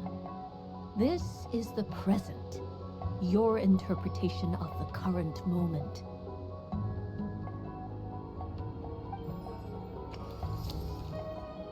Finally, the last card. This shall speak of the future, which... Oh. Kuvaki Pulse? Fascinating. I've never encountered this before in my role as a diviner. Something has exerted an influence upon this card, causing it to leave its designated position.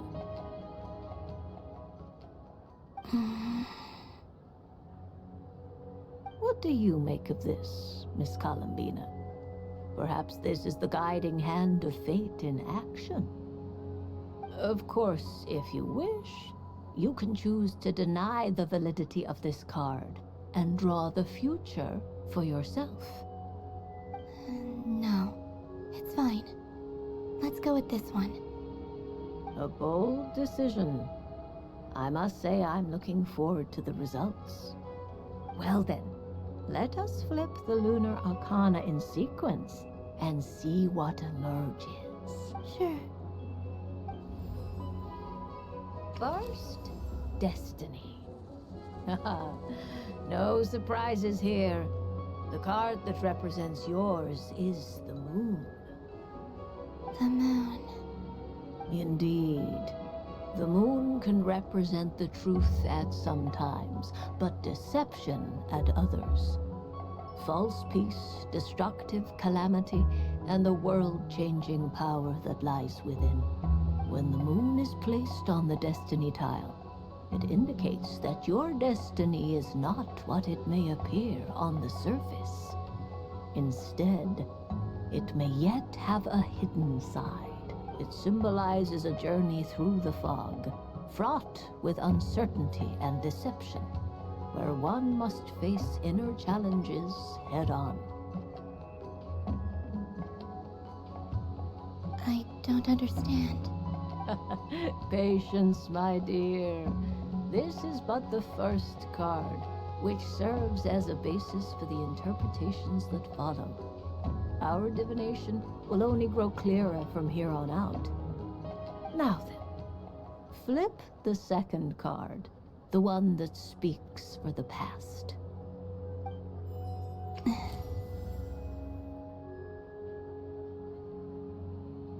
Ah, the Hermit, but inverted.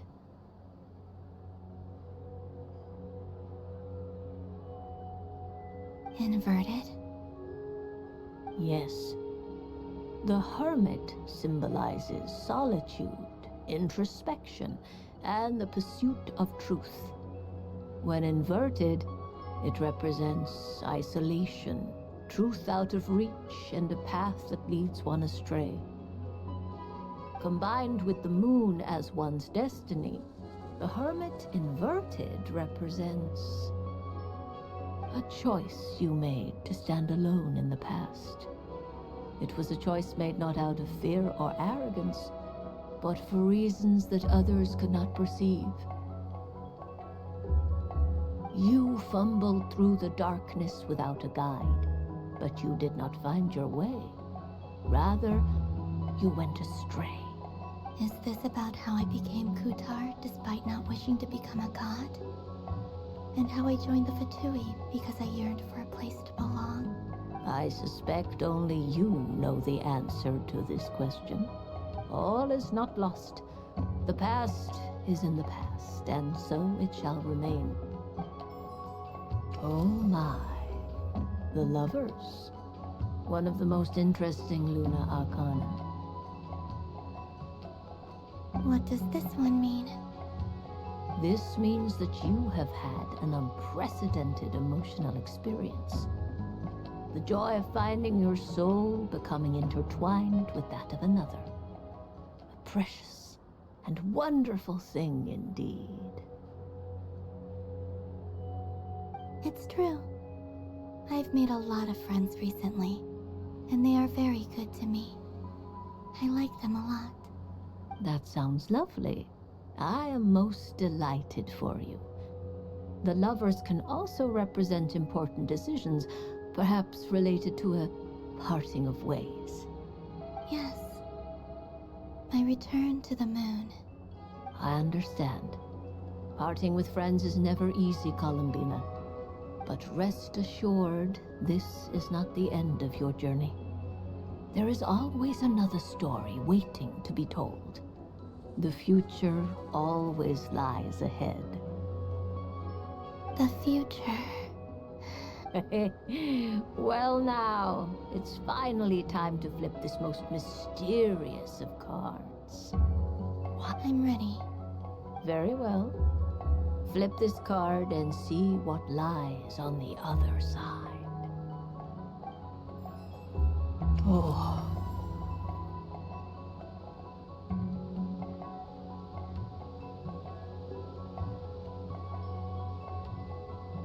Miss Barbeloth?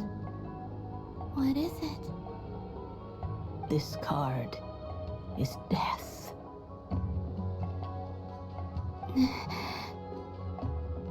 That doesn't sound very good.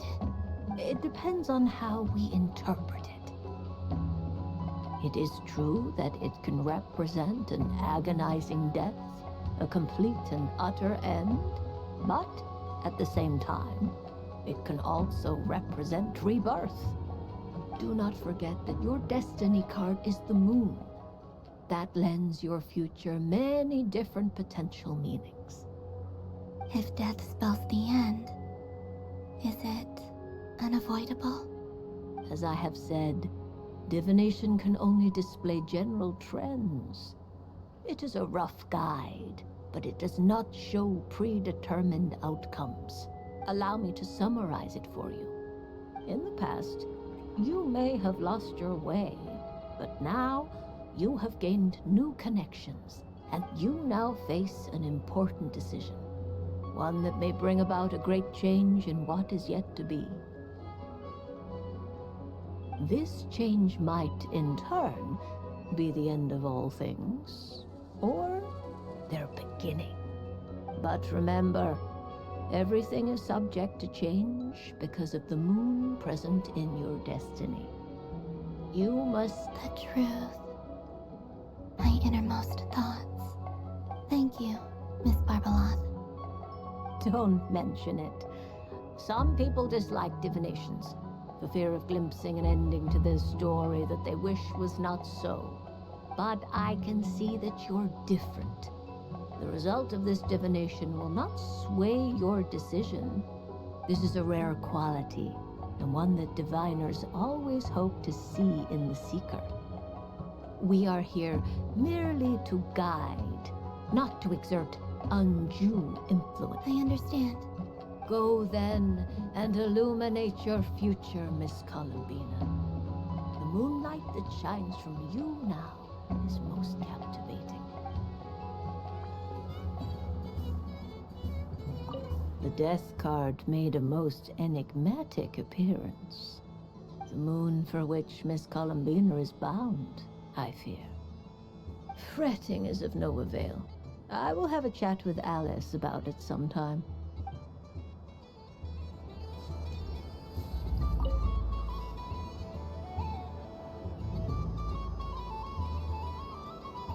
I wouldn't say it's unfair, exactly. I mean, your voice goes right into people's heads. How would you explain that to the kids?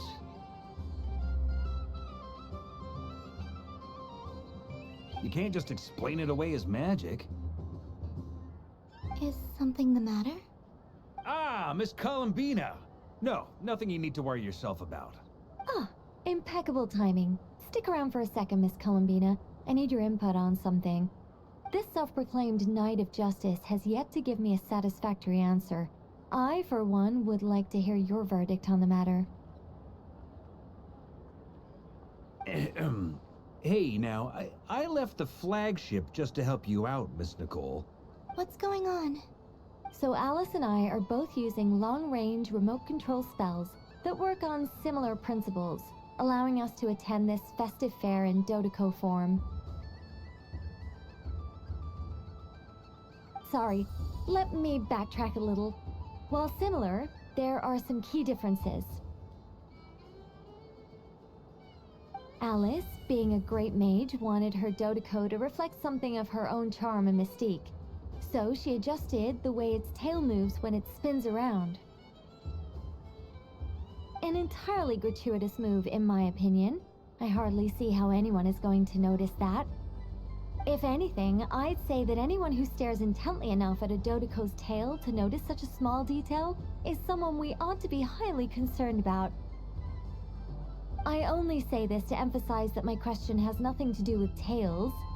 Now that we're clear on that, why is Alice's Dodeco permitted to interact directly with the children celebrating Moon Prayer Night, while Your voice speaks directly into people's minds. See? Exactly what I said. Miss Nicole? Ugh, I can't stand it. I know that probably makes me sound like a whiny child acting out in front of their parents. And it's a little embarrassing now that I think about it. But hey, I said it now, I can't take it back. That would be even more embarrassing. Also, don't go reading too much into that analogy. It was off the top of my head. I'm actually an awful lot older than either of you. Miss Nicole, are you saying that you'd like someone to play the game you've prepared? I'm not so invested in that. It's just something cobbled together using items I borrowed from Alice. She probably didn't even make them herself. The point is, I want to know everyone's thoughts after they receive their prizes. But as you've said, I've been biting my lip for so long, and I've had no one to vent my frustrations on. I thought this was going to be a nice, straightforward festival where I'd get the chance to guide people to treasure. Well, can I play? I can't guarantee that I'll win a prize, but... You will? I'd like to try. Then what are we waiting for? Let the game begin! It's like they forgot I was ever here. Ha!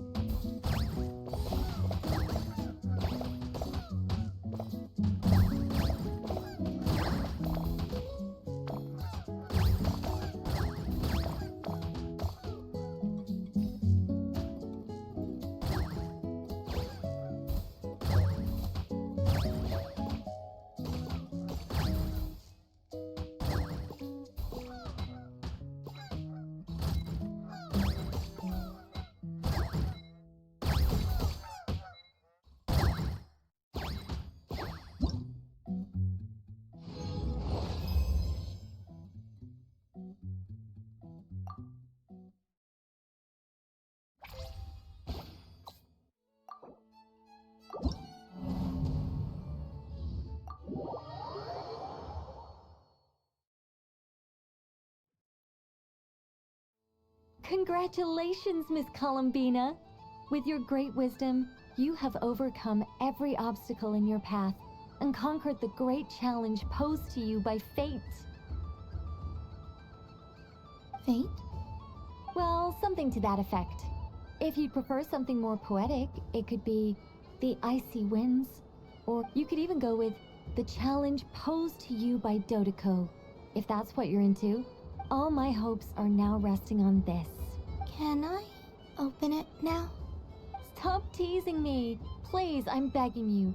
No more talk, just open it. Wow. What a lovely sculpture. Classic and cute at the same time. Ah, there we go. Music to my ears. You have my sincerest gratitude, Miss Columbina. Thank you for sharing your precious time with me and fulfilling my wish. Don't mention it. You've all done much to help me. And still, I'm the one receiving all these gifts.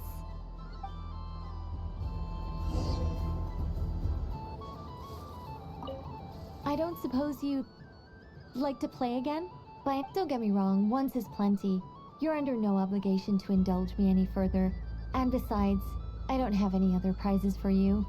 Alright then, happy Moon Prayer Night.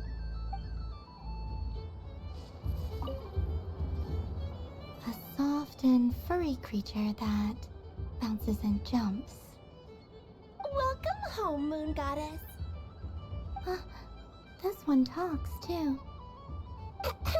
Allow me to introduce myself. I am a Dodeko from a distant archipelago, the most mischievous of all my Dodo brothers and Dodo sisters. When the going got tough, I powered through, and when I met obstacles, I boomed them away. That sounds like a lot of fun. Doesn't it just? Oh, but then the trouble started.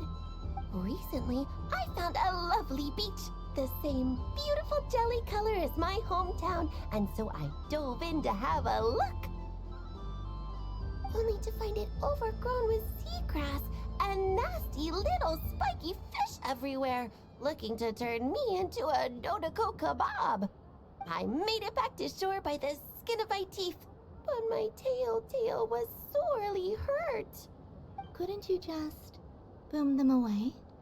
Oh, I wanted to, believe me. But I've heard that you, Moon Goddess, can understand animal speech. The last thing I wanted was to cause a gigantic fuss and get taken to court by a school of spiky fish. I'd be driven out of these waters for good, and my winter holiday would be ruined. And so, dear Moon Goddess, I was wondering if you might lend me your allegiance. Are you roping me into a crime? Oh, let's call it a once-in-a-lifetime carefree adventure. Does that... All the festival goers tonight are dressed up as the Moon Goddess, but there's nothing to say that the Moon Goddess can't disguise herself as a Dodoko, is there? Besides, this is your home. You should be free to be whoever you wish. I'm afraid I'm not well acquainted with Dodokos, Madam Mage. Oh, that's quite all right. We Dodokos are innocent, happy creatures, with many, like myself, are mischievous troublemakers. Others are lazy souls who like nothing better than to lie down. In our eyes, every creature who yearns for happiness and freedom is a Dodoko. But perhaps in yours, we Dodoko are a fluffier and more mischievous breed of Kuhenki. Yes, that is a much easier image to follow. Oh, wonderful! Then let's play! Grab onto my tail and follow me into the sea. Time to settle some scores with the bad guys.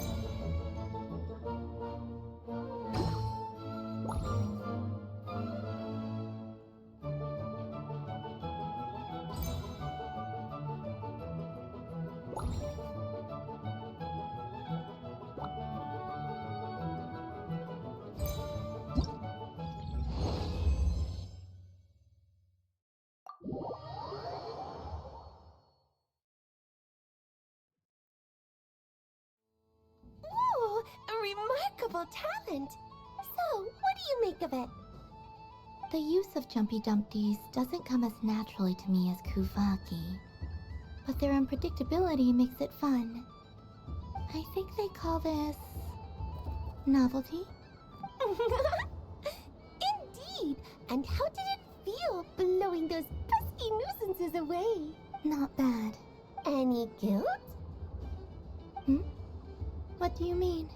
Oh, wonderful. Lovely answers to all three questions. You've passed the safety test. Now I can give this special bomb to you as a souvenir. Remember, if you find any meanies living on the moon, you can use this to boom them into oblivion. I will.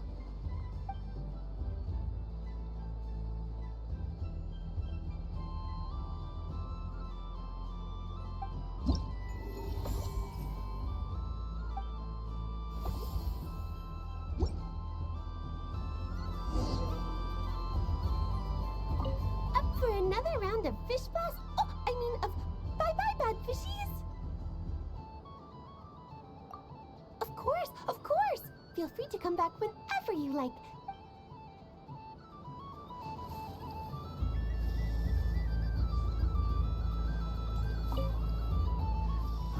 It'd be rude to just leave without saying anything. But at the same time, I don't want to barge into their lively conversation just to announce that I'm Huh? Albedo?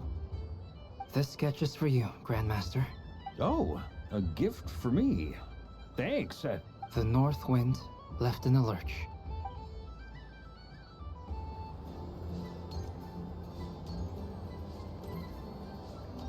What's this?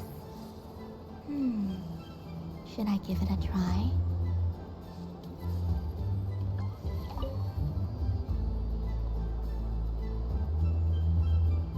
Come on, Citrus. One more round. Just one more. But my neck... Oof. It's acting up again. You should take a break. Health comes first. Yeah, don't push yourself. We'll find someone else. Hey, don't look at me. I'm the referee. What are we gonna do then? Do you need any help? Yes, we do. We need one more player for our game. All right. Could you teach me how to play? It's really simple. You just throw the dice and move by that number of tiles. First one to reach the finish line wins. Rolling a hamster means you move one tile. A paper frog is 2 tiles, and a flying squirrel is 3 tiles. 'Cause they go the fastest. Okay, I get it. So, we're all set? In that case, please take your places and let the game begin!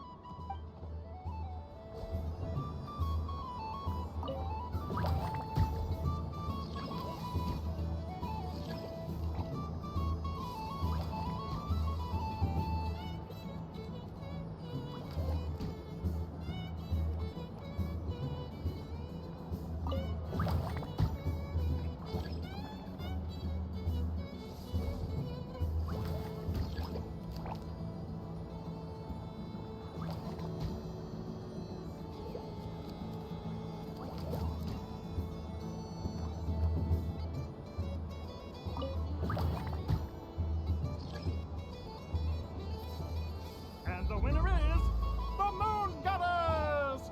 Congratulations!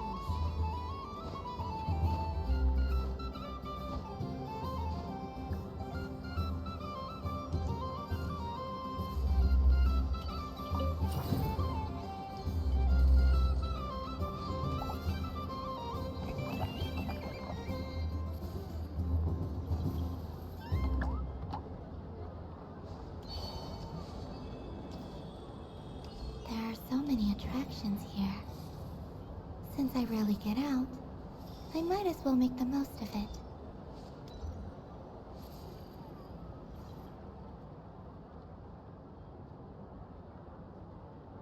Well, well, look who it is. I heard someone went and disappeared on us the moment we let her out of our sight. They looked all over for you. Frankly, I didn't think you'd be back for Moon Prayer Night.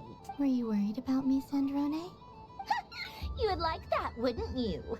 Do you even hear what you're saying?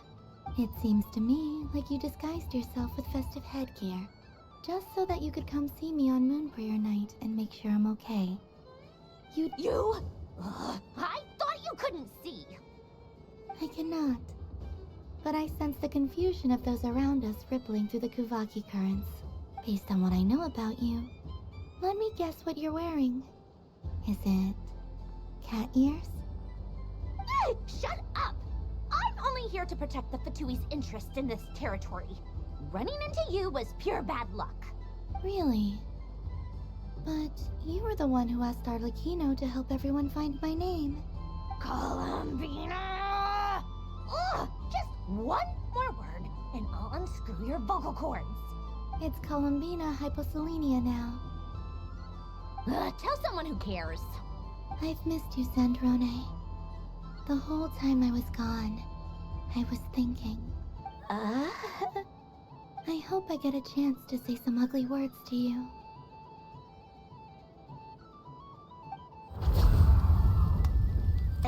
Is that supposed to be a joke? Anyway, let's go play that game. What? You mean that frostfin whale? Yes. It's some kind of game where you get bitten if you step on the wrong tooth. Seems like fun. Who in their right mind would wanna... Because you're not a scaredy cat. Fine! You wanna play? Let's play. Don't complain when I kick your sorry butt. Lovely. You old geezer! I'm gonna beat the pants off you! Just you watch! I almost forgot. What is it now? You'd better not lose, or I'm going to beat your head in. What? Allow me to demonstrate since I'm feeling so nice. You just step on the teeth, like this.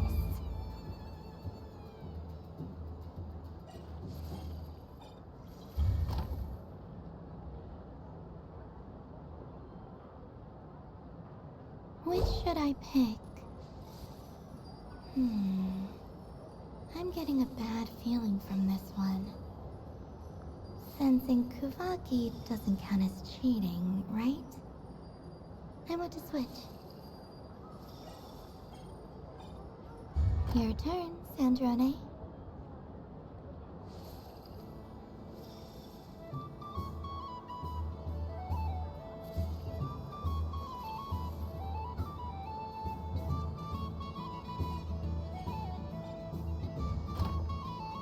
Don't come crying to me if you get bitten.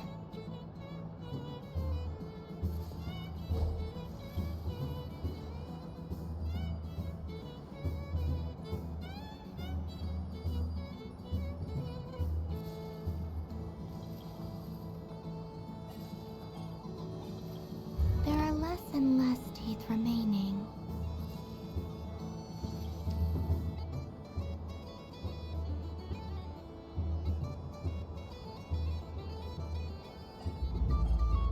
What's that noise?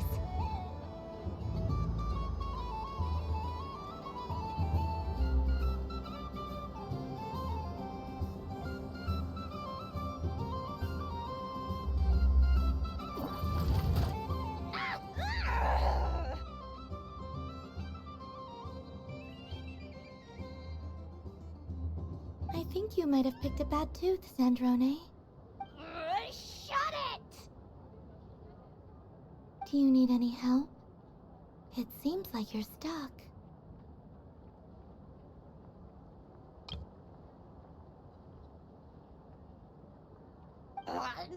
No! It's just a blasted toy! How is its grip this strong? Stop laughing! All right. Well, you lost. So just like I promised. Hey! What are you doing? Are you seriously? Hiya! Why, you... Oh, just you wait! Rematch! Are you all right, Sandrone? That was quite a strong bite. Are your clockwork parts? Quit your fussing! I don't need it! All right. I'll go first this time.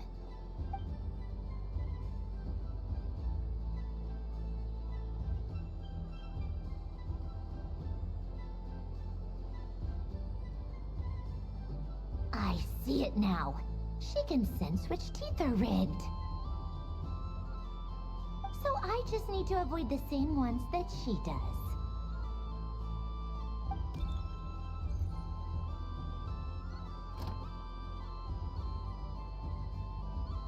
This one...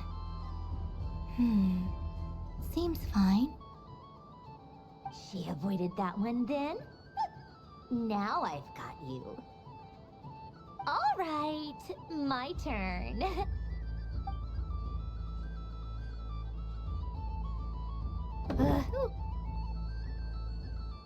What? Looks like you lost again, Sandrone. Wait! There's more than one bad tooth! Bonk.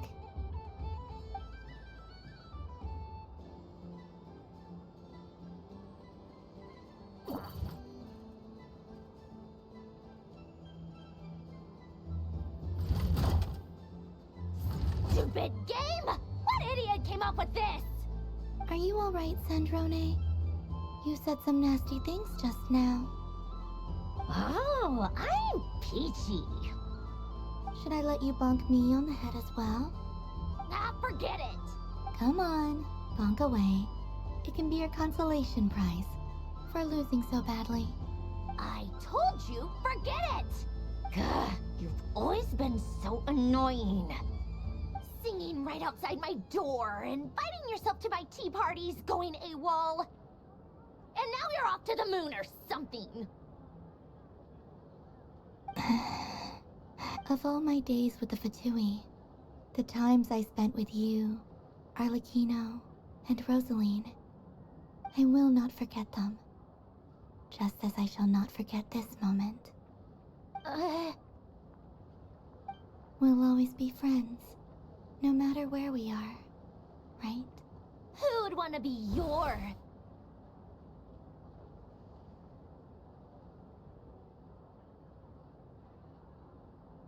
I'll miss you, Sandrone.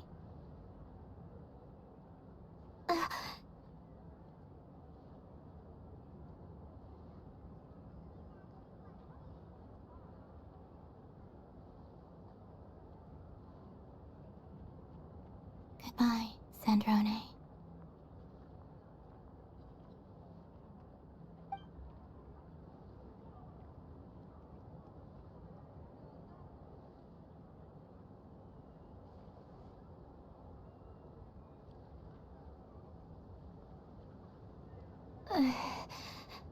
I'll miss you too, Columbina. Sorry, what was that?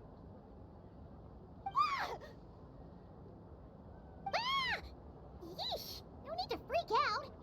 What's wrong? We've been looking everywhere for you. What do you want? Oh, nice ears. What do you want? This. Huh? It's your turn to draw something. You're one of her friends too, aren't you? Doesn't know how lucky she is. Sorry? Nothing. I'm done. Take it. Oh, that was fast. Oh, and one more thing. Last time we spoke, you mentioned you were interested in the Narcissan Kreuz Ordo's research, remember? There were too many people when we last met, so we didn't get the chance to do this.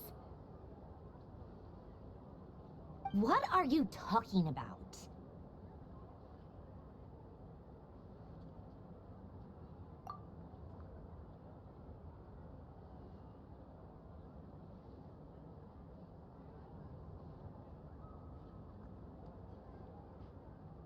This is... Oh. Alain, Renee, and Marianne. Huh. The Holy Blade. A savior's plaything.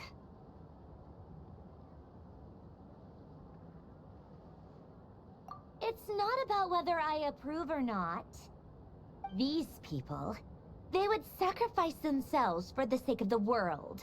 Especially, that is something I would never choose to do. Still, I didn't know they had any pictures left from that time. If I'd have thought to bring a camera, I'd have... What? Yeah, of you being bitten by the frostfin whale and Columbina bonking you on the head. Tear it up! Now!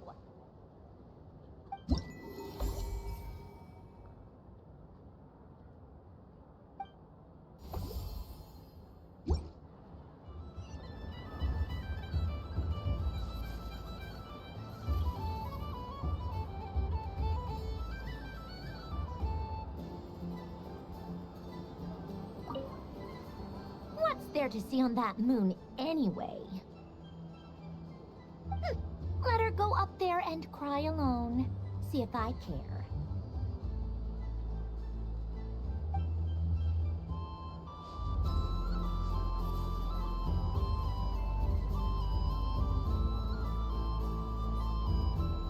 What is going on over here?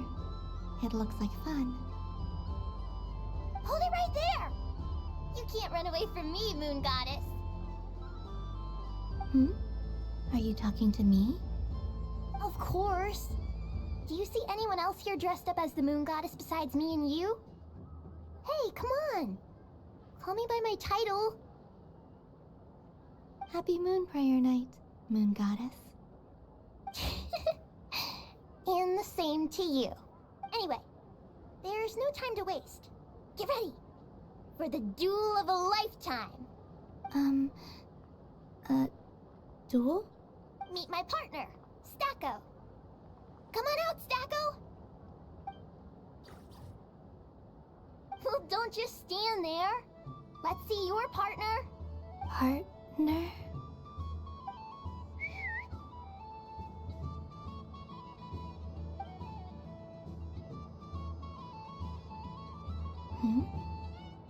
So I need to select a partner and command them in battle.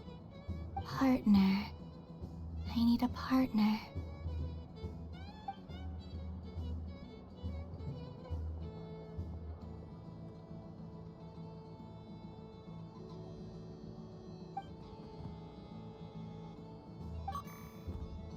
Whoa! Am I seeing things? Where'd you get a Kohenki?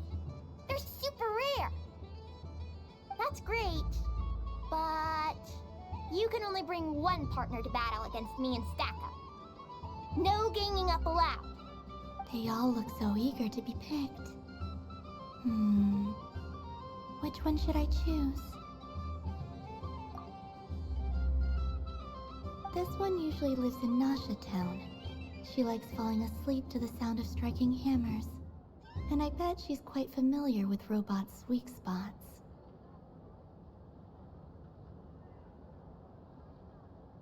They all look so eager to be picked.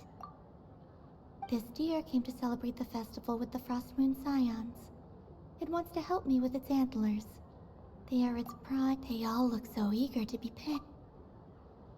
I'm not sure what this bot is trying to say, but it seems very happy. That bow, they all look so eager to be picked. This one usually lives in Nasha Town. Testing! Testing! Oh, this is an emergency broadcast! An exciting battle is about to take place right here at the Nasha Town Special Arena! In this corner, we have the Moon Goddess and her robot partner. And in the other, we have the Moon Goddess and her Kohenki partner. Only one Moon Goddess can be victorious in this ultimate battle of destiny. But who will it be? There's only one way to find out. Now, without further ado, let the Battle of the Moons begin! I don't care who we're up against. Stacko and I ain't gonna lose. Let's strike first. Stacko, formation shift. Ho ho ho! The robot has kicked things off with a change of formation. But how will this affect the battle? Nobody knows. The other party chooses to attack. Let's see how their partner performs.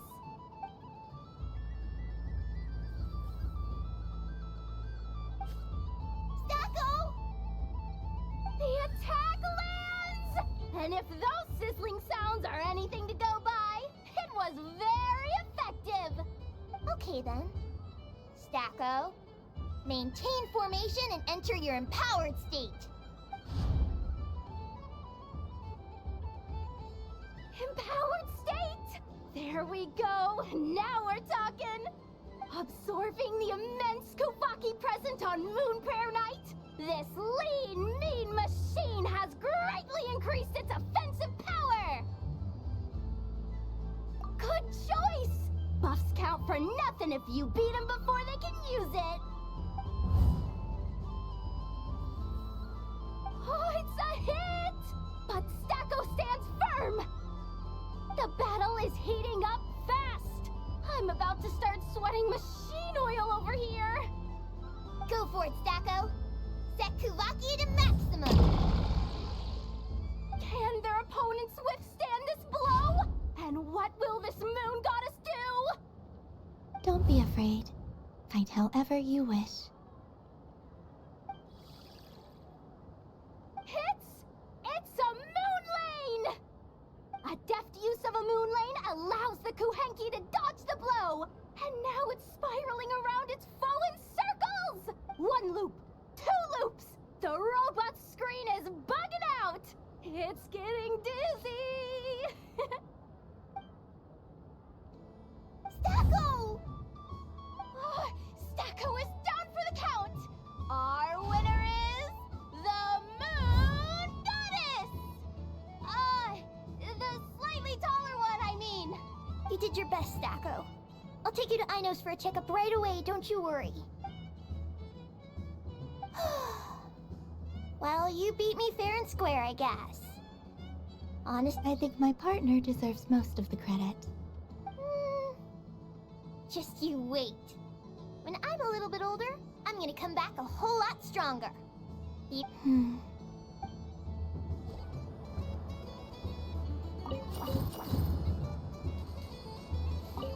gonna come back a whole lot stronger.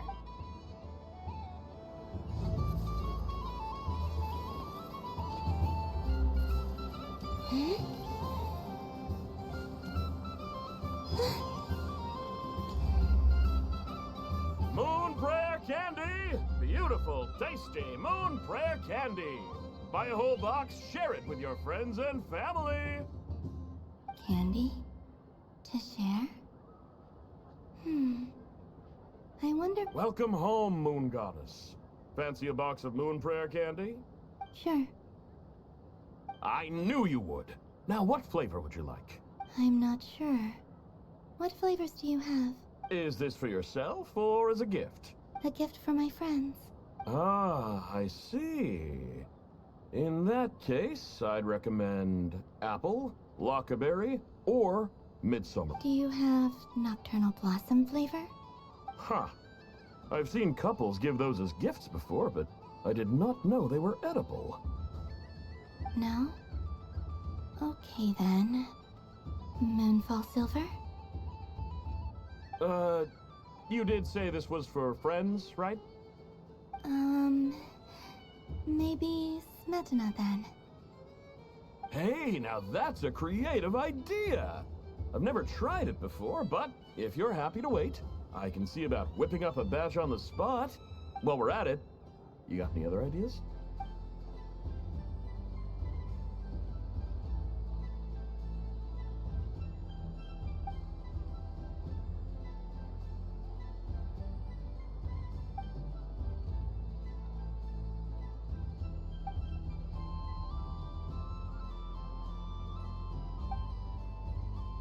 Here you go.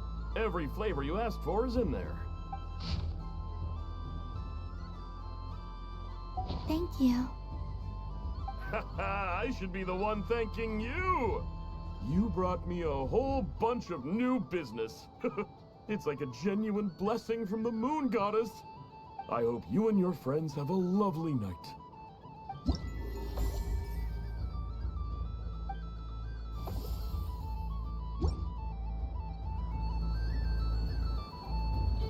Assorted Moon Prayer Candy! Oh!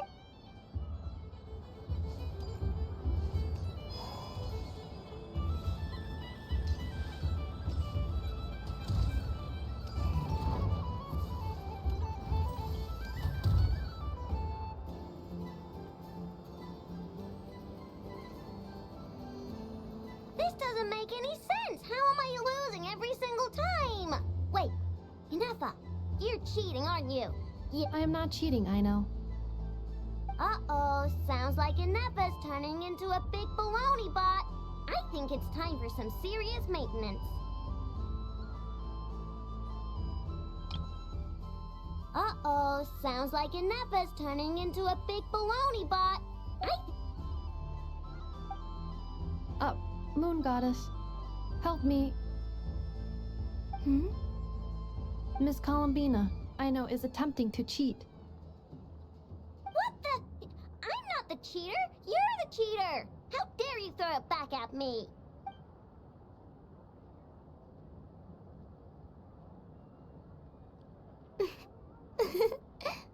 Alright, fine. Let's all laugh at I know. Just you wait till I get home, because I'm gonna make a game bot that can win 100% of the time.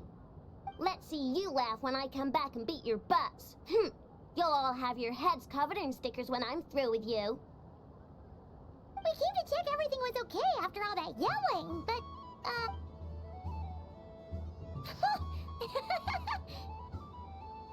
Whatever it is, it sounds like cheating is allowed. Kuhenki concentration. Each player starts with differently colored kuhenki. Each round, they draw one kuhenki from their opponent. When a player has two kuhenki of the same color, they make a pair and can be discarded. The round ends when a player can't form any more kuhenki pairs, and that player gets a sticker. Ooh! Can 4 people play as well? That is fine, so long as the turn order is fixed. Alrighty then. In that case, the 2 of us, okay. But if you lose, you're both getting stickered. I don't want to hear any excuses. Sure. And if we win? If you win, only one of you gets to sticker someone else. I have taken to calling this. I know logic. Hey, lay off me, alright? Okay, so we're starting the game from scratch again, which looks like Luonatar is the Kuhenki of honor for this game. Anyway, let's go clockwise, starting from Inefa.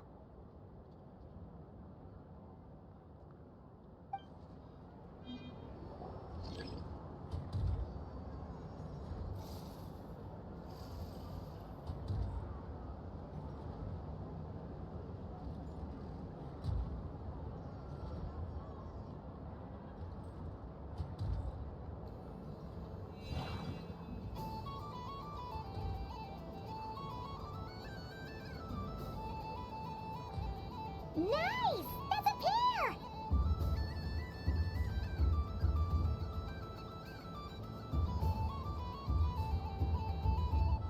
Go, go, fly!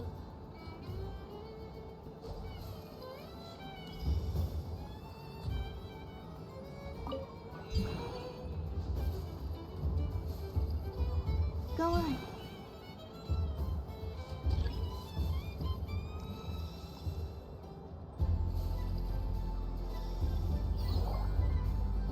I have a pair.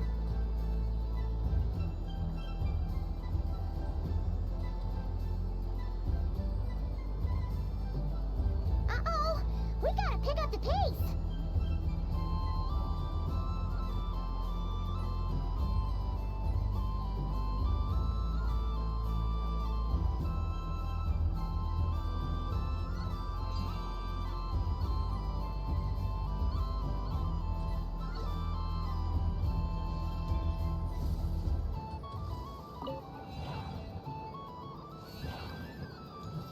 I win.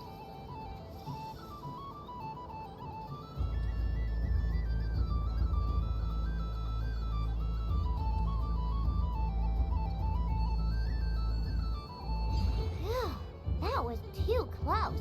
I thought I was gonna lose. Good luck, everyone. Aw, we're out!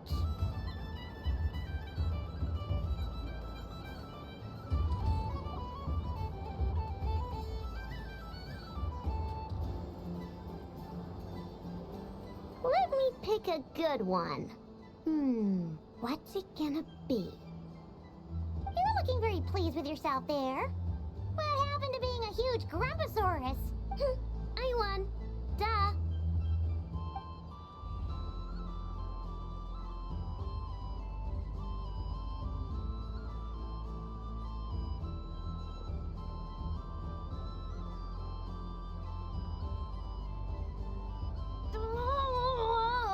Me again? Don't fidget too much, I know, or the sticker's going to fall off. I don't care. If it falls off, it falls off. If a pair of Kuhenki get discarded, why not a pair of stickers? Huh? Huh?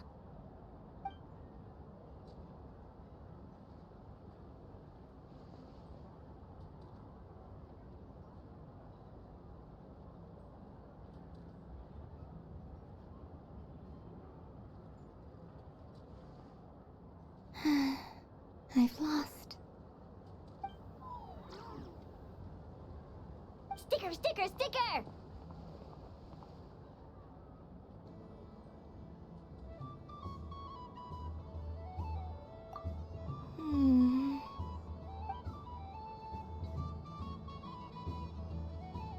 Cute! You think so? Shame. I can't see it for myself.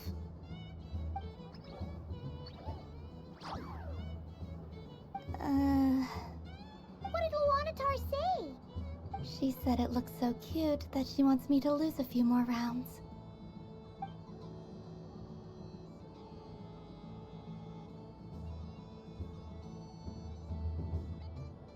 Who put these stickers on Paimon's eyebrows?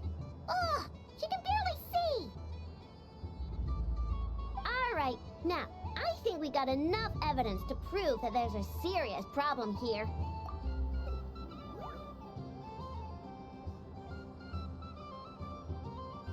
Yes, I agree as well. The culprit is... Ineffa! Culprit? What did I... Quit acting dumb, Ineffa! You're not wriggling your way out of this one. Not only did you remember whose side Luanatar started at, but every time someone drew a Kuhenki, you were logging it and calculating which Kuhenki pairs were gone, who had what color Kuhenki in their hand, even our facial... Exactly! Putting aside the fact that running calculations is not against the game rules, do you have any evidence to support your allegations?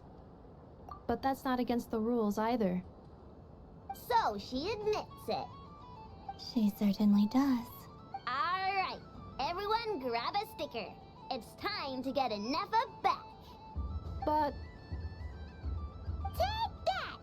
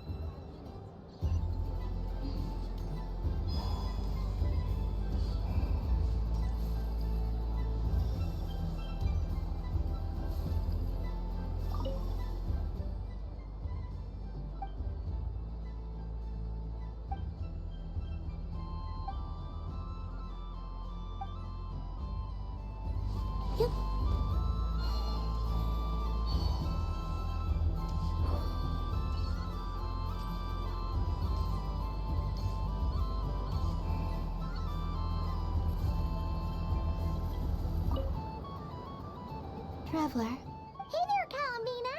Are you done checking out the festive amusements already? Are you sure you don't want to look around some more? You might not get another opportunity like this for a while. Right now, what I'd like to do is...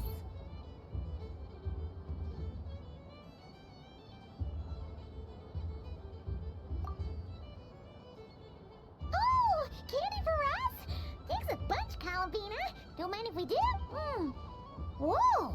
This one's intense. What about you, Traveler? How does yours taste? Oh, sounds good. Paimon's drooling now. Yes, I believe so. Hey, gotcha.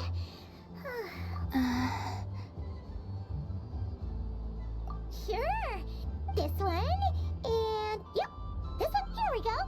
One per person. It's so sweet.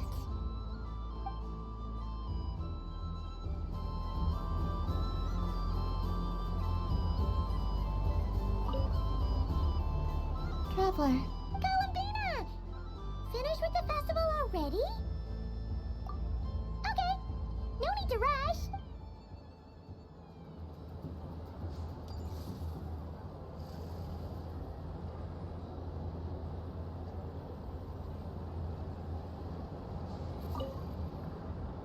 Traveler. Columbina! Finished with the festival? Really? You're sure you don't want to have a little more fun out there? Yes, I am sure.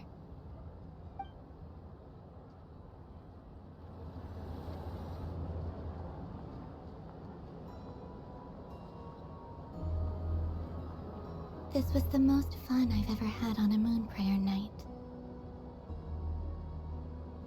Everywhere I went, people were saying, "Welcome home," and there were friends at every turn. I only wish it could last longer than one night. Oh. Yes, you're right. The moon prayer blossoms. Ooh, look! Look!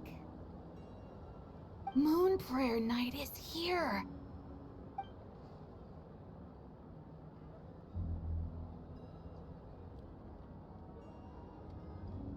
The moon. It's so beautiful. Happy moon prayer night, dear. Happy moon prayer night. Happy moon prayer night.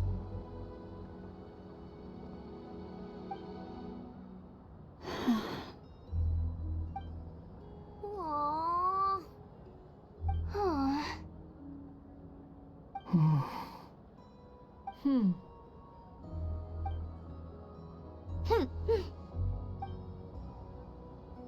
Time flies when you're having fun.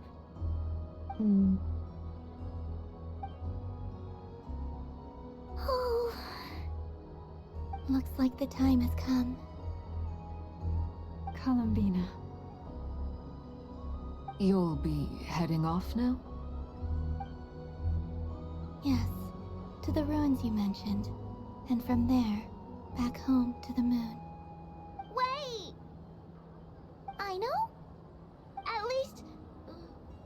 Take one of our craft shop's crumb cookies up to the moon with you. You know.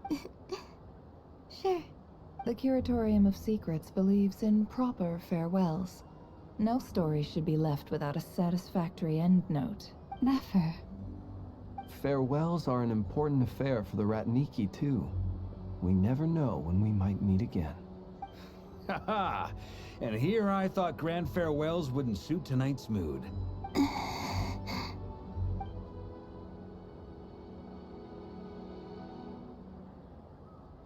We made a little something for you, Columbina. Ta-da!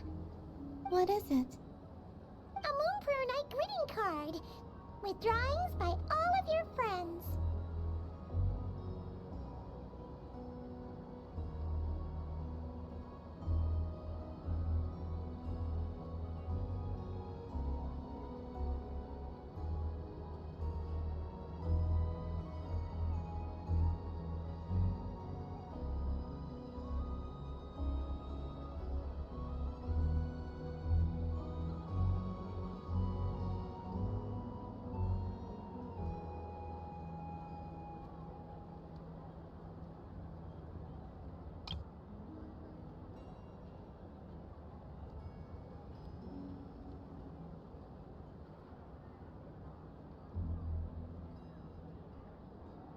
You did mention that you'd like a portrait done, so I took the liberty of creating one for you.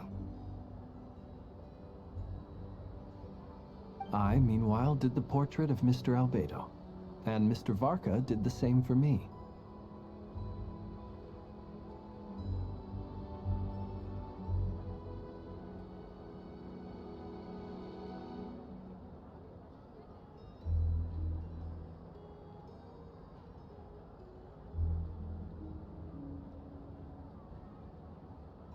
I mean, I think my work was pretty true to life, don't you think? The picture of Ashru was my doing.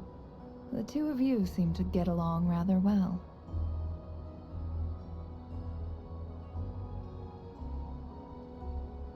Wait, was I the only one who did a full body picture? That's so embarrassing.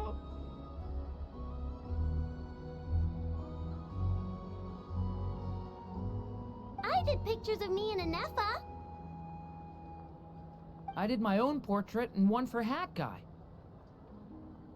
Plus, there's the two mages, Arlecchino and Sindrune. So, if you ever miss us, just flip the card open and we'll all be right there with you.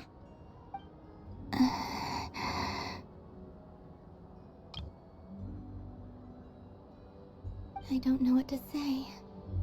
Thank you so much, everyone. This whole moon prayer night was more than I could have ever asked for. It is the greatest gift I have ever received. Loma, I figured it out. Figured what out? Remember how the Frost Moon Scions used to use milk as invisible ink to write hidden messages? That was a very long time ago. Oh, are you saying? Yes. When I miss you all, I shall use moonlight in the same way to write words that only you can see upon the moon itself. Wow, that sounds lovely. Quite. But how will we see them? Simply open your windows on nights when the moon shines bright, and the moonlight will naturally flow towards the words I have written. That sounds most fitting indeed. Very true to form. I'll try to write them in places that won't disturb your sleep. I, for one, would sleep all the better for having read one of your messages before settling down for the night. Exactly! So don't worry about disturbing anyone's sleep. Just promise you'll write to let us know you're okay, alright? All right. I promise.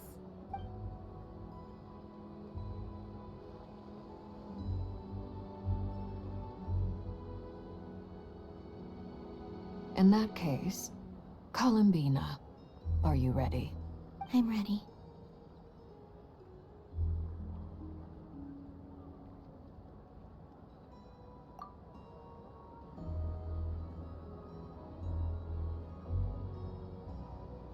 Very well. Let's go.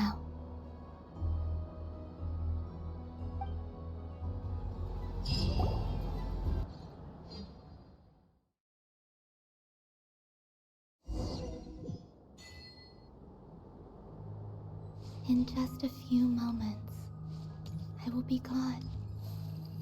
I still don't know what to expect on the moon. Will I really be able to send messages to my friends? The Kuhenki, the animals of Not Cry. I'll never get to see them again. I wonder where I'll be when the next moon prayer night comes.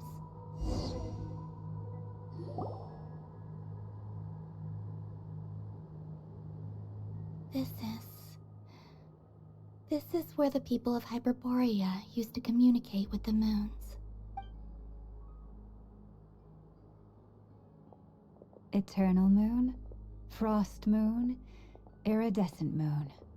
When the power of all three converge, the gate to the moons shall open. The moon marrows are in position. Only the final step remains. I'm sure Nasha Town is livelier than ever at this moment. Yeah, it's a shame you couldn't be there for it, but It's fine. I'm more than happy with this. My last piece of luggage. My only piece of luggage.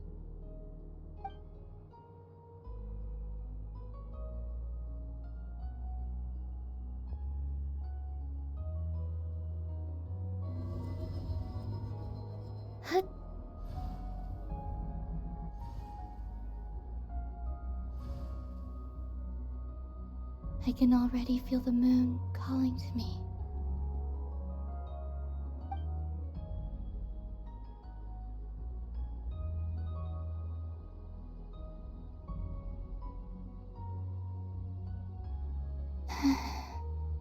This ray of light will lead you home, Columbina. From now on, we will at last have a reason to pray to the true moon. Columbina. Yes? I'm listening. Be sure to come back and see us when you get the chance.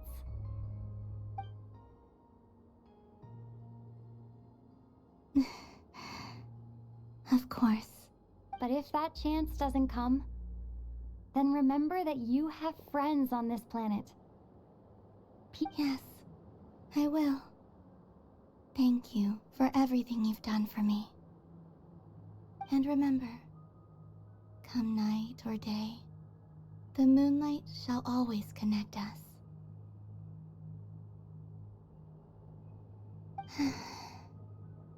Well then, farewell, my friends.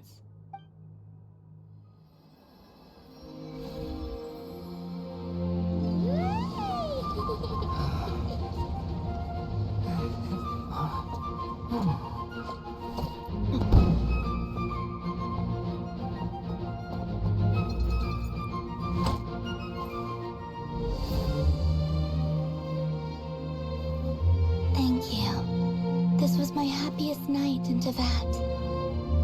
Farewell, Columbina.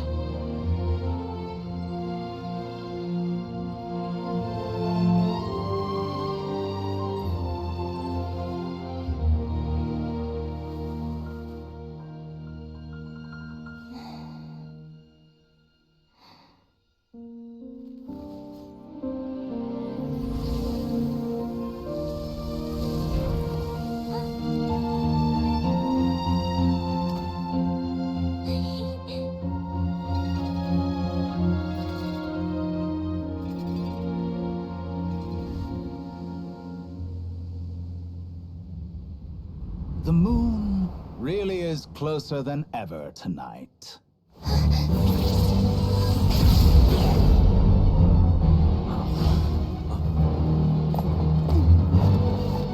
Columbina.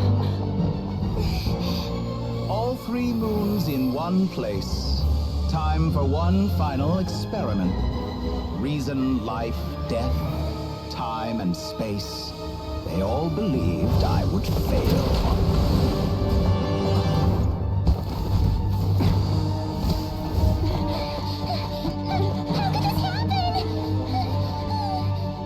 But Teyvat's primordial power never did belong to the throne of heaven. And now, they are mine.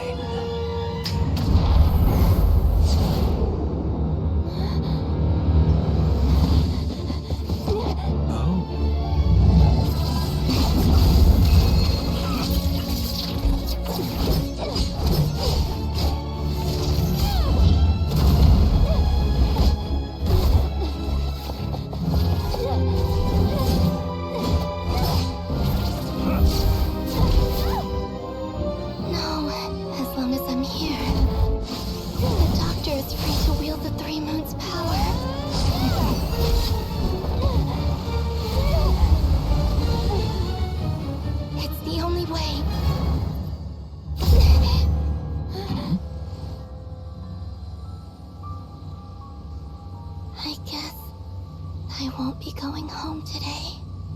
Columbina! No!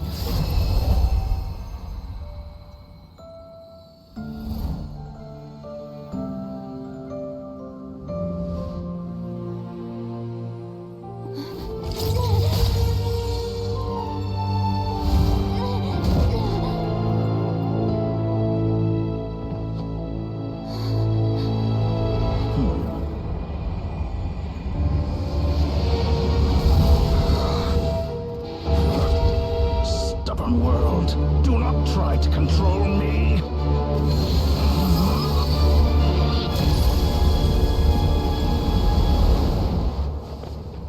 Columbina.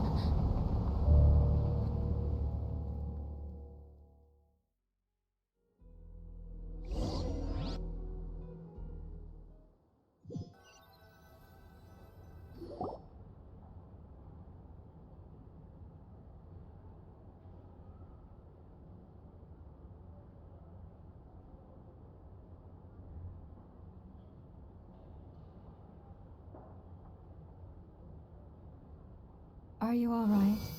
Do your wounds still hurt? I had someone prepare a little medicine that could prove effective. Take it if you need to. In that case, let me relate the contents of the call we made to... That Dottore is a crafty one. He distracted the Hexen Circle by creating a huge fuss at Teyvat's borders. I'd assumed that the cause was an abyssal intrusion from the outside world, which in fairness is a rather common occurrence. But after learning that you managed to influence the phantoms in Nodcry, I realized that perhaps this interference could have come from within Tevat instead. But we weren't able to change their fates. True, you couldn't change how their stories ended, but you did build some variables around yourself. Variables?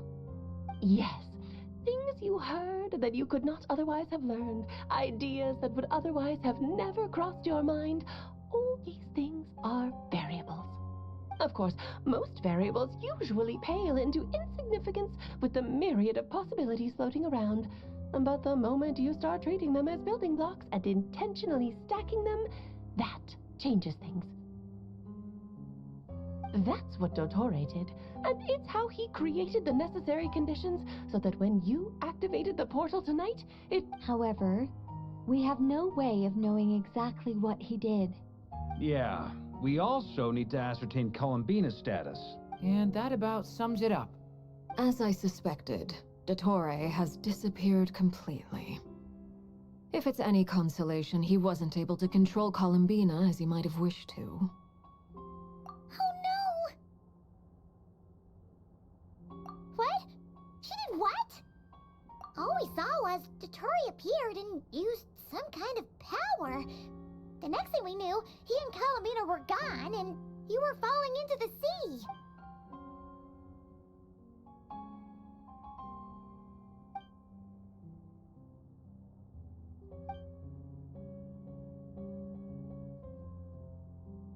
So, Columbina intentionally opened the Moon Gate and escaped into the same mysterious world as Rerir and Thalindis. Sounds like bad news.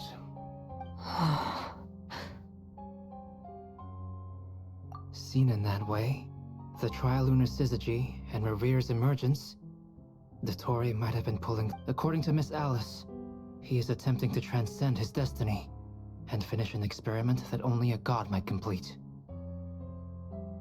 An utter lunatic. Wait a sec, where's Hat Guy? Seems like he'd want to be here for this. He took off with the Dodo communication device after we spoke to Alice. He said he had a hunch that he wanted to investigate by himself. The look on his face was terrifying. I've never seen him like that before.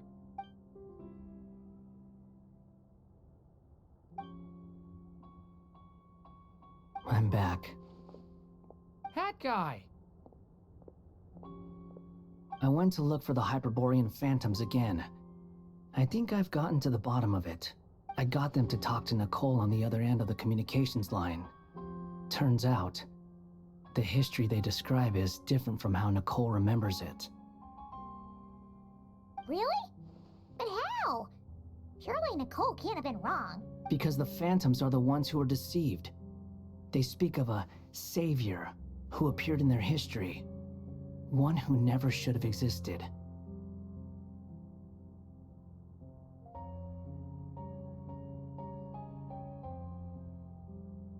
This savior promised to create a new moon within the false sky, and even bring back their moon goddesses. Foolishly, they believed in him, and told him everything he wanted to know about the moons. It's obvious that this was Dottore's doing. Now you mention it, the first time we entered the Hyperborean ruins, we heard the phantoms discussing their history, and I remember Nicole commenting that... But Dottore shouldn't have been able to get in there in the first place. He didn't. Nicole said that this was an anomalous state triggered by disruptions in the causal connections between phantoms from the same era. The variables that Dottore put in place were substantial enough that they even affected phantoms that he never met. So it's not that their memories were unclear. They'd been tampered with. That's exactly the possibility Dottore was trying to manufacture. He turned these variables into knowledge and engineered the situation so all... Then, he harnessed that knowledge on Moon Prayer Night to truly create a false moon. How is that even possible? To be precise, he exploited a weakness in the way the spell works. The spell senses Kuvaki to detect the moon's location. So, as long as the false moon more strongly resembled a moon than the frost moon beyond the skies, the gate would teleport Columbina to the false moon's location. In other words, to Dottore's side.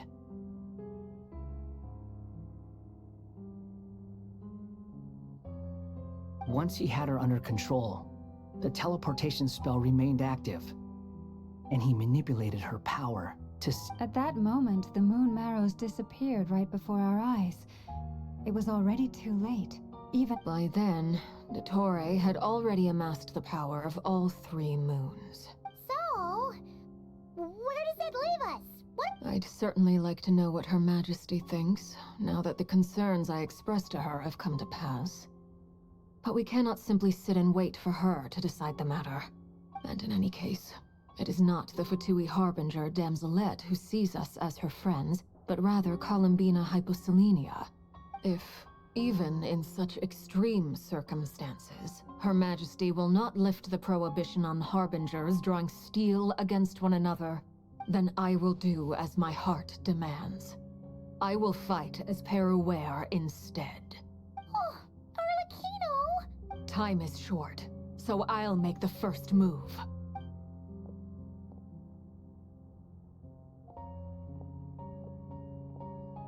Whew. Even Arlecchino seems to be losing her cool now.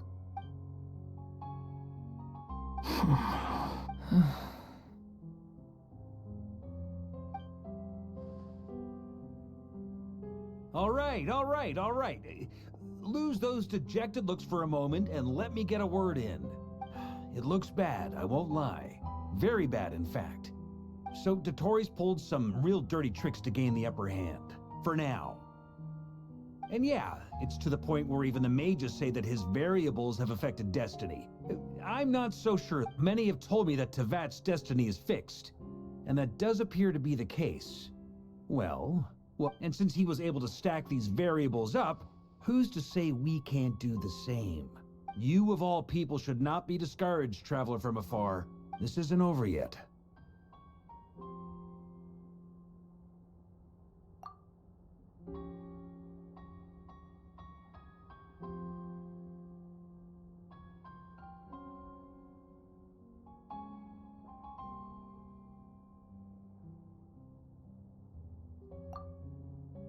And you're not alone in that.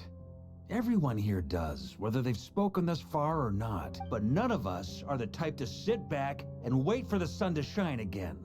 That's exactly how a knight should roll. If they knock you down, you get back up and get back in it. Don't forget, Honorary Knight, you're a legitimate member of Mondstadt too. Mark is right. This is far from over. Dottore's already way overdue a butt-kicking given his past shenanigans.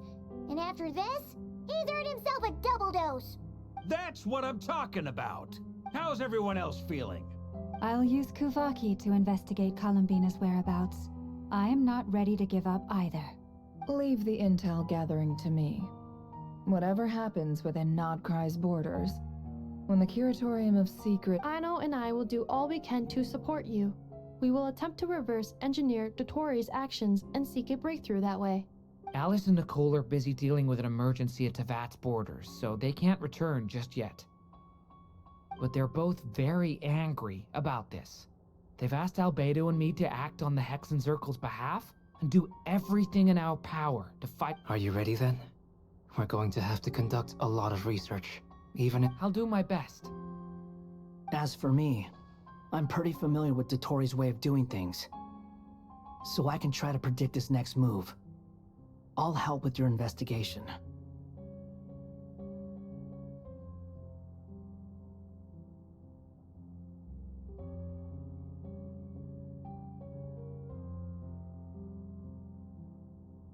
Nice! Looks like we have our basic division. I'll get in touch with Flints and Itlua, get them to have a chat with their Starshiner.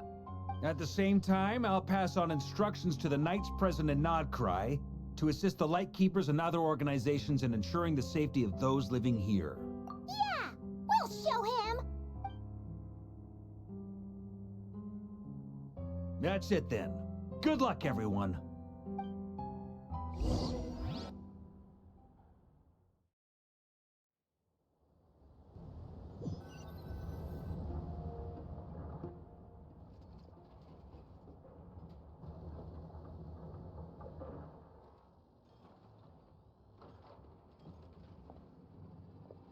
I never thought that Columbina would become my real name. It went from being a Fatui code name to something my friends call me. And remember, come night or day, the moonlight shall always connect us.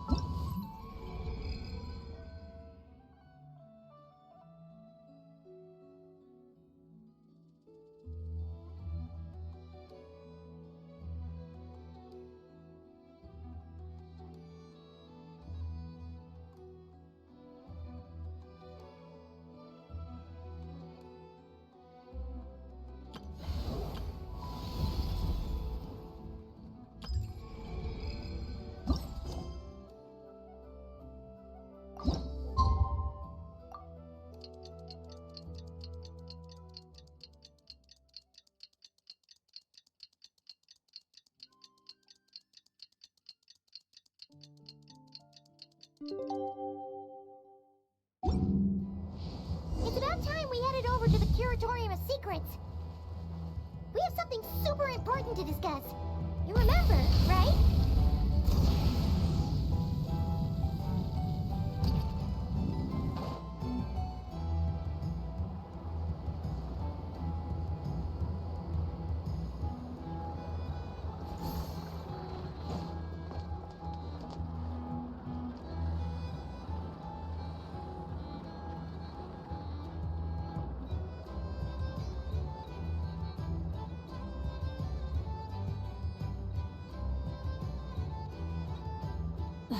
Instead of confining themselves to the heavens, gods should broaden their horizons in the world below.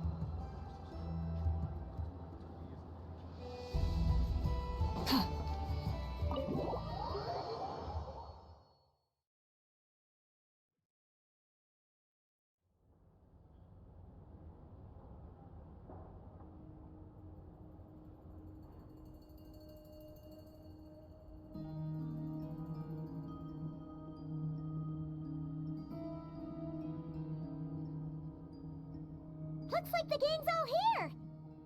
Yep, all ready. How about you two? Green and good to go? Paimon's ready!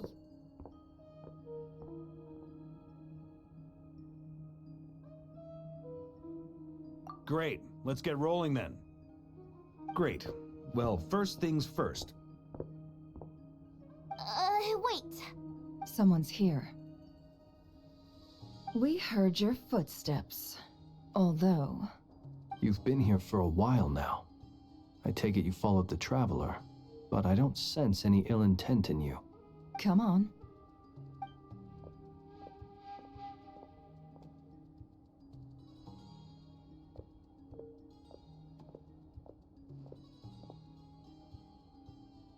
I figured it wouldn't take you long to notice me. I come bearing news from my lady, the knave. Dottore went through the motions of returning to Snezhnaya, but it was obviously a facade. However, he has not returned to the Kuvaki Experimental Design Bureau, nor has he made an appearance in Nasha Town. Well, in that case, he'll be in his lab way up north. I always wondered why he applied for his own private pad. He was planning this all along. Tell them that Sandrone and I will go on ahead. If they still intend to pursue this matter, they should meet us at the research center in the northern tip of Nodcry.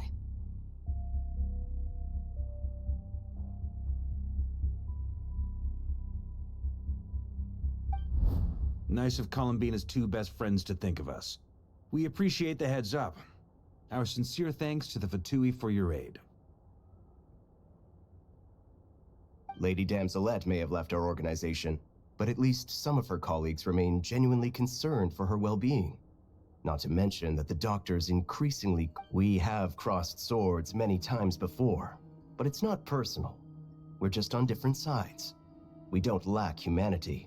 And so, as fellow friends of Lady Damselette, it's only right that you should be in the know about this. Arlecchino's situational awareness has saved us a lot of trouble. I'll leave the map here with you, if you do decide to head to the research center. And remember, at least while you're in Nodcry, Lady Arlecchino's subordinates are your comrades if you want them to be. This is very accommodating of you. Just doing my duty. I shall take my leave now. If you need us, you'll find us at the Experimental Design Bureau.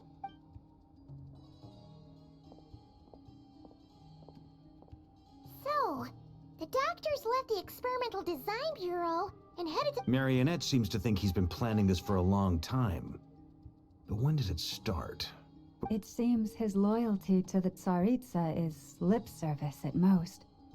Behind the scenes, he may even be working against... Whatever his motives, we know that he's decisive and incredibly ruthless. At this stage, it's difficult to predict his next steps. I suggest we split into two groups. We need some people to stay behind and guard Nasha Town. Well, as much as I'd love to help, infiltrating research lab... But at least take Cool Your Jets Ducky with you. It should be some help during the battle. And as for Miss Inefa, I suppose you will stay to protect Miss Aino? Detecting operational logic. Protect Aino. Priority high. Just in case, Servarka, I think it would be best if you stayed behind as well. You can leave the research center to us. I mean, I would have said the Knight of Berea should probably be out on the front line, but... Okay, fine. Leave Nasha Town to me. Be careful out there, okay? If things get out of hand, fall back right away. Yehoda will be on hand to assist you. In my absence, she can handle any intel. You got it, boss. You guys make sure to get back here in one piece, all right? We will. Things are moving fast. We'd better head off soon if we hope to keep pace.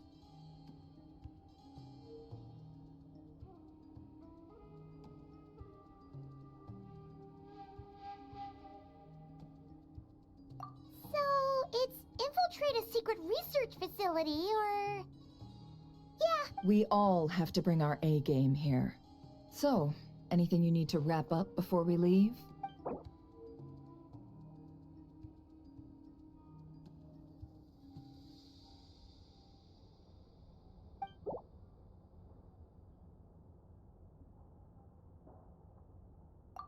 Then you'd better get going. Very well.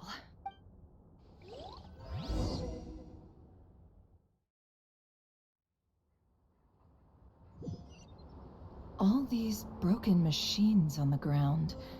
Someone got here before us. Could it be Arlecchino and Sandrone?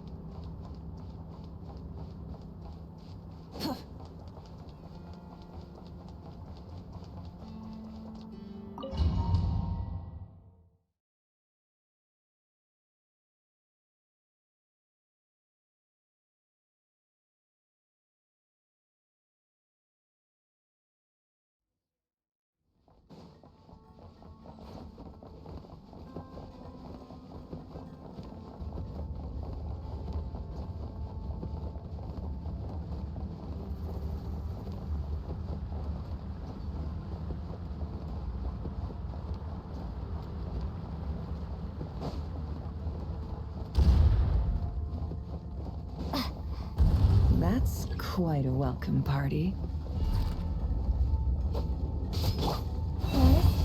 Can't hide the truth. Be silent.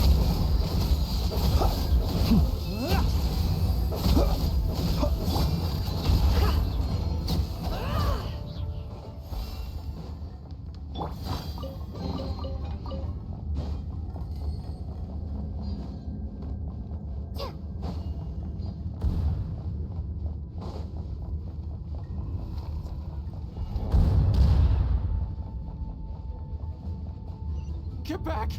I said get back! Do you hear me?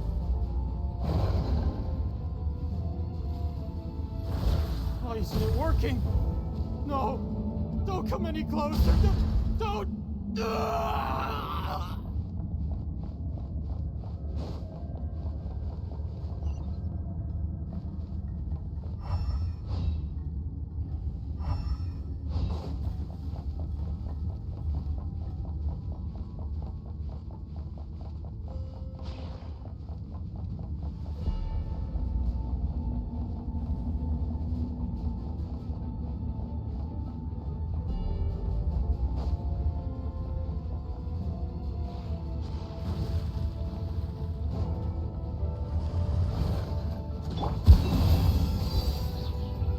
It all adds up. The mystery unravels. With one heart, we pray. Beware the creatures of the night. You poor souls. May your spirits find peace. Grab that key on the ground. We'll probably need it at some point.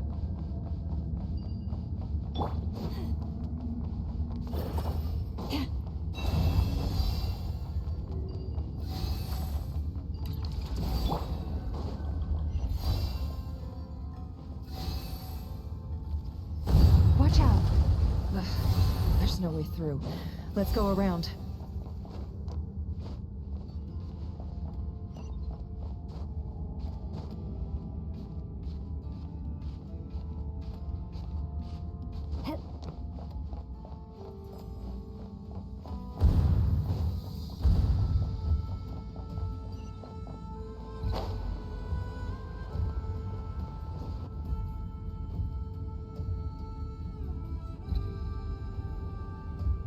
What the?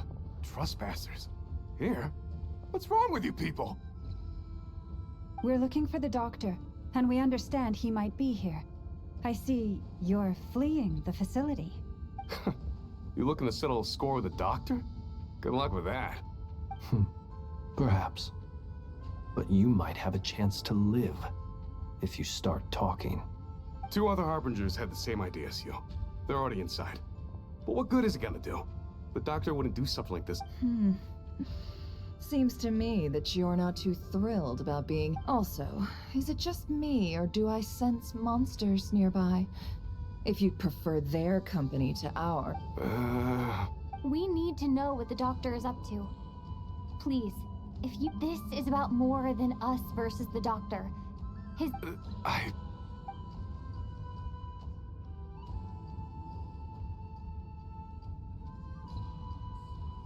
He's building something.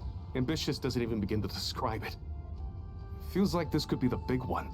A while back, he told us he'd be returning to Snezhnaya. We weren't expecting him back so soon. The moon marrow spheres. He stole them from their rightful owner, Columbina. Oh, Lady Damselat? Last I heard, she left the Fatui. Before she went, I remember thinking that leaving us might not be the best choice. I mean, I always looked up to the captain the most. Back when this all started, the higher-ups dispatched 3 units to Nodcry to execute their plan. They were led by the Doctor, Marionette, and the Damselet, respectively. I was a part of the Damselet's unit to begin with. She never really interacted with us much. In fact, she seemed sort of detached from everything. Not because she was distracted, just she always seemed like she was staring off into the distance. Almost as if she didn't see anything worth living for in the present. The Doctor used to stand nearby and watch her. Apparently they got along well at first, but somewhere along the way, she grew wary of him.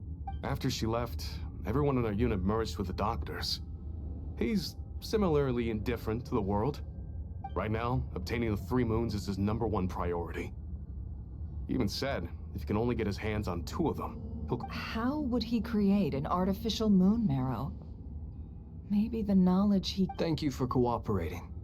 We appreciate the... I get the sense that you'd serve under Columbina again if... No, she's no longer a harbinger. As a member of the Fatui, I'm only telling you all this because I don't completely trust the doctor. His actions do not align with the... I understand. We'll do everything within... The Knaves unit is based at the Kuvaki Experimental Design Bureau. Well, now we know what's going on here. Artificial moon. I fear this could get ugly. Everyone.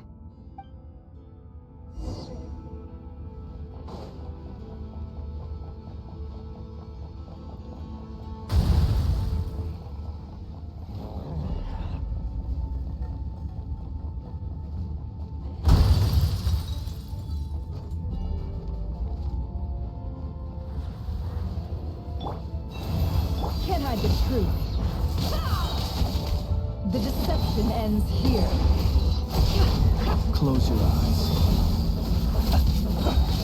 By the frost moon of old, leave this place.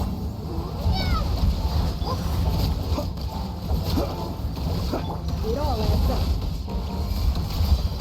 It all falls into place.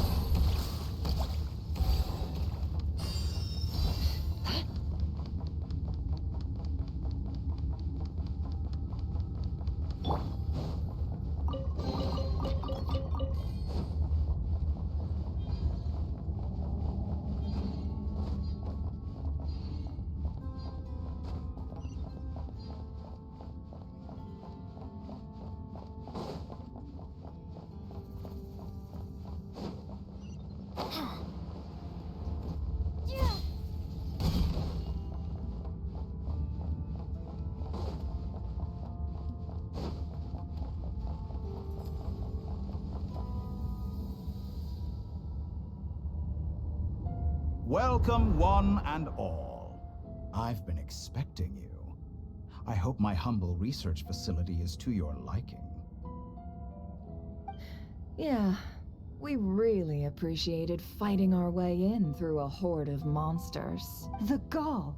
You expect us to believe you've just been patiently waiting for us? Of course I have. Should I be worried about something? Everything seems to be going quite smoothly so far. And first Sandrone and Arlecchino, now you. Ah, quite a surfeit of guests I've had today. If you were looking for them, I should probably mention that Arlecchino disappeared as soon as she entered the facility. As for Sandrone, why, she stood right here only moments ago demanding answers from me at the top of her voice. Hardly out of character. She never was one for basic courtesy. But I have to admit, I was a little surprised to see her showing concern for someone besides. Does everyone you associate with undergo such a change in temperament? Speaking as a researcher, I have to say, it is not a change for the better. It threatens one's... Well, since you ask... So you've got your hands on the moon marrow, and now you're claiming godhood. Don't you think that's a bit of a stretch, Dottore? I must protest what you are insinuating with that phrase, claiming godhood. I am not claiming anything. I am stating a fact. You're a researcher. I'm sure you appreciate the distinction between the two. Huh? Wait, you really think you're all that? You'll excuse me if I'm not being a polite little lady for you. We're colleagues. We both know what kind of person you are. By the same token, I knew you'd respond along those lines. You and I both understand that facts speak louder than words. To that end, I've had my people send you a small gift. It should go some way toward helping you understand my present position. What gift?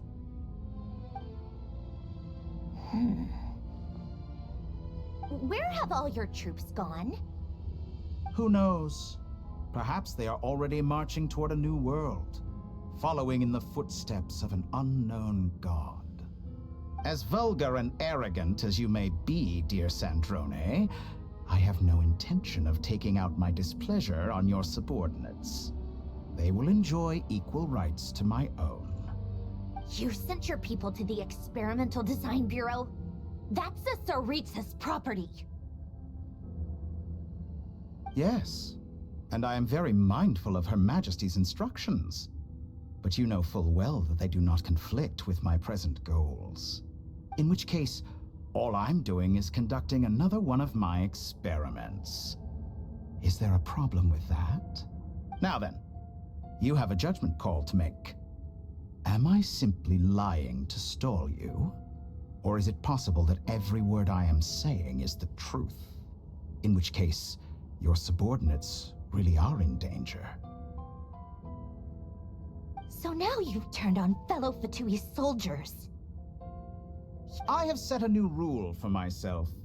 Each person gets one chance. Naturally, that includes you, Sandrone. If you wish to leave, I won't stop you. We are colleagues, after all. Scumbag!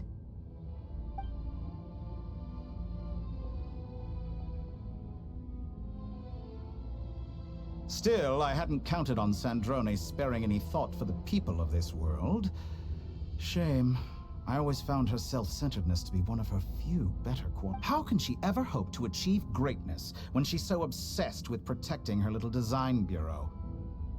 It's more than a little disingenuous to speak of achieving greatness while taking hostages. Or does honor no longer mean anything to you? Honor? I have the marrow of 2 moons in my possession and will soon complete the construction of a 3rd. I will be the god of a new world. And you speak to me of honor? Those are sacred relics. You do not deserve them. In my view, many in this world do not deserve to be alive. And yet, I mercifully permit them to go on living, do I not? You'll come to regret your actions. Will I now? Let's see if you can make me.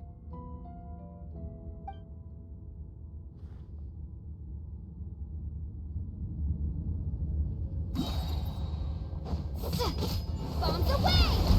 With one heart, we pray. We pour lost life. Can't hide the truth. Seek within. The night cometh. Observe. Your Be actions silent. betray your fear of me. Close your eyes. An exact practice.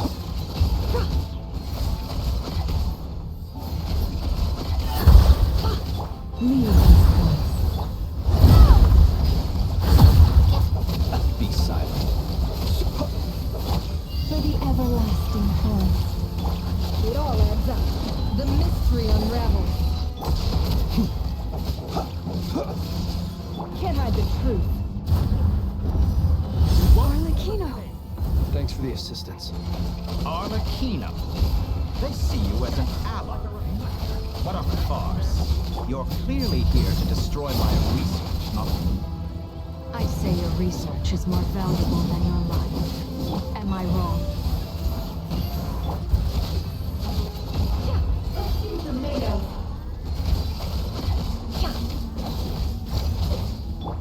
Close your eyes. Leave this place. Transfixed. Is this all it takes to tire? By the frost moon of old, you poor lost... It all adds up. The deception ends here. This is where you fall. Overruled. Be silent. Disappointing.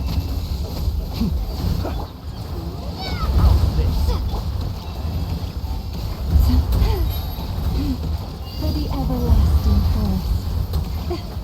Can't hide the truth. It all falls into place. Seek within.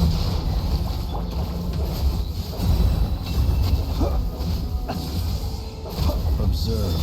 Night falls.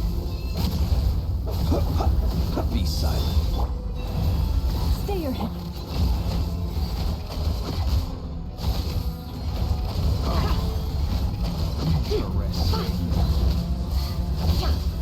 Why the frost moon of Torre is too powerful with the artificial moon marrow in his arsenal. Fighting him is futile. Quickly!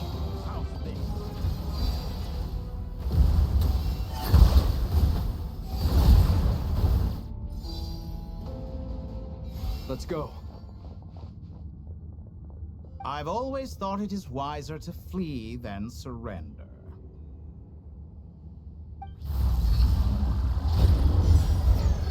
Watch out! What the? Forget about me! You should... Where's the Traveler?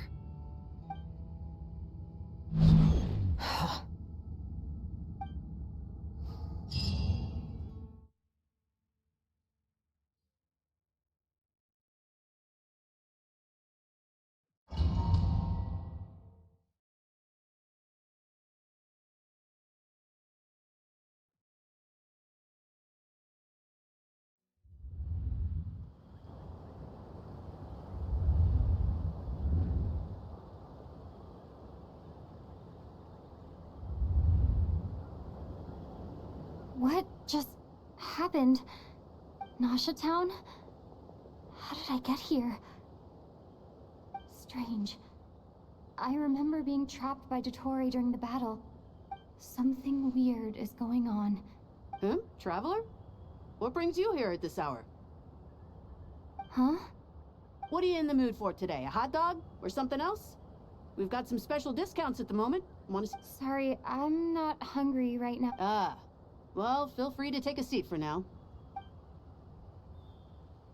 Everyone seems to be acting normal. Oh, darling, look who it is. One of our regular customers. Get the Traveler something to eat, would you, dear? Wait. Why is he talking like that? Well, I'd love to, but can't serve a customer unless they order something. Anyway... Yes, thankfully. It was a long trip, and it's left me feeling pretty exhausted. Wait. These two are a couple? I see some kids around too. Hey there! I haven't seen you in ages! What's keeping you so busy? I've been looking forward to playing with you again. You forgot already? You're silly. Daddy brought you over to our house recently. We had some... What is she talking about? We've had a lot of customers over the last few days, so we've been real busy. And like my mom always says, some people are more than just customers. Oh, another customer's arrived. I better go see what they want. This is all wrong. I never once heard the owner of this restaurant talk about their family. Could this be a false memory? Very good. I knew you had it in you. Aren't you going to try the house special? When did he show up? No, none of this is real. You don't seem to like it here. That's fine. We can change venues.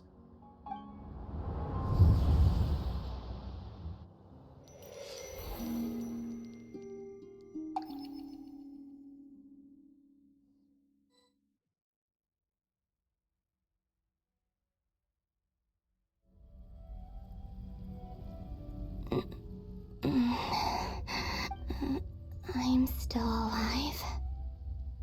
Where is this place? It took all my strength to open the moon gate. So this is... the moon's reflection? The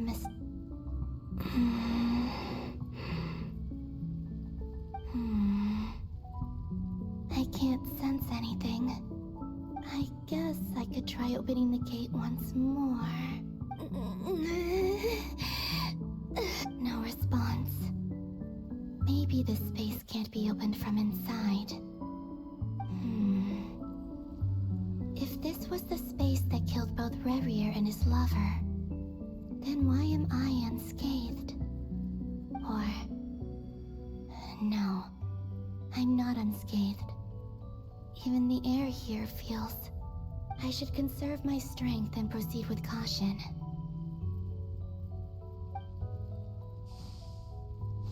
I don't believe Dottoro's scheming will stop just because I escaped. If there is any chance, I must return.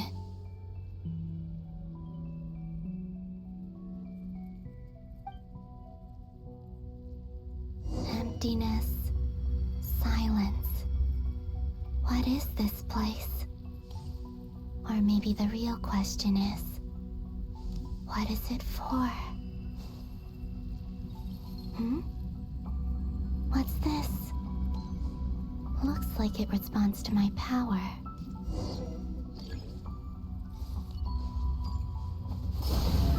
Golden. Like Kuvaki. Is it some sort of guide? And why does it feel so familiar? I might as well follow it.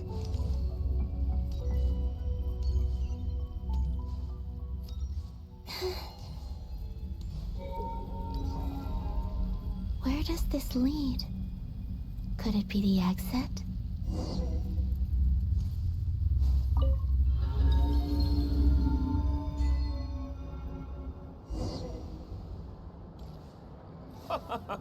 Welcome home, Moon Goddess. Is this Nasha Town? But isn't Moonprayer Night over already?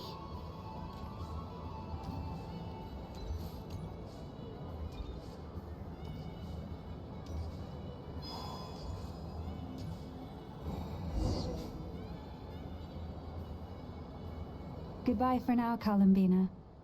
I hope you have a wonderful night. I will. Lama, everyone else, and me? Are these my memories?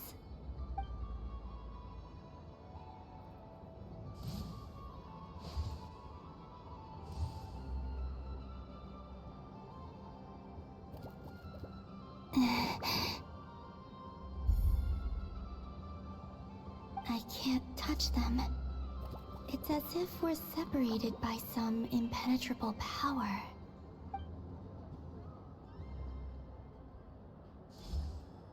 Over here! Over here!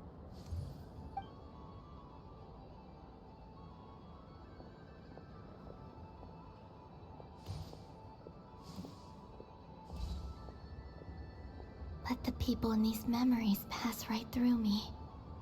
Just like when I disappeared. If only I had known what would come to pass after that. Even so, I should still take a look around. Just being back here.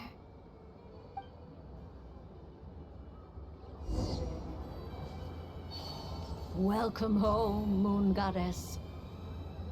Oh, you're the genuine article. Alice was right. This Moonprayer Night was worth watching after all. Oh, yes. That was the fortune-telling stall run by Barbeloth from the Hexen Circle.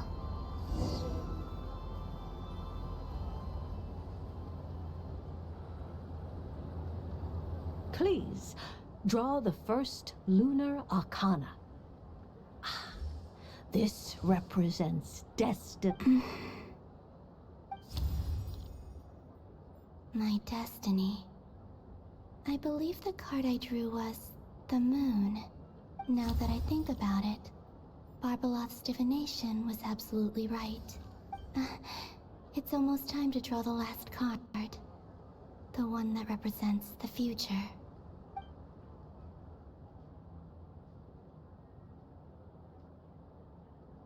That was the card that popped out on its own.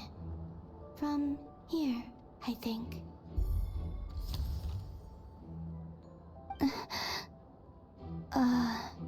Kuvaki Pulse? What? Fascinating. I've never encountered this before in my role as a diviner. What's going on? Did that card leave the deck? Because of my influence? All I did was try to touch it, and then Maybe this memory space is not untouchable after all. Are there or is it possible that there's more to this space than my memories alone? This card is death. I need to get to the bottom of this. I'll try touching something else.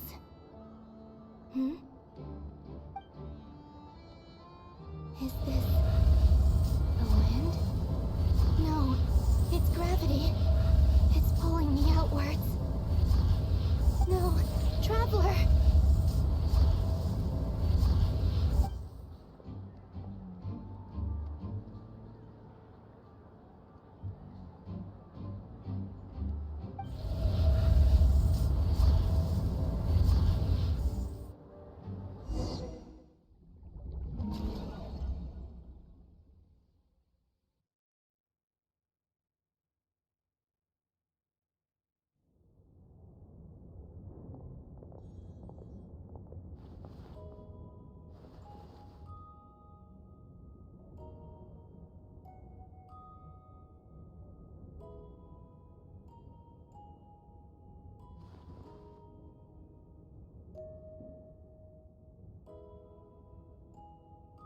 Paimon, listen to me. From the bottom of our hearts, we are so sorry. We completely understand how you must feel. Don't say that! Paimon's not a little kid! You didn't leave her behind on purpose! There was nothing you could do! But... She's all alone in there! What if something happens to her? We've barely spent any time apart since we met. Is she gonna... die? We must find a way to rescue her. We were all involved in the operation where she was captured, and we do not abandon our comrades. That being said, it won't be easy. Through conversation with the others on our return, we've arrived at a basic idea of what we're up against. Dottore lab has clearly been in operation for a lot longer than we realized. We found many monster samples stored there. We also know that through his contact with the phantoms of Hyperborea, he gained knowledge about the moon. Using this knowledge, he then fashioned an artificial moon marrow to serve as a replacement for the frost moon beyond the sky. Unlike Columbina, Dottore is not being rejected by Tevat. And even with 2 of the 3 moon marrows, his power... Once his 3rd moon marrow is complete, Dottore will have completely seized the authority of the 3 moons. Does that mean... I'm afraid so. No one could have predicted this level of insanity, not even from Dottore. And unfortunately, his insanity is coupled with This is dire. Sounds like the world is done for. The 3 moons' authority can influence the very fabric of time and space. I dare not imagine what a monster The trouble's already begun, I'm afraid. On our way back, we discovered that part of Nodcry is being enveloped by an unknown energy. I'm convinced this is Dottore's doing. Not that there's any way to prove it. The only thing more frustrating than facing down evil is knowing that it will surely come. The Doctor is guilty of numerous crimes at Mondstadt as well. One of our knights, well, former knights, his father was murdered by Dottore. His ideology and methodology are a danger to everything in his path, from individuals to entire nations. He doesn't see them as his own people, that's why. Right. He views other people only in terms of how they can benefit him. That's the basis of all his social connections. Granted, he's hardly the only harbinger to pursue their own interests. We all do. And Her Majesty is gracious enough to permit it. Still, Dottore's actions have gone beyond even what the Fatui could have imagined. Usurping divine authority to become a god. We can't expect him to heed the Tsaritsa's will once he gains the 3 moons' authority. Even we harbingers consider him the most... Poor Traveler! Of all the people to get caught by... We have to go save her! Right now! Please! We gotta find a way! Paimon, I promise you, we are with you all the way. I get how you feel. I do. But it's gonna take more than strong emotions to take down an enemy like Dottore. Right. We can't even guarantee he's still at his research center. Before we can think about mounting a rescue operation, we need to confirm the traveler's location. I'll find a way. Paimon knows, but she's so scared. If anything happens to the traveler, she might be the strongest person Paimon knows, but she's still human. She feels pain and bleeds just like anyone else. Then think things through before you stick your neck out. Unless you want to lose your head. Sandrone. Miss Sandrone, you're okay? Put the stuff over there, and be gentle with it. Am I okay? As you can see, I've had to move my whole livelihood out of the Experimental Design Bureau. It's been swallowed up by Dottore energy field. If I'd left it any longer, I probably would have gotten stuck. Ugh. Dottore always goes a little loco when he finds a shiny new toy. Just go ahead and cry already. Sorry. Paimon's not trying to make it seem. It's just, she can't. Oh, Paimon. Let it all out. There's no shame in it. When you're overwhelmed by fear and despair, crying can help get it out of your system. You'll feel better for it. Okay then, while the baby of the group is having a moment, how about the grown-ups get to work? Give me your hand.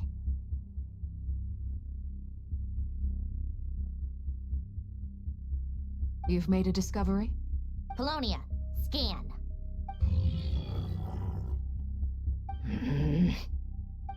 You, hand, now. Oh, I thought you'd never ask, my lady. Curses! You're next, then you. Dottore, you son of a...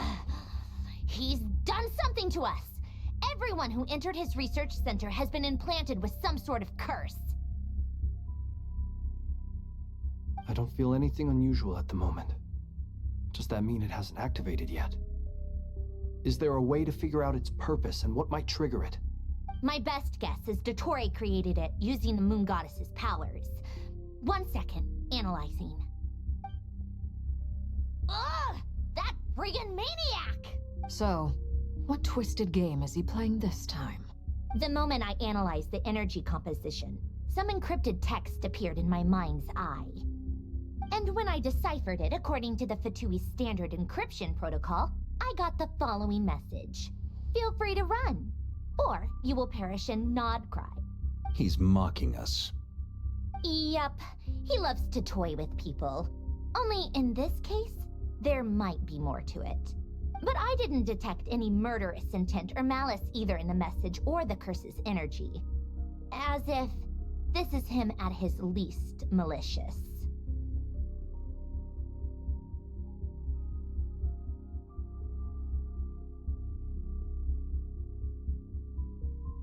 Or perhaps all people are cowards in his eyes. Maybe he thinks the threat alone will be effective. What a despicable person. And he has the Traveler in his grasp. If I may, as unhinged as Dottore may be, he has always exercised great patience with the objects of his interest. I remember a comment he made when we first arrived in Nodcry. He said, "This world is, on the whole, an exceedingly dull place. But at least there are a few intriguing features, such as presumably they interest him because they're unknown quantities. He wants to understand as much as he can about them." Agreed. The Traveler is Tevat's 4th descender. All Harbingers are aware of this. Since Dottore took such pains to capture the Traveler, he is unlikely to kill her right away. Okay, but we still have to do that. Of course. I also think we need to read between the lines with Dottore's message. If he's encouraging us to run, that means we mustn't leave Nodcry, and my guess is his curse will only trigger if we leave.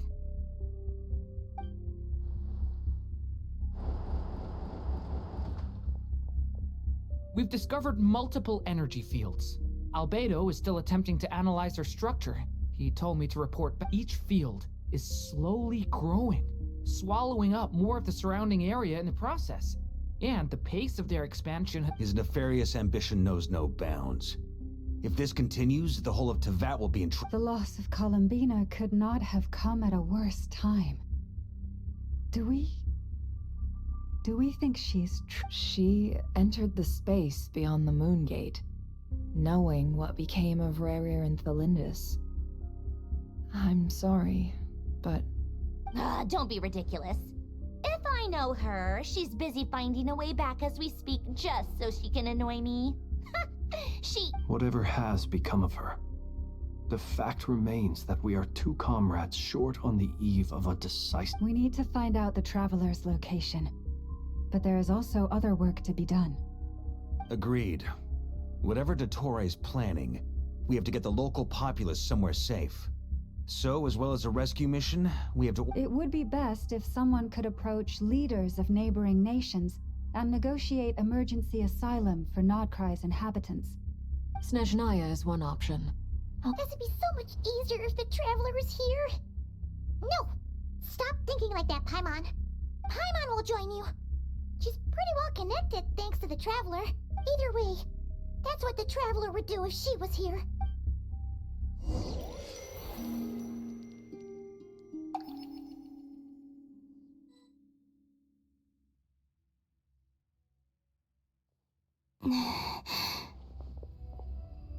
Back here again. That gravitational force that pulled me back. Is this where it came from? When I saw that memory of Moonprayer Night, I think I influenced reality.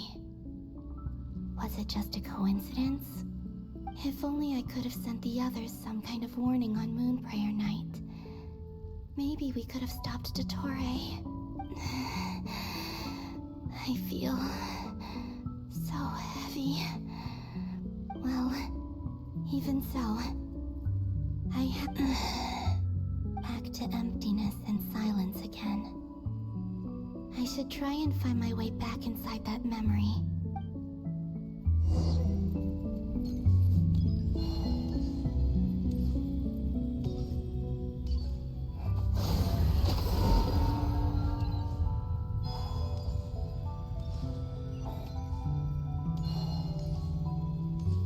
The entrance from last time isn't showing up. What am I missing? Looks like I need to gather these scattered fragments.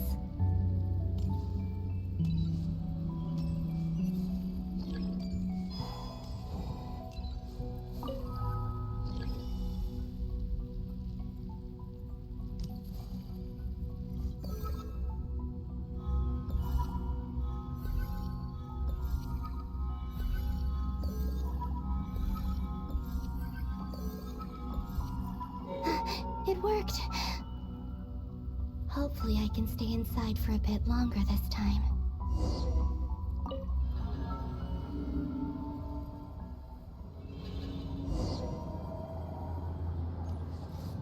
Ad Astra Abyssosk. Welcome to the Adventurers Guild. What? This doesn't look like Moonprayer Night.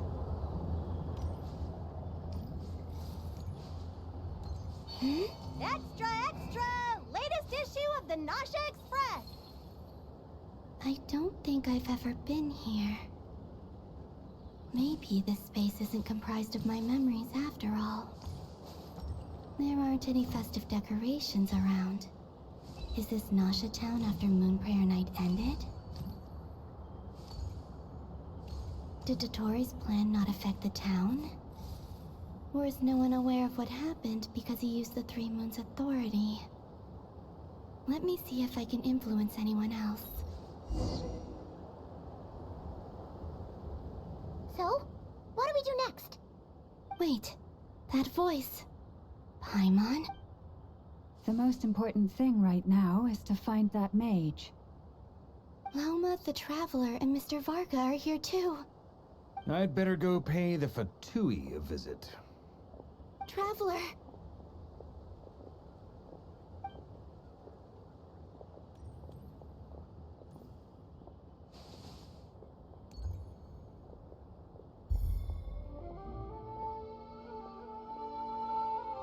Huh? Columbina? I made contact. It's me, Columbina. Huh?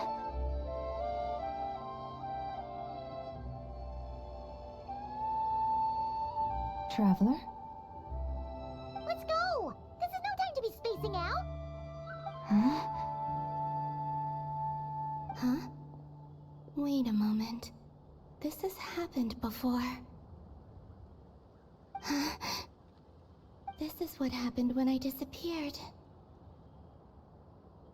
I stood right over there, thinking that no one would ever find me again. It was only when she called my name that I decided to follow them. But did she turn around because she sensed my touch just now? Is it really possible that from in here, if I keep following them, maybe... Huh? It's that gravity again.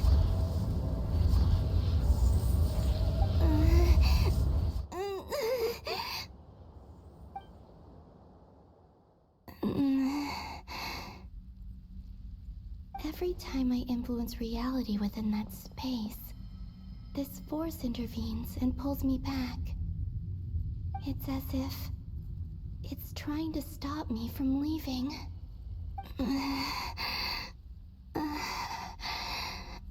I'm getting weaker and weaker. I'll just have to try another approach next time. Come on, Columbina. Keep going. You have to tell everyone what happened.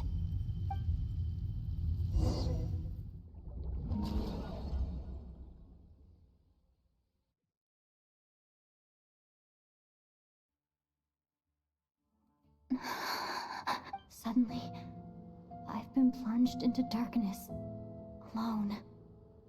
It feels strange, as if something has grabbed hold of me. Look at you, standing so still in total silence. I almost didn't recognize you. Hello there, traveler. He seems to be in a good mood. Wait, what's that behind him?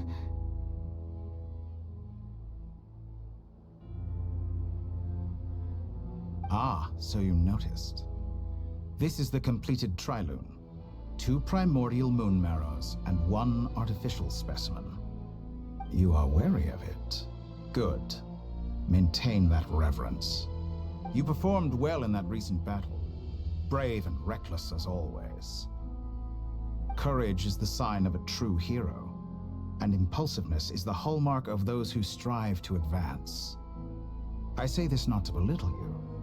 Most creatures are far more timid by comparison. 3 moon marrows. Does that mean the artificial one is now complete too? Well spotted. What do you think? For a replica I built myself, I dare say it looks the part. Dottore, are you planting illusions in my mind? I have no interest in fooling your eyes. On the contrary, I hope to show you the true essence of all that you see before you. Is this not a beautiful city? People live in peace and find joy in their work. The streets are safe. People can even leave their doors unlocked at night. You might say it is the Elysium everyone dreams of. All available data indicates your values and worldview conform with the mainstream. This kind of society should be quite to your taste. False beauty is deceitful. Lies are to no one's taste. I wonder, is it your moral standards that are too high, or your expectations of reality? Answer me this. If someone existed in a sweet dream from the moment they were born, a dream in which they never once felt pain, which do you think they would consider superior? The dream or the reality?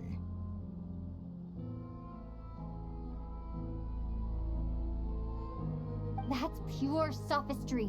It has nothing to do with your actions. As I suspected. You have yet to understand all of this for what it really is. What do you want from me? You sound impatient. Do you think the only reason I'm keeping you is because I want something from you? If it's not, then why haven't you killed me yet? No one can stop you if you're as powerful as a god. I'm delighted you recognize that fact. I believe we last squared off in Sumeru. Ah, the memories. How time flies. You and I have both grown. I'm not surprised that Arlecchino and Sandrone worked with you. You've always a way of slowly but surely ingratiating yourself with all levels of society. People laud you as a hero, but I suspect there's more to it than that. Oh, but to be clear, Do you always give your opponent an appraisal before you deal the final blow? call it a long-time habit. I'm a researcher, and one of my duties is to give an objective assessment of my subjects. But you misunderstand. We are not opponents. I just want to talk. Think back to Tartaglia, Arlecchino, Capitano, Colombina, and now even Sandrone.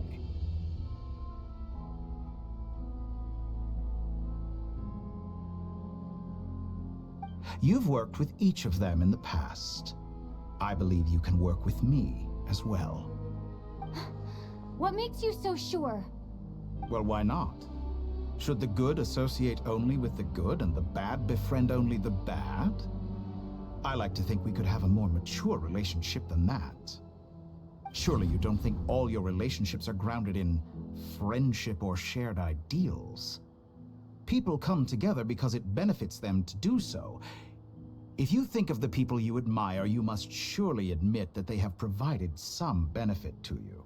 Morality, ambition, dreams. People have plenty of words to embellish the nature of their relationships. But once you break free from those ethical frameworks, you will see that the only thing connecting the two of you is mutual benefit.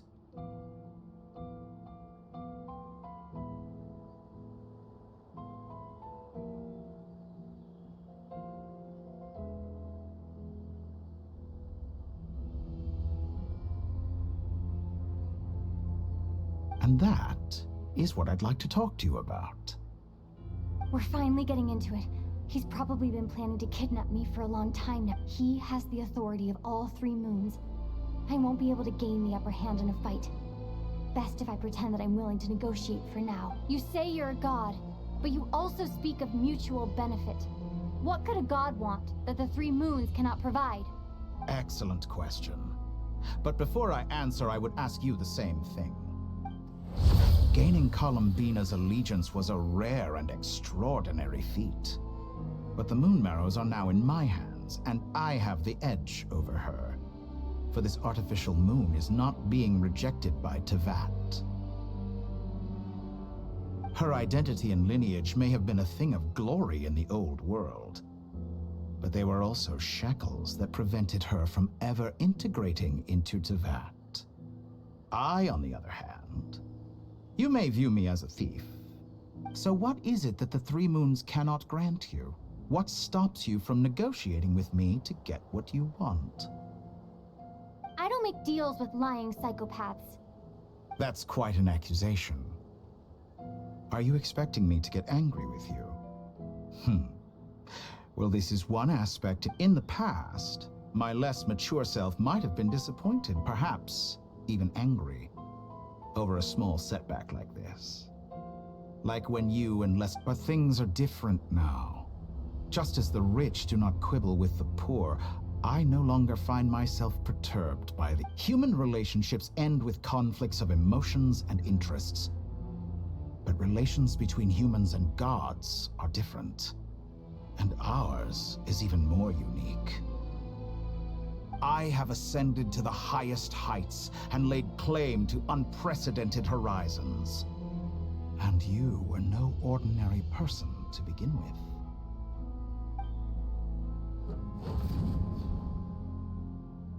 Allow me to show you the world, Descender.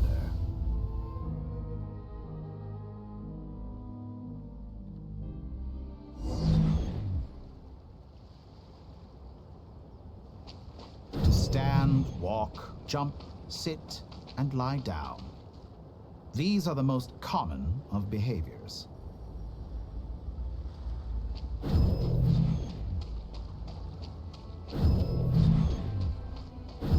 Have you ever wondered why we were born following such laws?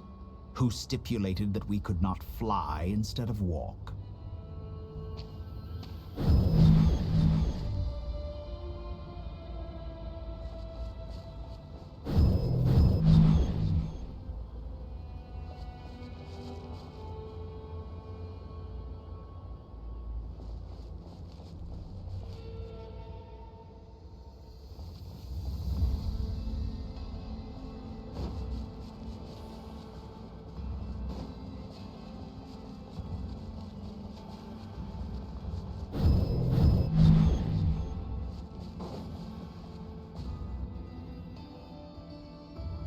Someone of your talent and experience must surely know of the 4 great rulers who serve the heavenly principles. They govern life, death, time, and space.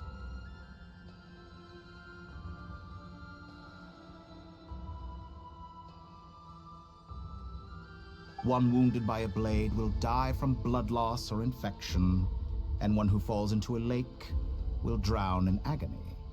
The elderly wallow in solitude, and the solitary age faster. Eventually, new life is born, only to embark on these 4 divisions, anchor the world and shackle those who live in it. But they themselves transcend its boundaries, squandering the power bestowed by the heavens.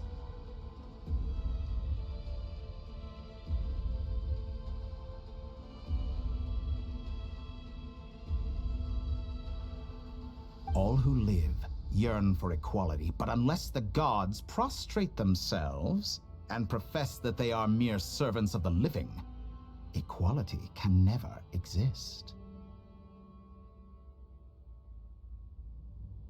Who makes the rules we must live by? Who has the right to restrict us? The limits of the body can be rejected.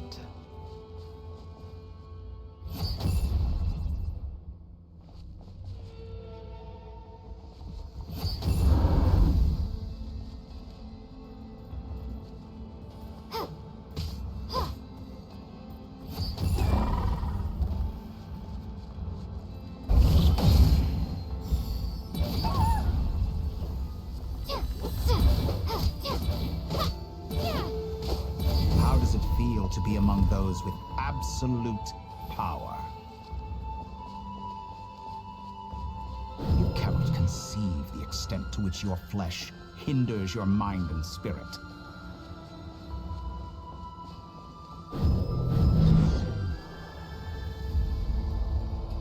Only by discarding our useless, primitive eyes can we perceive a new world. How narrow-minded we all were in the past. Why should the final answer of the world not be the power that predates those of life, death, time, and space? The power of the Trilune. Through it, I have glimpsed new experimental possibilities. Nature suppressed, authority exiled, souls controlled.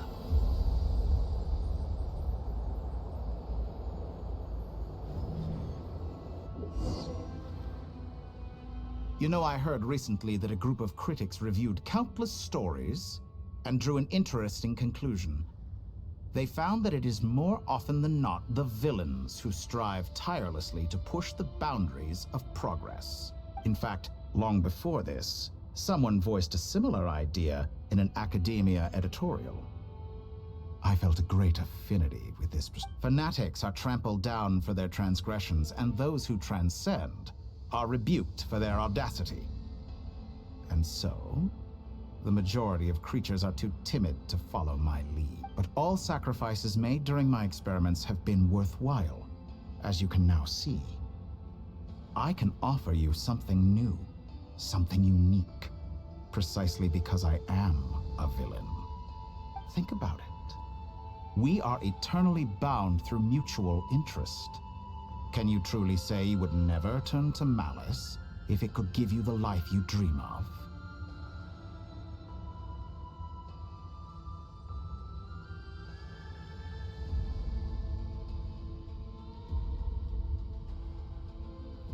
After all, what value do perfection and purity really have? They are fragile and feeble things. Utterly tedious. I say, better to be governed by a flawed humanity than a gnosis.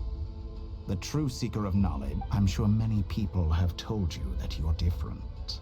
Because I'm a descender? Exactly. Very clever. But what has that got to do with you? I do not conceal my wicked deeds, my selfish desires, or my greed. A true researcher must act as I do if they are to... And yet, a knowledge seeker like myself will inevitably grow tired of studying Tevat beyond a point. You have traveled to all corners of the world and met many people. Along the way, there have been moments when you were misunderstood or even became a wanted criminal. And all the while, you have spent your days doing... You fight and toil, claim minuscule rewards from my friend Pantalone, then you fight some more, winning some battles and losing others as your search goes on.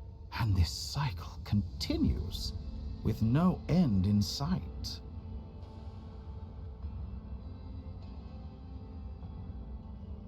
Surely you must sometimes grow weary of being stuck in this same loop day after day. We're completely different. I embrace everything that life throws at me. I am engaged in every... How does that make us different?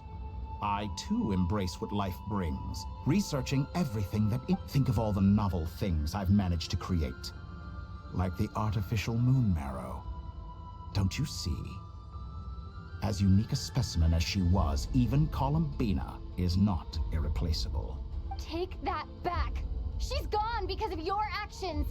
I didn't say that to anger you. Though admittedly, I don't see what there is to be angry about. Anything Columbina could do for you, I can do better. I know what your ultimate goal is. You wish to walk the path your brother walked, and seek answers from him at the end of that journey, don't you? Someone like you could never understand what it feels like to care about another person the way I care about him. Perhaps not. But that doesn't mean I can't help. I could find your brother right now, bring him before you, and make him give you the answers you seek. Don't be so presumptuous. You'll never begin to understand the situation between us. Oh, no. This is no presumption. I'm only offering what I know is possible with the power of the Trilune. But it seems like you would sooner continue with your journey through this world. Do you truly desire this journey? Or is it simply a necessary process from which you cannot escape? Think of all the time and energy you have spent, everything you've had to endure just to make it this far. Is this really what you want? Yes, you have made many friends. But do they ever spare a thought for the void in your heart and what it yearns for?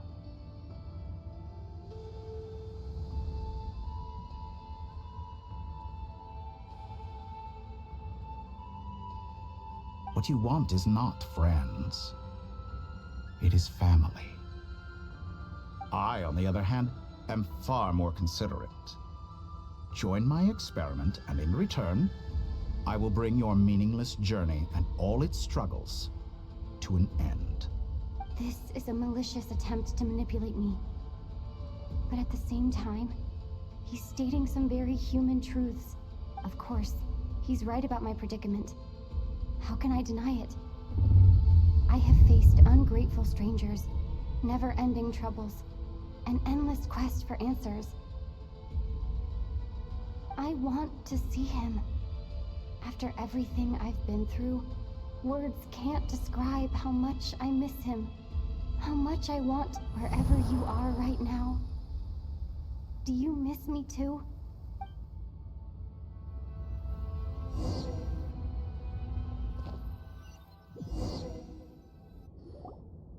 All right, everyone. Our next mission is clear. We need to contact all the major organizations, explain the situation to the public, and then begin the evacuation. The residents of Nodcry are quite dispersed. The two most populated areas are the Southern Isles and Pyramid. Miss Lauma, I will leave Hisi Island and Nasha Town in your hands. Agreed. We will reach out to Natlan and Snezhnaya. Anyone found north of the Experimental Design Bureau should follow the Fatui to Snezhnaya.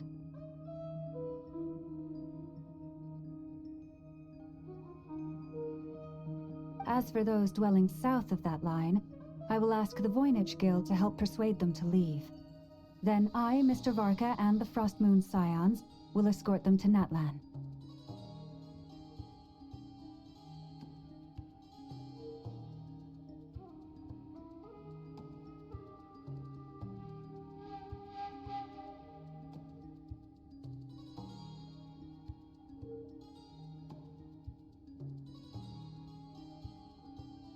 The Voynich Guild has dealings with the Curatorium of Secrets. I will send them a letter vouching for your credibility.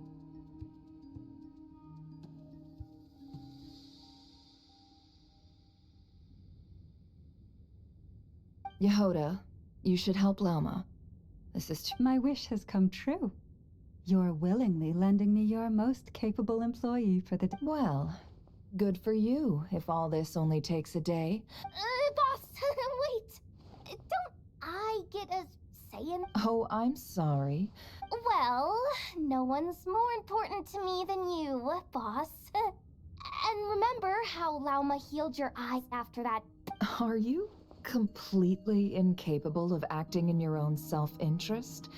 Are you sure you don't? Who will see to our other work if we're all busy evacuating residents? Sandrone insists that Columbina is still alive. But boss... Well, Nefer, I'll link up with you once my tasks are complete. What makes you think I'd need you to do that? I'll need it. And considering the way you approach certain matters, I think you'll be better off with me present. That's quite enough. Just focus on your work first. I bet we're in for an uphill battle here. But we can help out too. Inefa and I are gonna help Nasha Town's... Loading schedule. Store essential local research data and technology samples, then escort the people to Natlan. Understood. I will execute this to the best of my abilities. Great stuff. Thank you, ladies. I've contacted the Lightkeepers. A colleague of mine will join us shortly. I will persuade them to conduct a thorough search. As for me, I guess I'll be making an early return to Sumerid. I think it's important that someone informs the Dendro Archon of what's... Roger that. Someone should inform Mondstadt, too. Mr. Duran, can I trust you to handle that? I think as an added incentive, get there fast enough and I'll see about getting your gliding exam waived. Really? Ha! Mission accepted, sir. I intend to stay behind and help Miss Sandrone with her research. She has some alchemy-related questions. She recognizes your expertise, then. I wish you a fruitful collaboration. Thank you. In truth, I was surprised to hear her express an interest in... I believe she has been investigating some Fontanian technology recently. She made a point of bringing the relevant materials with her when she left... I should mention that we have one other friend who isn't present. He hasn't made his position in all of this clear. But if we know anything about him, he's likely investigating on his own. Paimon's been very quiet today. But I know how close she and the Traveler are with the Natlanese. She should come with us to the border. Okay. Paimon will do her best. Make sure to heed Sandrone's warning. Many of us have been cursed by Dottore. As such, under no circumstances should anyone cross national borders. Remain that aside, personally I have faith in Columbina. Same goes for rescuing the Traveler. Both of them are important allies and friends. Oh, wonderful. You're all here. That voice again. Nicole? Whoa, that was loud. And it came out of nowhere. So mysterious. Sorry, this is the only way I can speak to you all. We're still facing quite a catastrophe here at the world's borders. Alice has roped in every Hexen Circle member she can get a hold of. Except for me. She told me I had to come and help you all out as a matter of urgency. I quote, "You love talking, don't you? Well, now it's finally your time to shine. Take these. Make sure the whole party gets one each. You'll be in charge of making sure everyone..." Huh? Is this a dodo communication device? Scanning. Unknown device. Analyzing. Unknown device. Conclusion. Cute. Affirmative. It is cute and good. I believe that I quite like it. This is no ordinary dodo communication device. It's my very own special modified version, specifically... Oh, sorry. I almost went off on another tangent there. Anyway, help yourselves. It will allow us to communicate over long distances within Nodcry. No more worrying about shuttling messages. What astounding technology. Am I right in assuming that it relies on your personal Yes, exactly. Right on cue, Albedo. Ah, I'd love to brag to you all about how it all works. But no, next time. Anyway, I'll be right with you all. That's all from me. Head off as soon as you're ready. I'll be staying here to keep watch, and I'll be sending you my blessings.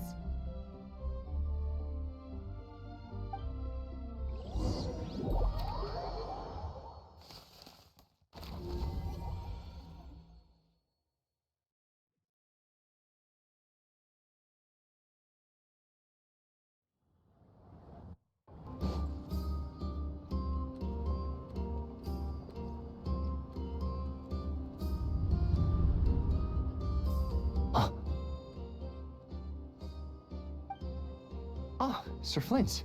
Perfect timing. I just arrived myself. You are most considerate, Master Ilua. But in fact, I know you have been sitting here for quite some... If you saw me, why didn't you say something? I was curious to see how long you could sit still for. That would be a first. You always seem to appear out of thin air without making a... Also, how many times do I have to tell you not to address me as Matt? I beg to differ. Why should a young man so well... Please, Lord Flint's... Sir Flint's. I'm begging you, don't flatter me into complacent... You understand me better than most. My newest acquaintances tell me I love complimenting others. I think they don't understand why you do it. You just love puffing people up till they're a big, happy ball of hot air that floats away into the sky. In all sincerity, I can only hope that they bring good tidings when they come back down to Earth. Is the situation that bad? We just held a strategy meeting. Let me fill you in.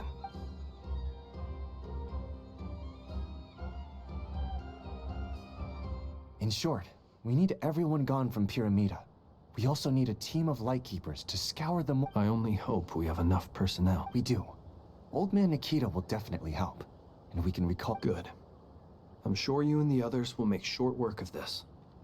Now, don't forget, once you've completed this Flint? If you've got something to say, Master Ilua. You mentioned that you have something... How... I doubt it will be easy. I know you're a Lightkeeper, and it's your duty to protect others in times of crisis. But I have however bad things have gotten in the past, Nodcry has never faced a mass evacuation before. I don't mean to pry, and it's probably none of my business. I've been afflicted with some sort of curse, and I'm told it may well trigger if I set foot outside of Nodcry. As such, I cannot... What? No. Why? Why would anyone want to curse you? There are plenty of people out there willing to trample over others, and... Frankly, Sir Flint, I am furious. Indeed, I am. And what? I told you, I'm furious. Nothing I can do about it, I'm afraid. Things happen. Hey, you mean you're completely unmoved by my anger? Then allow me to express my sincerest regret. Come by the lighthouse sometime. We'll catch ourselves a few fish. Maybe I need to spell this out. Lean in a little, Flint. Oh my, this doesn't bode well. Word is that you were caught up in a real horror show recently. People were amazed that you returned safe and sound. They've been debating whether you're even human. I've returned safe and sound from plenty of crises. When you say people... Fine. I'll be frank. You're not human, are you? Heavens. Now that's a horrifying thought. You know what? Forget it. A sound plan. Albeit a little. Just promise me you'll come back. For you, Master Ilua. Also, please pass my regards on to our colleagues. Tell them...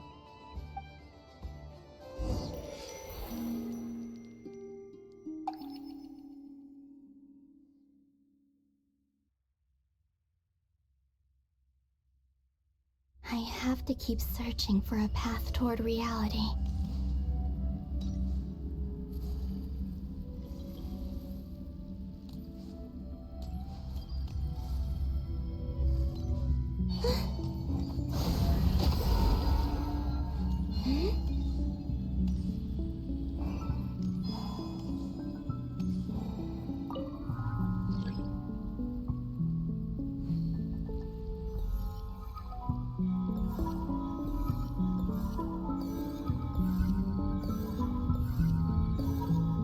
This should do it.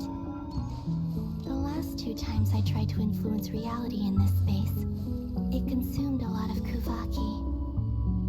I'll try and be more careful this time. I need to leave key clues behind using less power.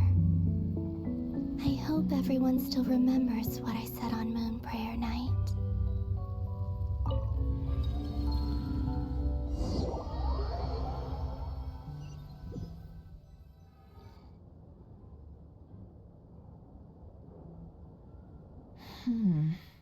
Nothing here either. Flints? Ah, Miss Nefer. What are you doing here? Unless... I just spoke with Ilua about arrangements for the search and came for a walk nearby. As for you, why would...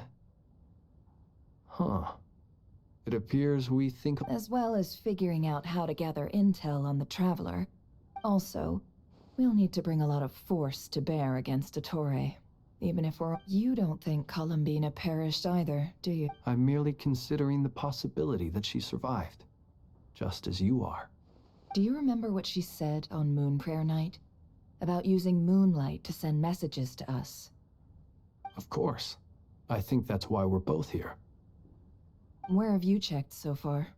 I've been focusing on the outdoors. Anywhere the moonlight shines. I checked the Curatorium of Secrets, and a few rooms where I thought I might find some leads.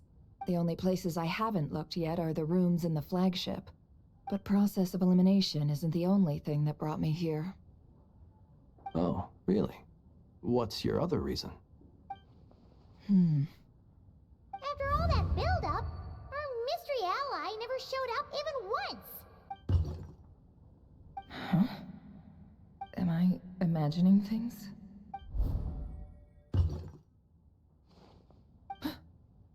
Come on, let's see what's going on.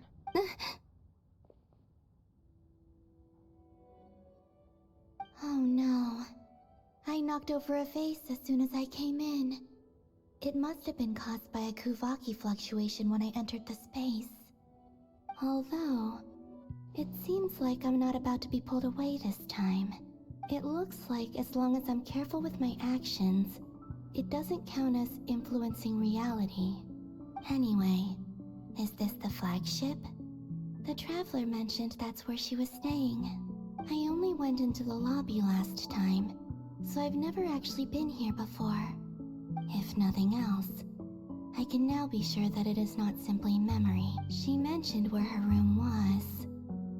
I think it's... this one.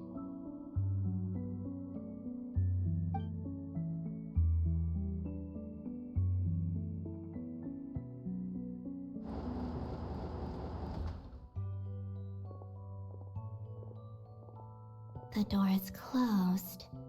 But if this is anything like when I disappeared, Then maybe...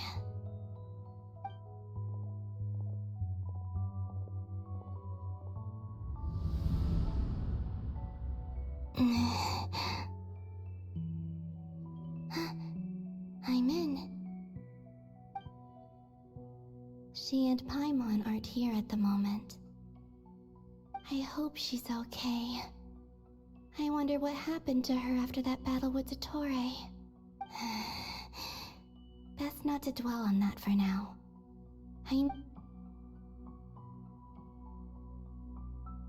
Please, Traveler. I really hope you find this.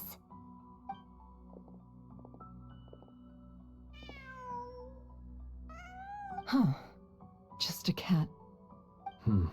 Nothing else here strikes me as noteworthy.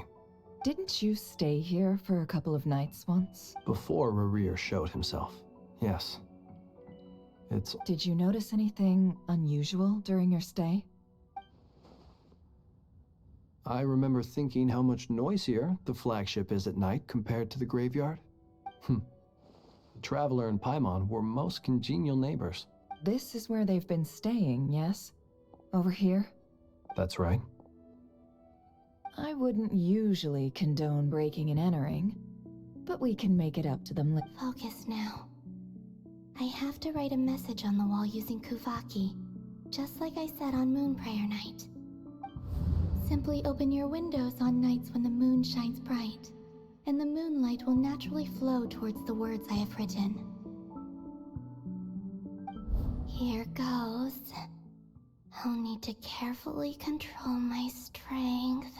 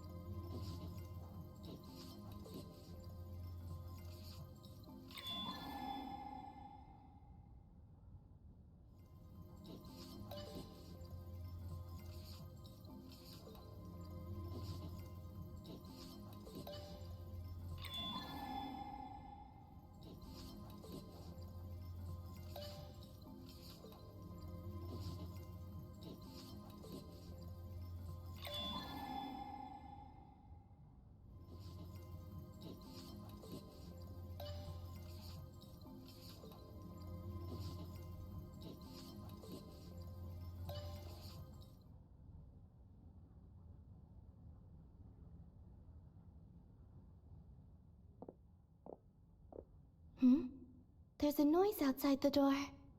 Is she back?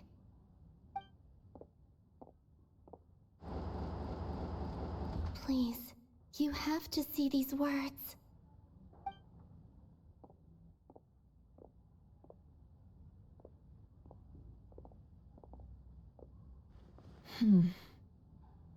Well, do you sense anything? Unfortunately, no. And this place was our last chance. Not necessarily. We've only looked in Nasha Town so far. Miss Columbina said she would leave messages at her friends' dwellings. It's still worth checking where Miss Lauma lives and where I live.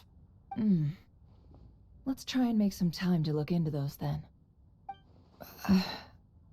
Wait. What are you waiting for? Paimon might have overeaten slightly. What's that look for? This is a victory feast. It's normal to eat a little more than usual. The Traveler and Paimon. It's really you. But why are they talking about a victory feast? You worried Paimon's sick while you were out there fighting Rerir. So this is your chance to make it up to her, alright? Wait. So this is the night after the battle against Rerir. How did I end up here? Wait. Time. That's it. Every time I've entered reality within this space, it's been at an earlier point in time. Every one of those points has been before I fell into the moon's reflection. And everything I've done to affect reality really did happen in the past. Does this mean that, within the moon's reflection, time flows? Not long till Moon Prayer Night now. It's gonna be even livelier than tonight, although... it's gonna be sad saying goodbye to the damselette. She seems like a really nice person. Paimon. No, I can't. Even if I make contact, and in any case, I'll likely get pulled away again if I do. Instead, I have to find a way to get them to notice what I've written using the moonlight. Wait, even I hadn't thought of doing that before Moon Prayer Night. They'd never conceive of that possibility. Is there truly no other way? Don't lose heart. We'll find a way somehow. Huh? Oh, you say that, but the Frost Moon is beyond the fall sky. If we wanted to go visit her, how would we make it through to the other side? We might not have all the answers now, but I'm sure we'll find a way one day. Huh. Guess someone's gotta be the optimist.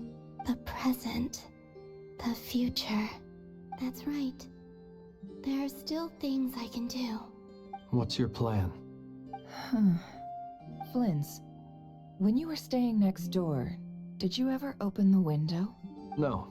The rooms here are dark and damp, and there's such a buildup of dust on the windows that the moonlight can't even get in. The moonlight? Ah, I think I see where you're going. One moment. I'll see if the owner is available. Don't bother. Time is of the essence.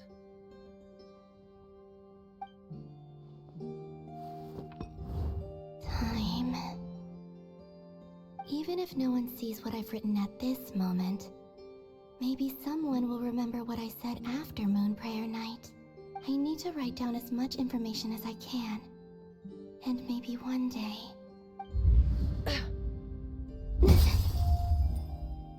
Huh?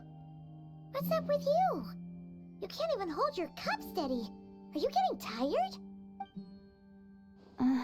A little. Well, you should probably hit the hay then. You've had a really tough couple of days for you.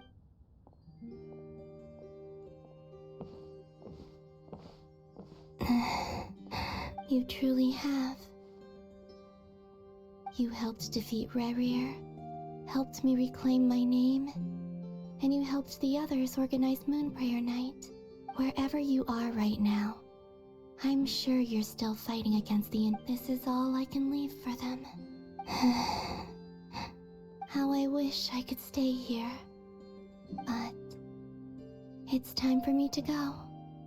I hope to see you again in the next time. And if the opportunity presents itself. I will surely return to your side. Huh. Columbina. She's alive. Not only that, but she's left us an entire wall's worth of clues. She even wrote down what would happen on Moon Prayer Night. It's just a shame we found it too late. I am here. Time in this place flows backwards. I am constantly moving forward. It sounds like she's found a way to influence the past using Kuvaki, but her future is our past. So, these words have been here ever since we defeated the Reihir of Solnari. Which came first, the chicken or the egg? Only when I'm in a good mood, and at leisure. Well, I never do. Everything that has happened already belongs to the realm of As a business person, and especially an intel broker, what I do is extrapolate from those facts to try and read An admirable philosophy. It's a means of survival. Let's go. We have a wall's worth of clues to share with the others.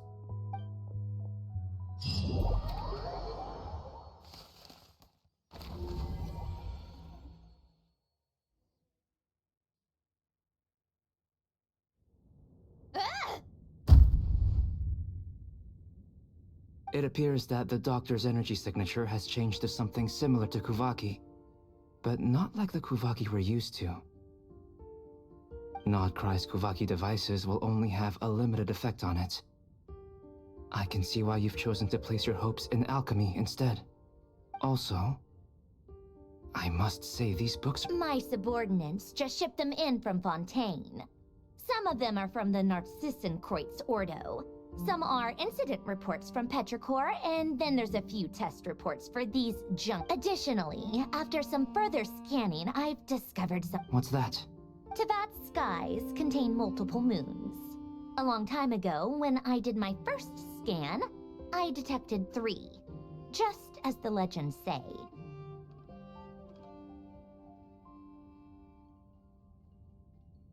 But when I checked again just now, I detected 4 moons. So there's one extra? Yeah.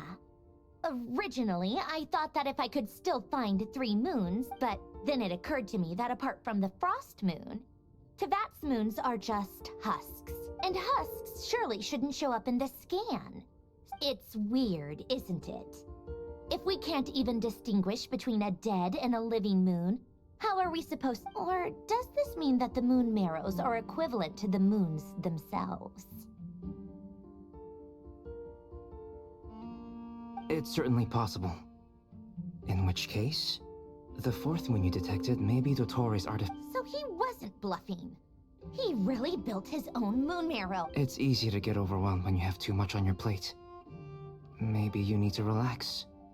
Perhaps try going for a walk. Nothing can calm me down at a time like this. I need more time.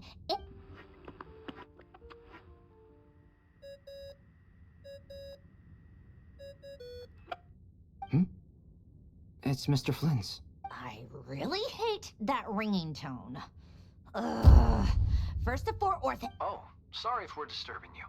Might I ask what's troubling you? What do you want? We're busy. Are you still at the Curatorium of Secrets? Yeah. Look, everyone else is still out, so there's no hurry. Plus, I'm busy, so I would... Even though we have crucial intel to share? Fine. Do you intend to share it via the Dodo communication? Ordinarily, I would, but this is a unique situation. I think it's best that we discuss it in person.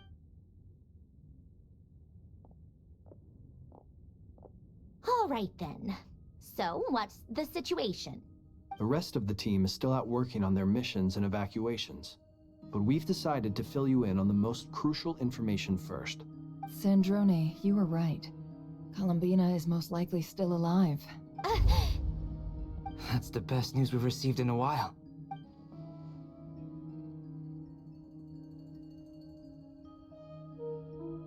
Random locations. Appearing in reverse order? Are you serious? So not dying isn't enough for the moon goddess. Anyway, does this mean we can deduce her condition from the moon marrows? Miss Androne, there's nothing wrong with simply admitting that you're happy to hear the good news.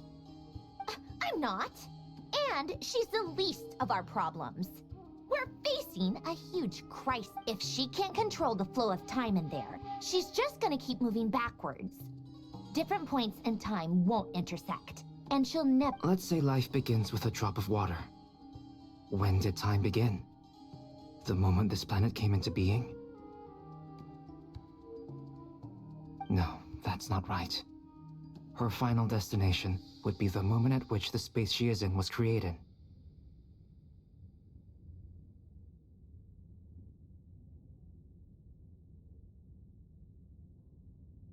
But it doesn't seem like we can influence that space from the outside world. So also, if she's alive, Rerir and Thelindis might be too. But as far as we know... I'm afraid I must concur with Miss Nefer in this. Can't exactly argue with that. Let's leave it there for now. Will it help with your research? I doubt it's gonna help with breaking Dottore's energy fields. But who knows when it might come in handy. Better to have it all written down than try to remember everything when I need it. All right, I need to get back to my research. Mr. Albedo has made a lot of suggestions. Sure, I'll stay here.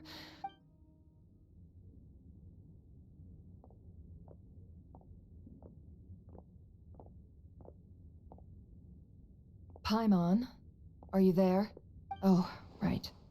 She went with Varka to Natlan, didn't she? Good thing we've moved her and the Traveler's Speaking of the Traveler...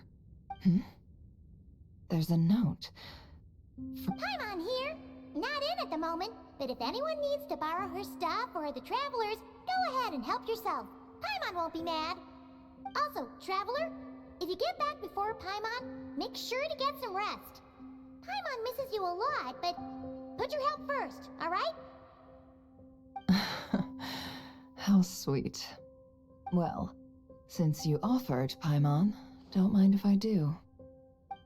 This is the Traveler and Paimon's luggage. All the items they use day to day are here. It's well organized. I wonder which of them is responsible for that.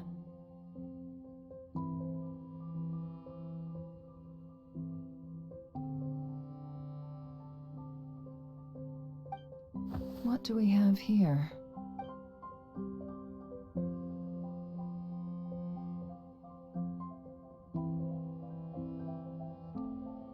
The camera captured a special moment that can only occur between people who are close to one another.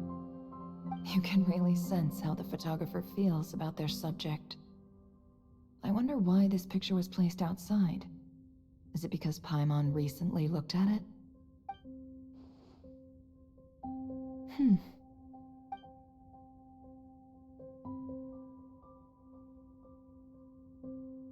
This must belong to the Traveler. Perfect.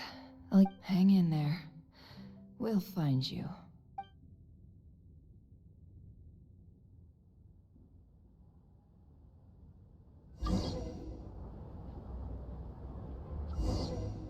Polonia.